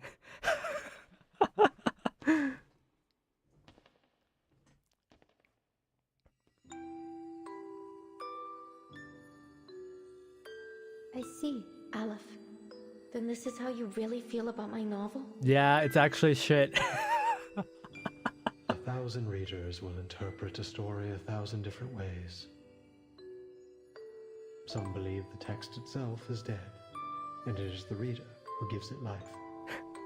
He's trying to be nice to her. The truth cannot be fully conveyed through words alone. That said, I think the rise and fall of sanity is a good story. Aww, he's sweet. Her heart skips a beat. Within this paradise that harbors the boundless histories and mysteries of humanity, she finally finds the mirror. So the Eternal Paradise is a library of sorts. Just like I always imagined. Or is this just another reflection of my inner thoughts?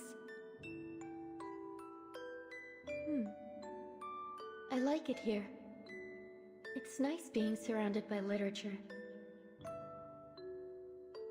But it's time to go back to reality.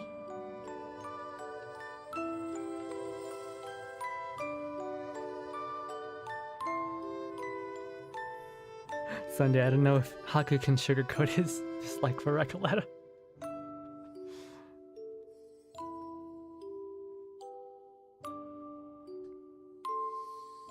This is a wonderful cutscene, though.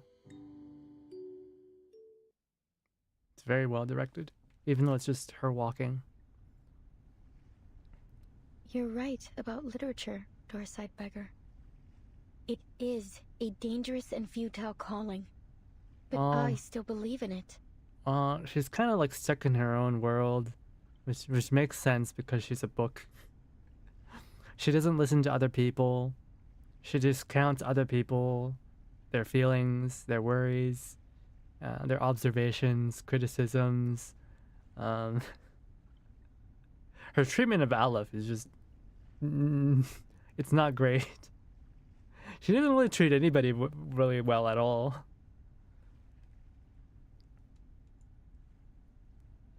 The investigators from the Foundation breathe a sigh of relief together.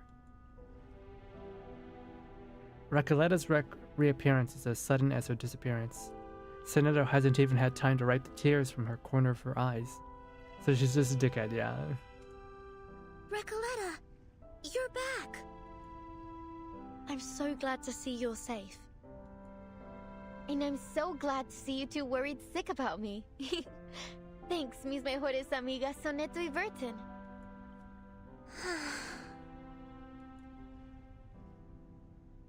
The reborn writer turns to the prisoner sitting dejected nearby. Oh yeah, she also gave Aleph a nervous breakdown. Got curious, visceral realism doesn't seem to actually have existed. It was created as a pastiche of a group called the Infrarealists, who basically did performance art. Is that so? See, Aleph? I still exist. Amalfitano is gone. It's all over. And you just wanted to help her. You're simply a wandering ghost now, never to return home again. You may still exist, but Amalfitano will never get its ending. You have nullified its existence, rendering all of this meaningless. Yeah, now all those people who died will have died for nothing. I'm sorry I couldn't answer your question. I have failed once again. Olive. He tried his best. He really did. It's all related to that Bolano guy. His die falls to the ground. Once used to construct a beautiful dream, now whatever magic it held has dissipated. He used the... Did he use that dice to save her? Or, like, what happened? Did he use it to, like, put her back in the book?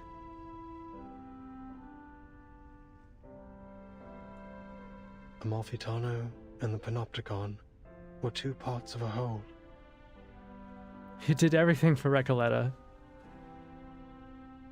With Amalfitano gone, Komala no longer has any reason to exist.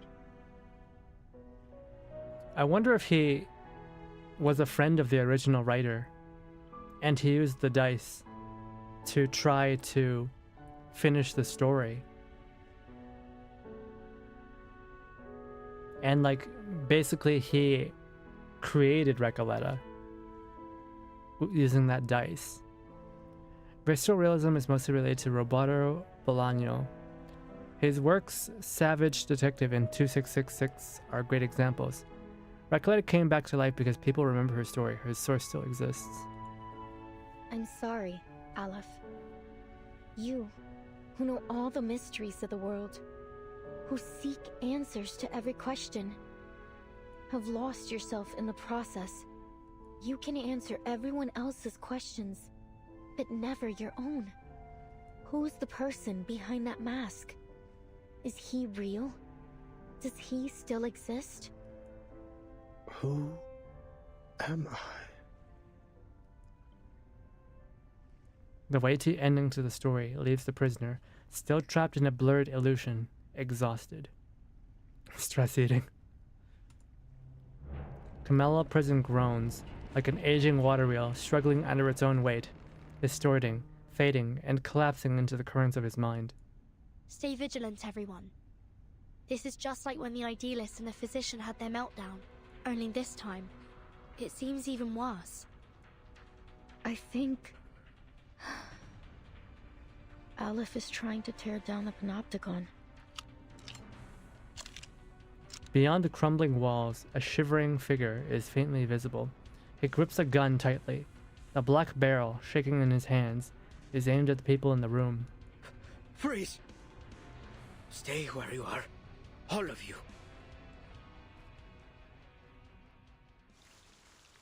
Huh? Who is it now?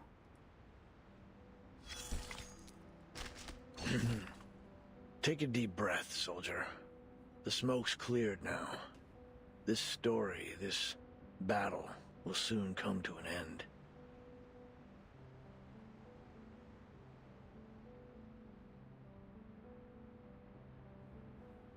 Awakened or immortal as long as a concept or source still exists. A writer has departed from her domain, leaving her creations scattered behind her, like blood-soaked bandages and fragmented skulls in the trenches. What a garbled mess. Glad we're on the same page. Thank heavens my commander wasn't some kind of literature. Else I'd have been blown to bits before I could decipher their poetic orders. You've developed a sense of humor. Well, it's all thanks to a certain writer, the embodiment of the wandering poet and traveler from Santiago to Buenos Aires. She impressed me with her precious experience as a cafe dishwasher and campground caretaker. What really rekindled my sense of humor was her seriousness about her literary pursuits. You'd understand what I mean if you'd ever heard a cheesy joke at a comrade's graveside. Drawing strength from her wanderings and rebellious exploits, she attempted to change society, wielding the sword of literature as a revolutionary intellectual and a leader of thought. Some would hail her as a battle angel of Latin America, with words as piercing as bullets and poems as powerful as tactical bombers. Many share your doubt, myself included. Here, come closer. Let me tell you a secret. Many, if not all people, foolishly think it's the executioner who drops the guillotine blade, the powder that fires the bullet. While they're half right, they're substantially inaccurate. Craters on the battlefield aren't the result of bombs, but a clashing of ideologies. A trigger pulled long before the powder ever ignited in the barrel.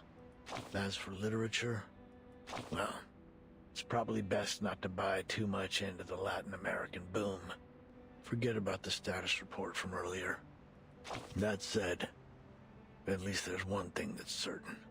Books can bite back, and they'll leave scars. Damn. Can't you just give Aleph your panties and be done with it, recollect? In praise of folly. No, she has to like shatter his ego first.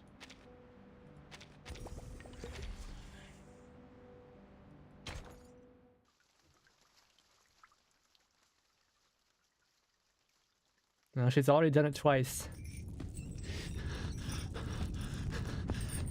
Prisoner steps out from behind the wall. I was just setting up my exhibit when everything started shaking. Then I realized it wasn't just my imagination. Garcia! So I followed the cracks in the wall and found my way here.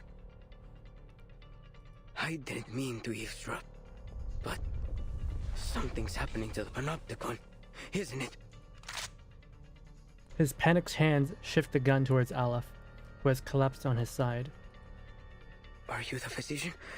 Or is it Aleph? Whoever you are, please restore the Panopticon to the way it was. I'm begging you. Remember, they're all mentally ill. You can do that, right? The mind that once created infinity now watches as it folds back into nothing before him. Why? Why aren't you doing anything, damn it? Why is this happening? Oh, the die. If you won't help me, then I'll do it myself. The prisoner, in desperation, lunges forward. Calm down, Garcia.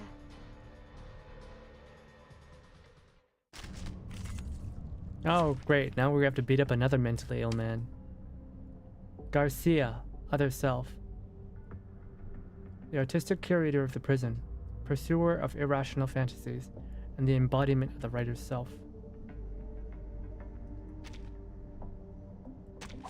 I have all the Is essentials Garcia for writing real? poetry. Is anyone real? Me, and our opponent. Who's real? I don't know.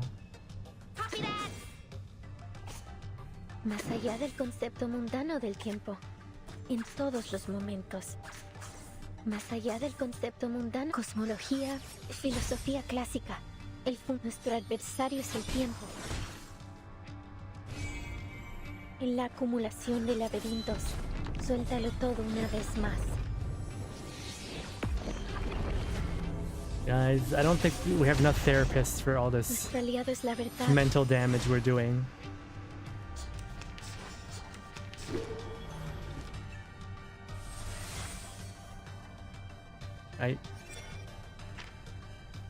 Takes no damage in the first round.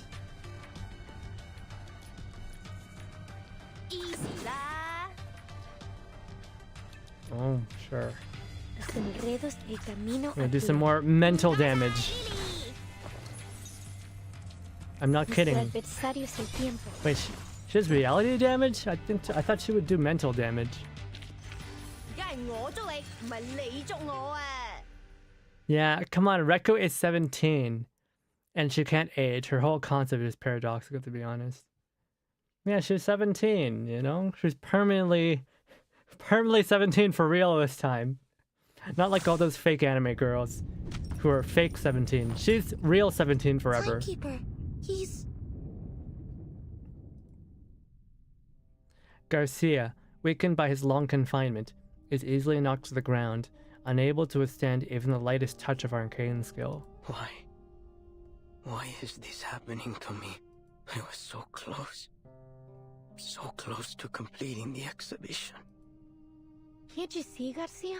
There's no one controlling this place now. You're free. It isn't the die that's trapped you, nor is it the walls of this prison. It's the rules and that overpowering gaze from the central tower. But now that's all gone. You can go outside. You can set up your exhibit anywhere you want. No need to stay stuck in this. Looking back on all that he has lost, the artist cuts her off. No, Señorita Recoleta. You've seen the world out there. You know as well as I that there's nowhere else I can go but here. This is the only place in the world where I can hold my exhibit. And you've ruined it. You've ruined everything.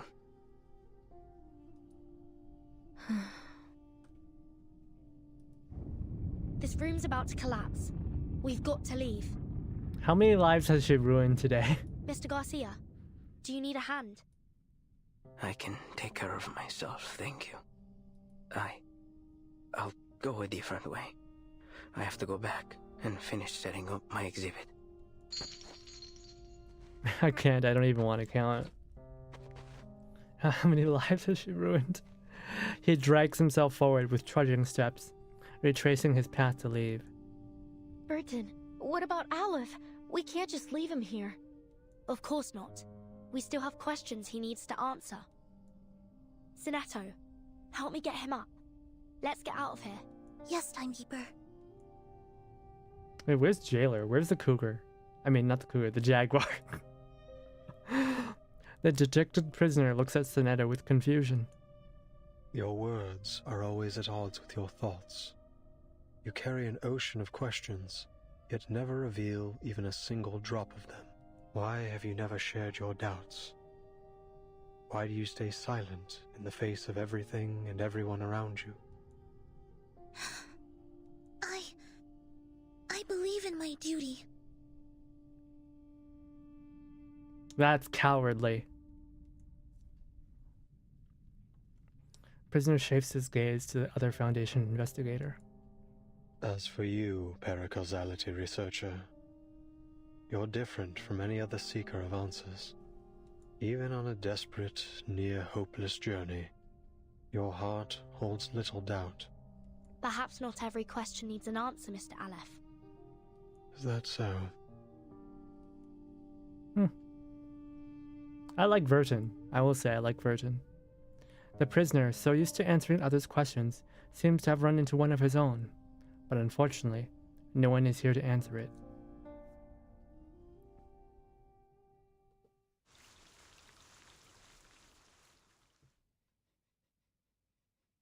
Everyone's gonna die now. All of the prisoners are gonna die now. Look. It's sinking. Corpses float on the planks, and the fleeing prisoners are swimming toward the shore. Time to abandon ship. What ship? One that was exiled to a desolate corner of the ocean by the resplendent civilized world. It's both a prison and a sanitarium. Are any of your friends aboard? If so, you might find the following report a little offensive. Technically, it was Aleph who ruined everyone's lives. He used to die to forcibly put everyone in the roles of characters. Yeah, he tried his best, you know? He tried his best. Dregs of society. Human scum. He gave them a purpose. To describe its eccentric passengers. Because they all clearly fear the outside world. To be fair, they do lack discipline and independence. But that may well be a response to the heavy pain they've endured. Some theorists suggest that they're innocent victims, trapped in the confines between rationality and irrationality, defined and redefined by historians as they please. But let's ditch the theories and simplify things. The moment the shackle called madness was fastened around their necks, whether they were truly mentally ill or not, their lives were forever scarred. Aww. Whether or not they were actually mentally ill, the moment they were diagnosed as that, they were scarred forever. And now, the mad passengers are storming the shore. Favorable outcome? I suppose it is. You can see the joy in their faces, even in the footprints they leave behind as they hop across the beach. Yes, freedom is favorable indeed. The freedom to squander our lives, to trample on the dignity of others, the freedom to embrace absurdity and meaninglessness. I don't know what this story is trying to say about mental asylums. Because I couldn't tell you, man. In North America, where mental asylums were abolished, it ain't pretty. It ain't pretty at all. Let's dig deeper. Scavenge through the messy battlefield for dog tags. Were these people born mad? After watching the inhabitants of this earth tear each other apart in one war after another, I've concluded this. Only knowledge drives people to madness. Ignorance does not. Madness is a side effect of the sedative that is knowledge. As long as those on land continue to consume it, this ship will never be short on recruits.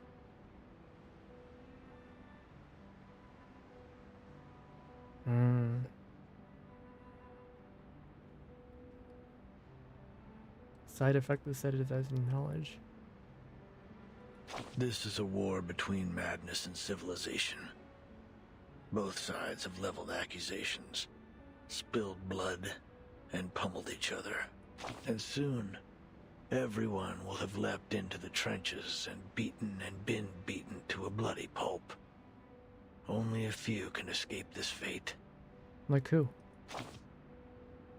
Check your 6. The one leaning against the sunken ship, showing no signs of struggle or sorrow. No one there. Garcia. The seawater has flooded his windpipe and reddened his eyes. Yet there he is, staring blankly at the shore. He's in his home base. He holds no hope for forgiveness from his enemies. Not in the slightest. He's a one-man army, fighting only for himself. Alone. Now, do a 360 and look again. He's been utterly defeated. Oh, poor Garcia.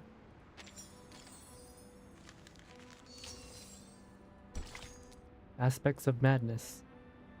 Dreams are the first and the last partner of madness.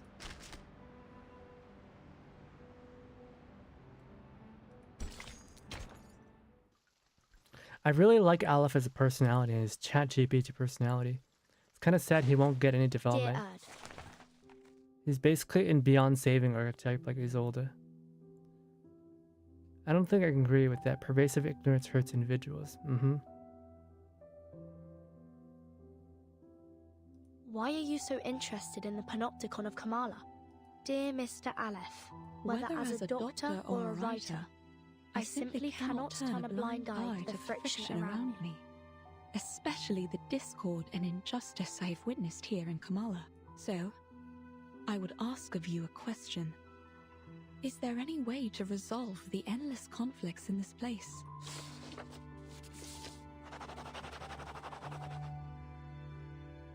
To put an end to this, a true ending is required. Your arrival has made it possible for this simulation to have an ending, or rather, a victory.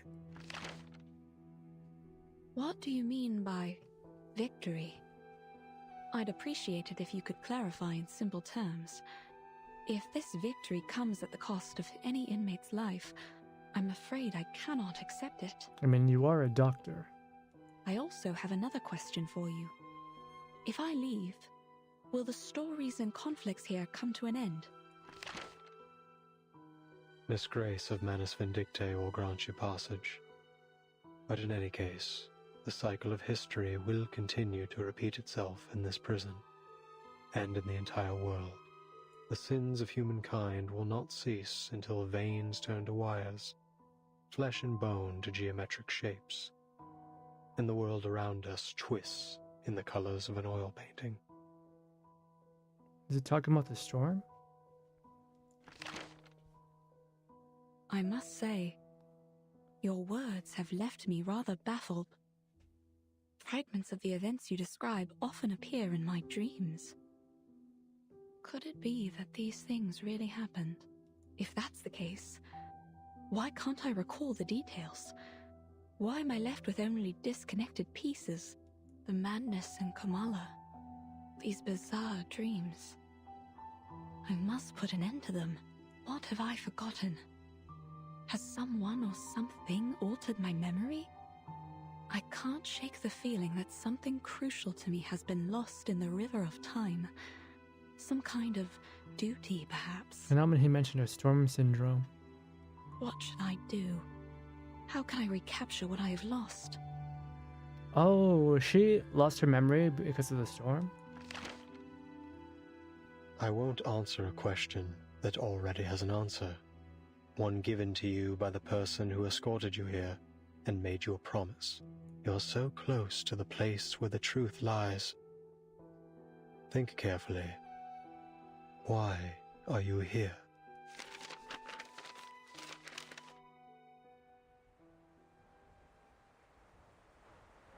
These letters we found have answered a great deal. But there's still something that isn't clear. Mr. Aleph, what exactly did the Manus promise Dr. Dorez? An era. A chance for her to remember her duty. An era? You helped her leave the Panopticon in the end. Where did she go? Momentarily roused from his dream, the prisoner looks blankly for a moment, before his gaze drifts back towards the distant illusion. Southward. There, on the no-man's continent, Manus Vindicta I is knew it. preparing to recreate the parable of the past and future. I knew it'd be Antarctica. A glorious past and a glimmering future belonging to Arcanus. Dr. Dores is deeply connected to this particular parable. What exactly are the Manus planning to do in Antarctica? And why would Dr. Dores go there voluntarily?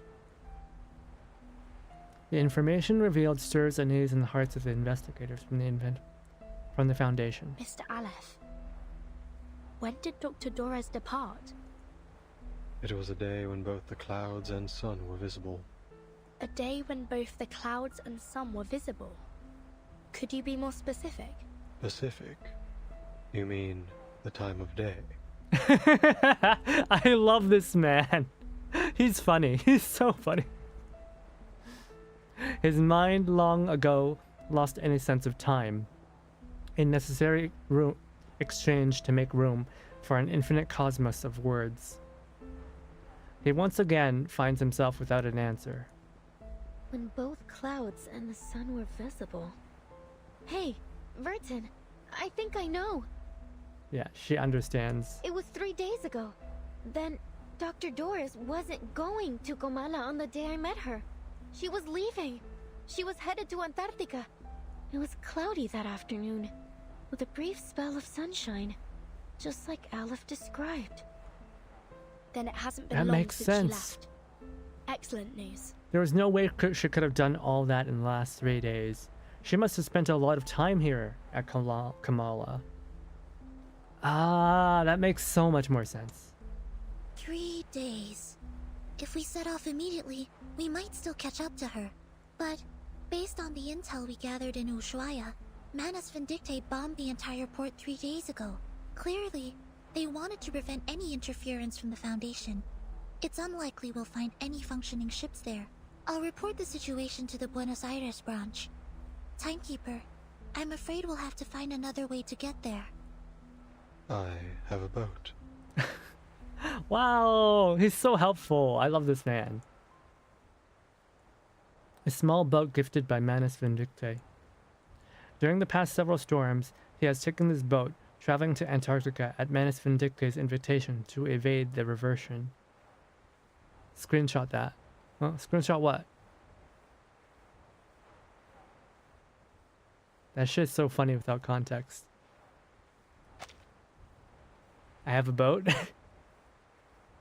Sorry, I have a boat? I have a boat. I have a boat. You know, maybe I should make that my Discord alert when I join VCs. I have a boat.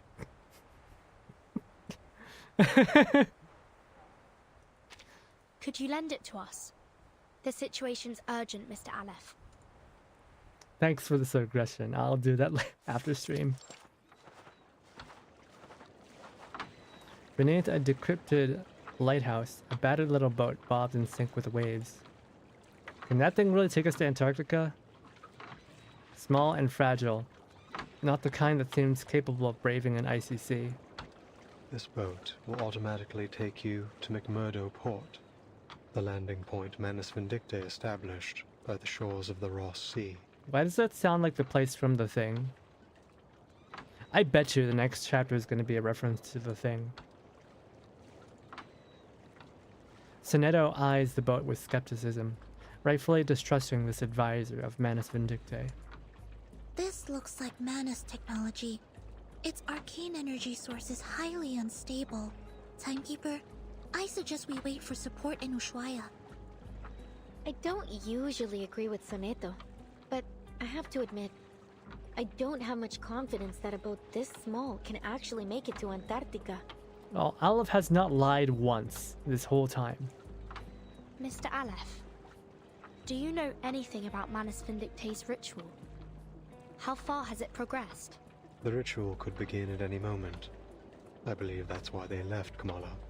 Upon departure, one of their members, a woman named Grace, told me they would seal off the sea. Are we too late? If you wish to find Doris, you must follow the same path she took. He's so helpful.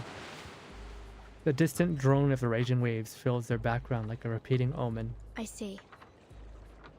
Mr. Aleph, members of the Foundation branch will arrive soon to evaluate your condition. I hope you'll answer their questions with the same patience you showed us. Thank you. Soneto, let's go. Yes, Timekeeper. As always, Soneto keeps any mission-irrelevant queries to herself. The girls preparing to set sail turn to the young writer beside them. Thank you for your assistance too, Recoleta. Perhaps you'll consider joining the... 2.08 is wild. Latin literature is already trippy enough, and they've mixed it with Lovecraft, but hey, the limited character looks cool. Ooh, cool! A thunderous crash echoes from behind them, the sound of a collapsing building. What was that? It came from the Panopticon. I mean, it collapsed. Garcia, no! My poor boy, he just wanted to make his funny sculpture. And now it's over.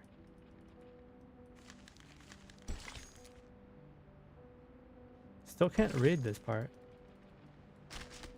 Oh, there it is. A journey to and fro. I returned once more to Kamala prison. To me, this massive cage is no longer an inescapable labyrinth. When I left, the lady from Manus Vindicte did not stop me. Yet I could still feel her gaze, so sorrowful, so blurred, so cold, never once shifting away from me. On the streets of Ushuaia, a young girl pointed me back toward the prison. That severed thread tugged at my heart, and I knew with certainty that my mission lay here. If I were placed before fate, my life and death would seemingly follow a predetermined path. And as I walk this path, I must carry not even a shred of hesitation. It is time to speak with Aleph, the one who answers all questions. Oh. Okay, so she did come back for a brief moment.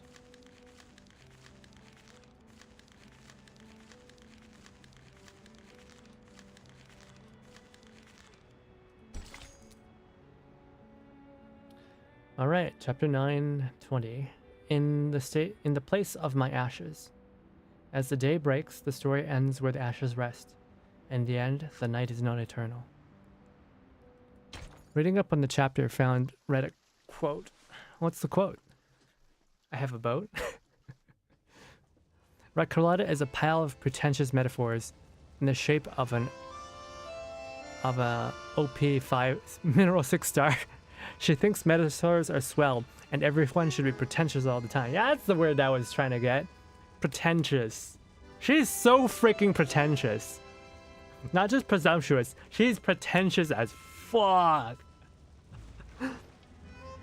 She suggests to Aleph that maybe torturing people to brainstorm her book is bad.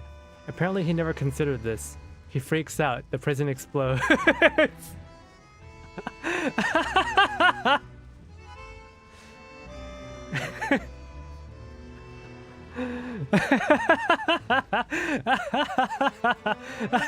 This is so funny.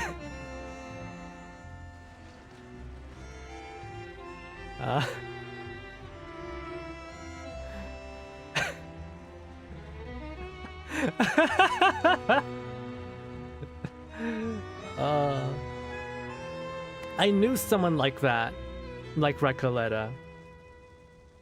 They were my classmate. God, they were so annoying to deal with. And the worst part of that pretentiousness was like, they never showed any interest in like the art house stuff that I was interested. I was just like, hey, I saw this like stuff. Like, what do you think? And they're like, they didn't even like pause to give me consideration. It was so frustrating. And so many ads. Oh, jeez. Man, how many ads are you guys getting? I just got out of ads for a peacock and an automatic pet feeder. Well, that's interesting. But yeah, like, I had a classmate in college who's just like Recoleta, who is always on and on in their own world, talking about the stuff that they were gonna create. But like never once did they offer any like interest in what I was like looking at, right? I also had my art house days, right? Like art house films and whatnot. And I'd be like, hey, I saw this, like, what do you think, right? What do you think? And they never even deigned to give me a reply on any of that. It's so annoying. You say college? Yeah, college, you know, university? These people are so self-interested. They want to be heard, but they don't ever want to listen. That's why I don't like Recoleta. Blazing flames reflect in their eyes, just like the name of the island suggests. Tierra del Fuego. Imagine being like 5,000 years old and still being in college. Couldn't be me, oh. Yeah, couldn't be me. A winter night stands sentinel over a great conflagration as every brick of Kamala prison crumbles and falls. Goodbye, Kamala prison.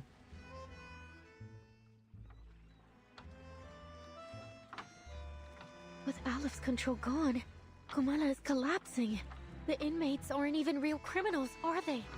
And they're still in there with no clue that they're no longer being watched from the central tower. We have to go tell them. We have to get them to safety. Yes, we should help them get out. At least until support arrives. But the Manus ritual. The battered boat sways within their sight. Don't worry. I'll go alone. Huh? You should hurry. When this is all over, I'll write to you, my dear friend. During this journey together, our teamwork has been impeccable. So, you can trust me to do this.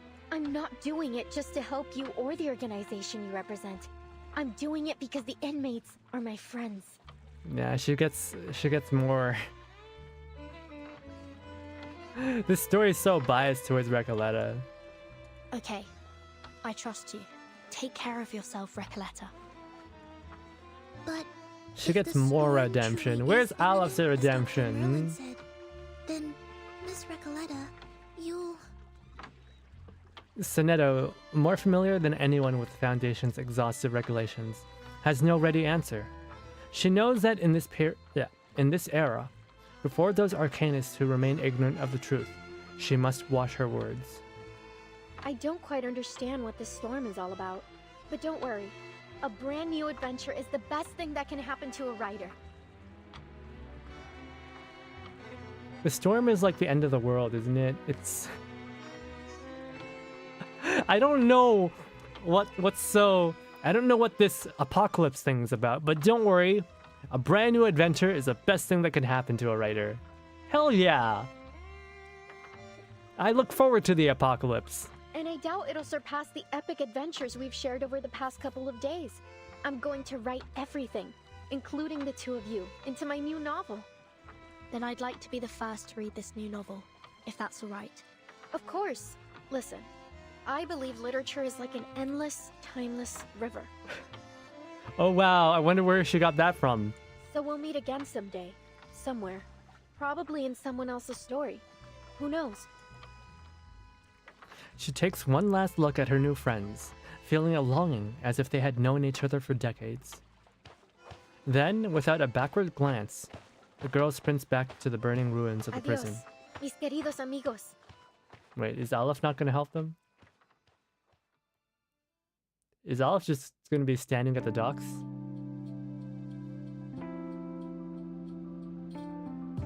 Damn, the writers really hate Aleph. Game of Thrones ended on a speech about the power of stories and everybody hated it. A lot of stories have that kind of ending. Aleph needs his piece, yeah. Whoa. Yeah, what a soothing song.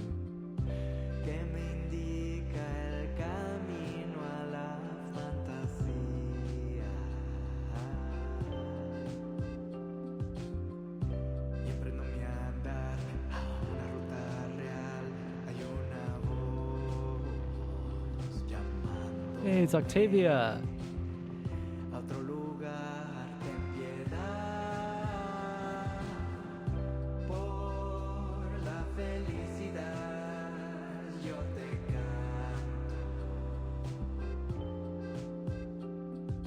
Oh, it's so beautiful.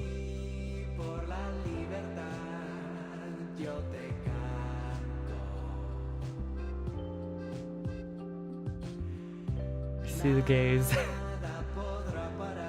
Do you see the guys? Do you see the guys? Yes, I see the guys too.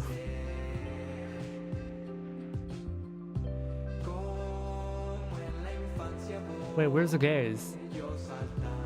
I don't see any. Oh, is it the ones on the left? No, I'm sure that's just I'm sure that's just a girl with short hair, right? Nah, it's cool. I support them.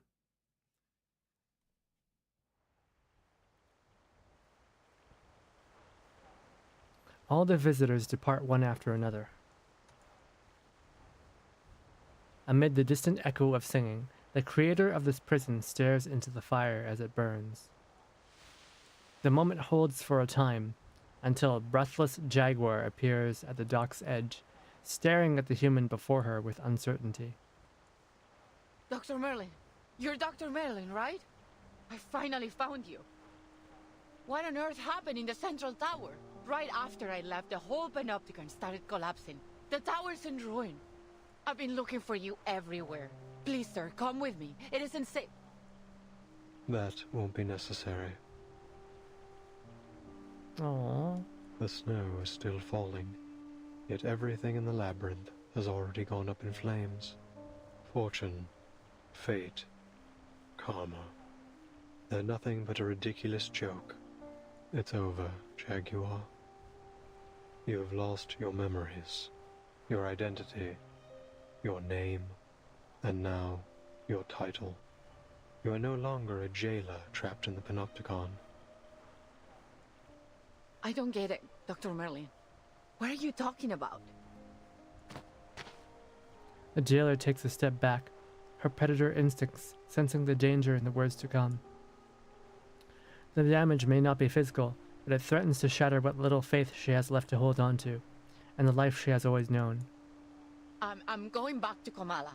Order must be maintained. The prisoners mustn't be allowed to escape. Oh no, she's also a prisoner. This is her identity. Please take care, Dr. Merlin.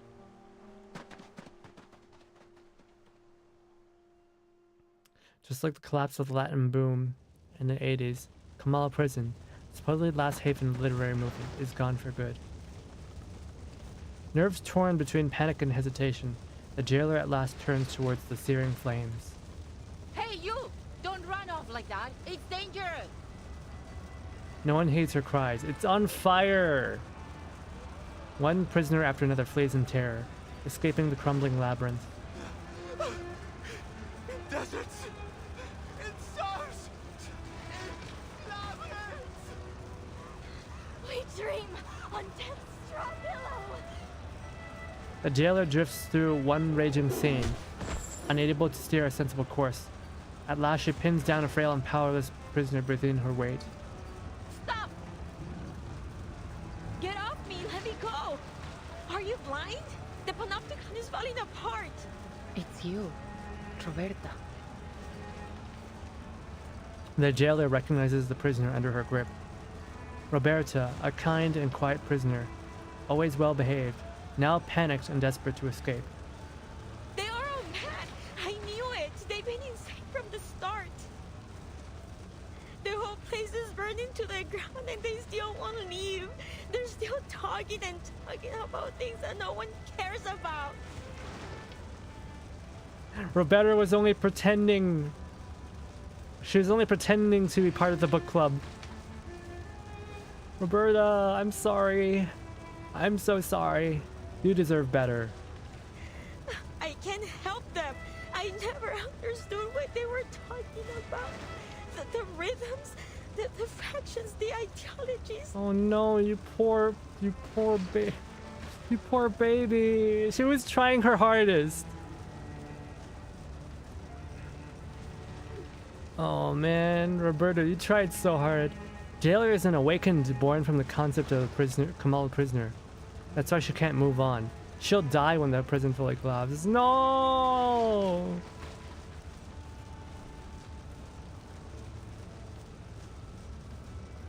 Yes, the people were nice. The idealist too, but I've had enough of this prison. I've had enough of the Panopticon. She collapses onto the ground, sobbing. I never should have joined these movements. It was all meaningless from the beginning. Aww. I want to leave this place. Go to Spain or France. Anywhere but here. I want to go back to Magdalena. Where's Magdalena? Oh man. She's been put in the loony bin for so long. She just wants to go home. The jaguar releases her grip. Without a backward glance, Roberta leaves. The jailer steps back into the circular structure she knows as her only home.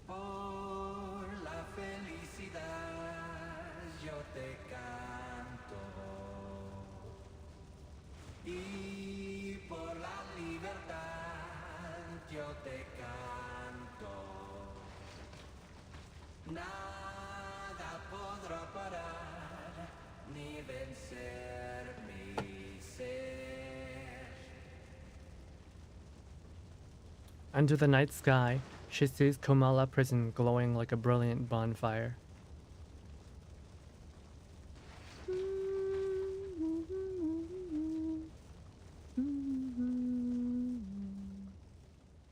Aww.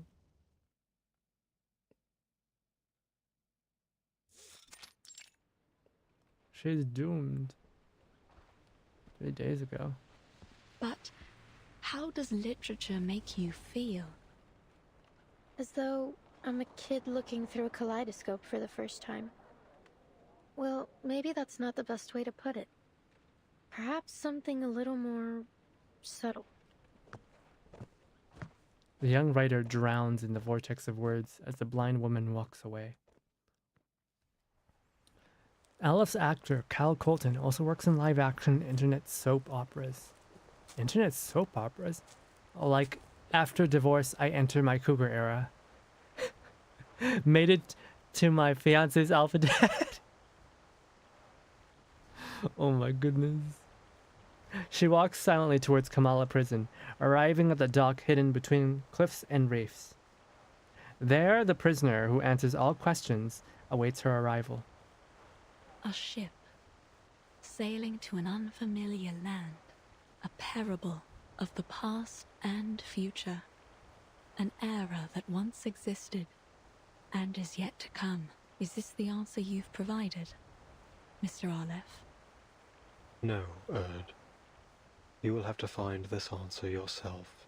No one can help you with this. No one. I see. Thank you, Mr. Aleph.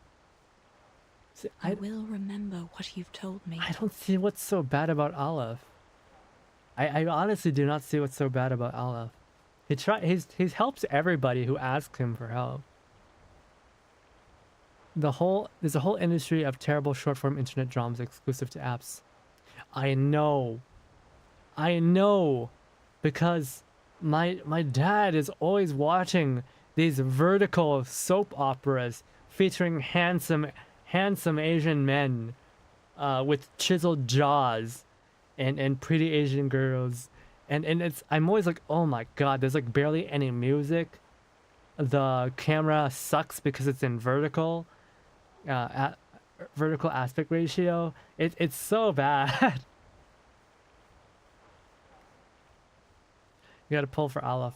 Yeah, I don't have any points though. I don't have any points for Aleph.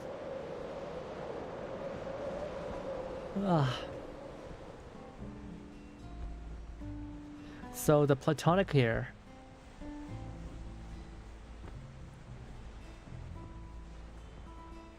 Worlds out new, right, and wrong.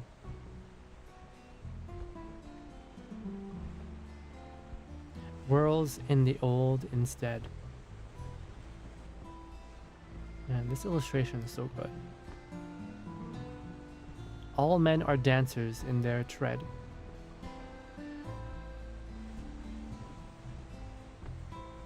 So goes the barbarous clangers of a gong. Y.B. Yeats, 1919. Are you a dancer in your tread? I don't even know what that means. Ji Endo.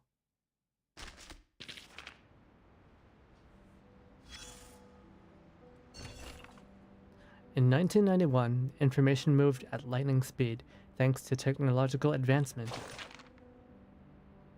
Santos, why are you here? The Admiral sent me to deliver the latest updates. I think Igor has misunderstood something. Just because we're both here doesn't mean the Apostles' Brotherhood and Zeno are obliged to work together. Mr. Santos, you know the preachers said it before. Each and every one of us is their subject. Why don't you just tell me what Igor really sent you here for? Zenos' intelligence officers intercepted a message from the Foundation's Buenos Aires branch. How typical of Zeno to do that. The message states that a fleet from the Foundation, including a battleship and destroyer, has departed from the north and is headed south. So you're telling me those gray and white checkers are actually sending a fleet? The General wants you to speed up the transport of personnel and supplies, and to weaken the manpower of the Foundation's Buenos Aires branch as much as possible. Let me make this perfectly clear. I do not answer to him. But for the preacher and for them, I will fulfill my duty. Tell your admiral that he doesn't need to worry about anything else. We'll prepare a proper welcome for the Foundation's feeble little feet. They're sending a battleship and a destroyer? How can you beat that?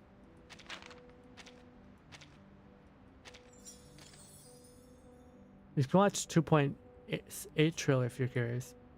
This is 2.6, isn't it? I'm gonna be skipping ahead to another trailer. Do I want to be spoiled?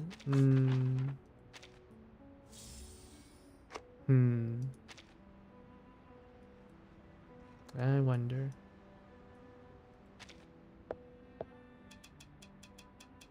.7 is standalone? Oh, alright.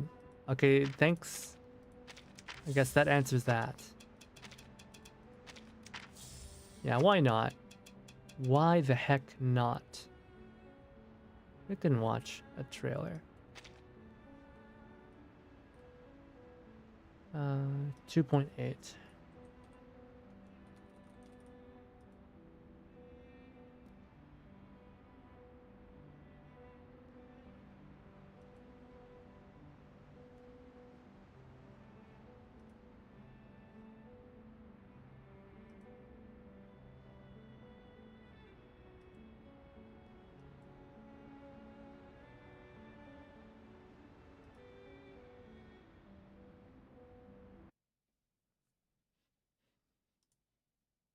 Oh, that's a long trailer, 7 minutes.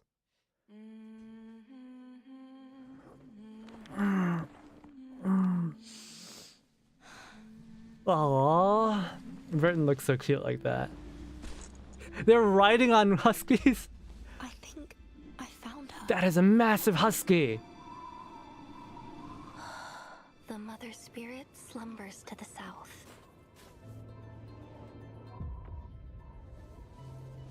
I'm the only one left. What happened to your research team? Oh, are we getting the thing? Traitors possibly serve them. It's a dire wolf. A gesture of good faith. What's your purpose in all this?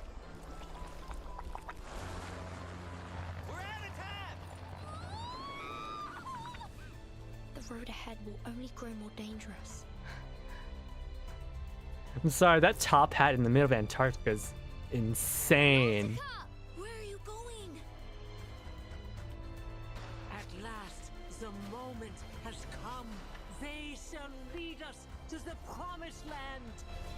For the sufferer is returned!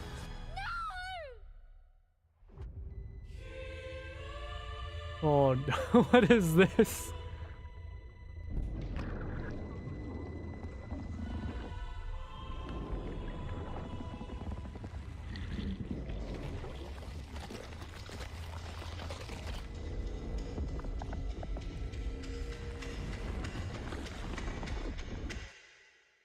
So sleep, my baby.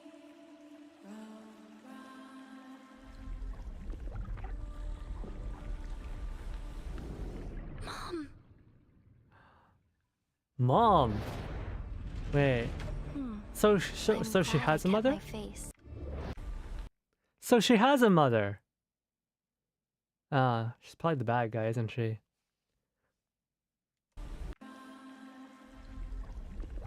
Wait, is Dr. Doris her mother? Is Dr. Doris her mother? Mom. Is Virgin Argentinian? I'm glad I kept my face, and my voice, my memories, my heart. I want Aja to recognize me when we meet again. Even with everything that's happened, I'm still Nautica, his little treasure. That will never change. Every journey has its challenges. So with each step, I urge myself to grow Wait, she's got stronger, 4 legs? braver, even more determined. That's why I'll never give up. Why I'll never stop moving forward. A centaur? Can I give everyone a ride on my back? I think I can handle it this time. Ammunition, tools, even the stars above seem cold and unyielding these days. But your fireplace? Mon dear. It's warm. Makes this place feel like home. A perfect day to double down on physical training. No. Just kidding. You are Not my PT. soldier and we're not in the army.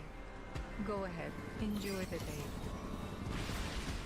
Mission complete, no casualties.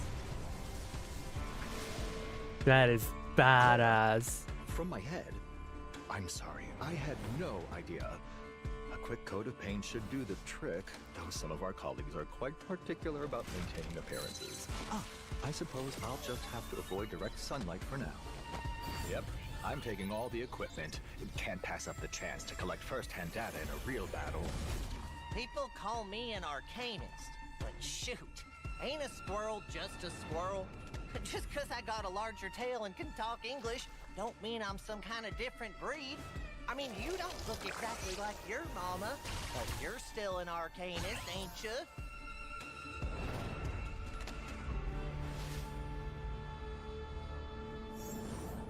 Oh, that looks great. Oh, I see it clear as day. A metaphor seamlessly woven into the check. Feast your eyes on the chivalric anti-romance of this renegade knight. Ah, what a victory! And what a metaphor! I have to put quote of paper and send this off to the publishers. It is important to know your pieces, both by function and appearance. Each has a part to play in strategy. Please, take a moment to get familiar with my aesthetic updates, so you will be fully prepared when the battle begins. Each move on the board is an attempt to return to the future. That looks fantastic. Let this victory propel us forward.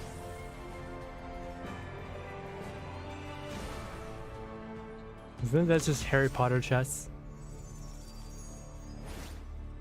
Robot girl, I mean, yeah. This girl like Looking for guidance from the 1999 astrolabe. Rocket Raccoon. Be my guest. Just don't go throwing it around. Oh, that looks like a great. Where is that budget hog hiding?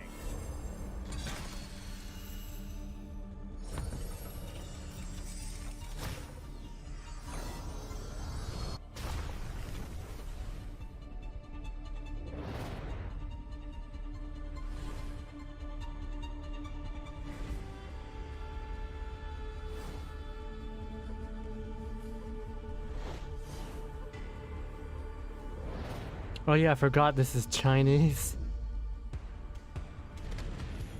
It's crazy that they all speak English in the Chinese patch.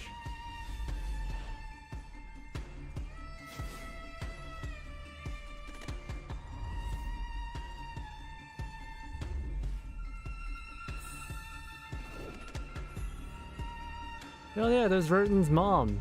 Verton's mom is Dr. Doris? That's crazy. So she has a mother.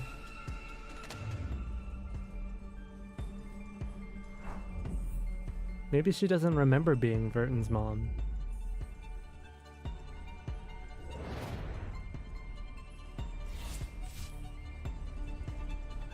I don't know what it means either, but all men are dancers.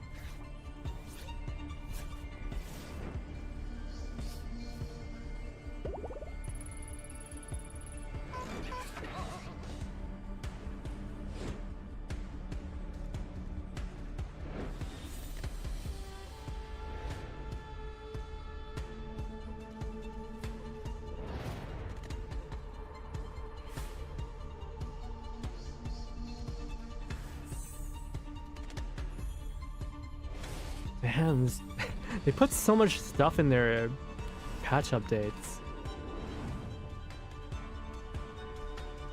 So much content.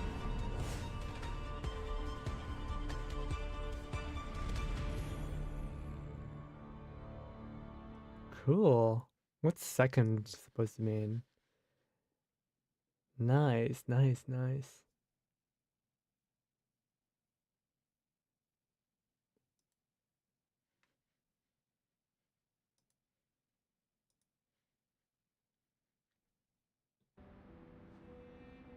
Is their second anniversary? 2.8 is an anniversary patch at the end arc of 2. End of arc 2. Oh, okay, okay. So will there be a 2.9 or will it just go straight to 3? Maybe 2.9 will be another like non-story like standalone event. And I want like Noir and yeah, Youngre to come back in a future story. I really like them, especially Anon. Ugh, worst girl. We met in cafes, moved from group to group. Worst girl. Wandered from Cuernavaca to Buenos Aires, and bet every. Give me Aleph, hunger, please. Tipsiness. Where's Aleph, please? Oh yeah, I really like Tuesday. I would like to have Tuesday. You know, see, Tuesday, she just oozes evil, you know?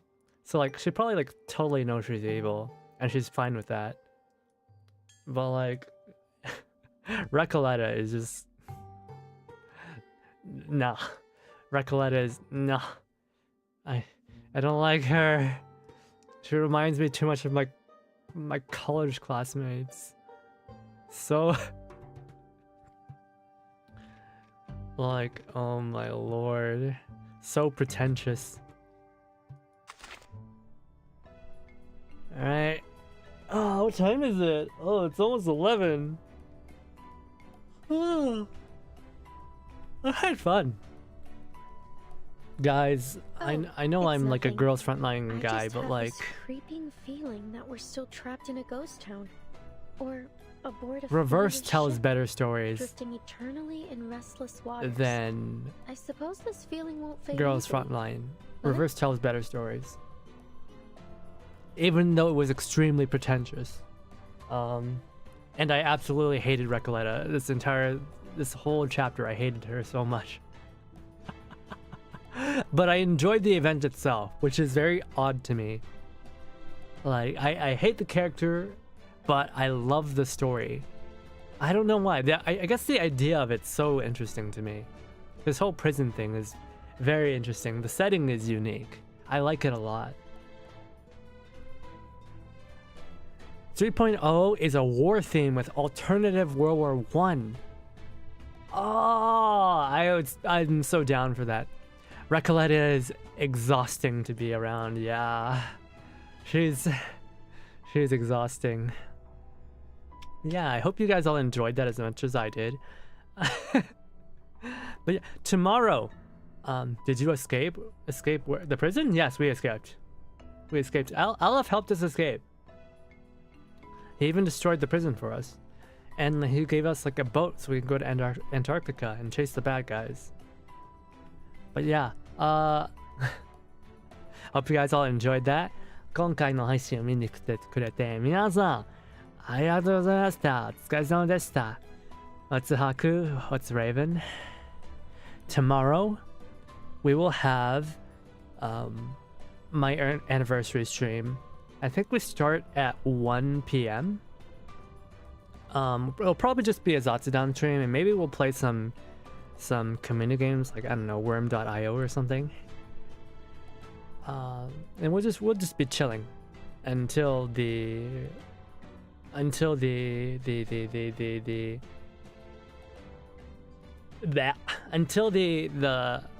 song premiere at 3 o'clock. So it'll be 2 hours into the stream.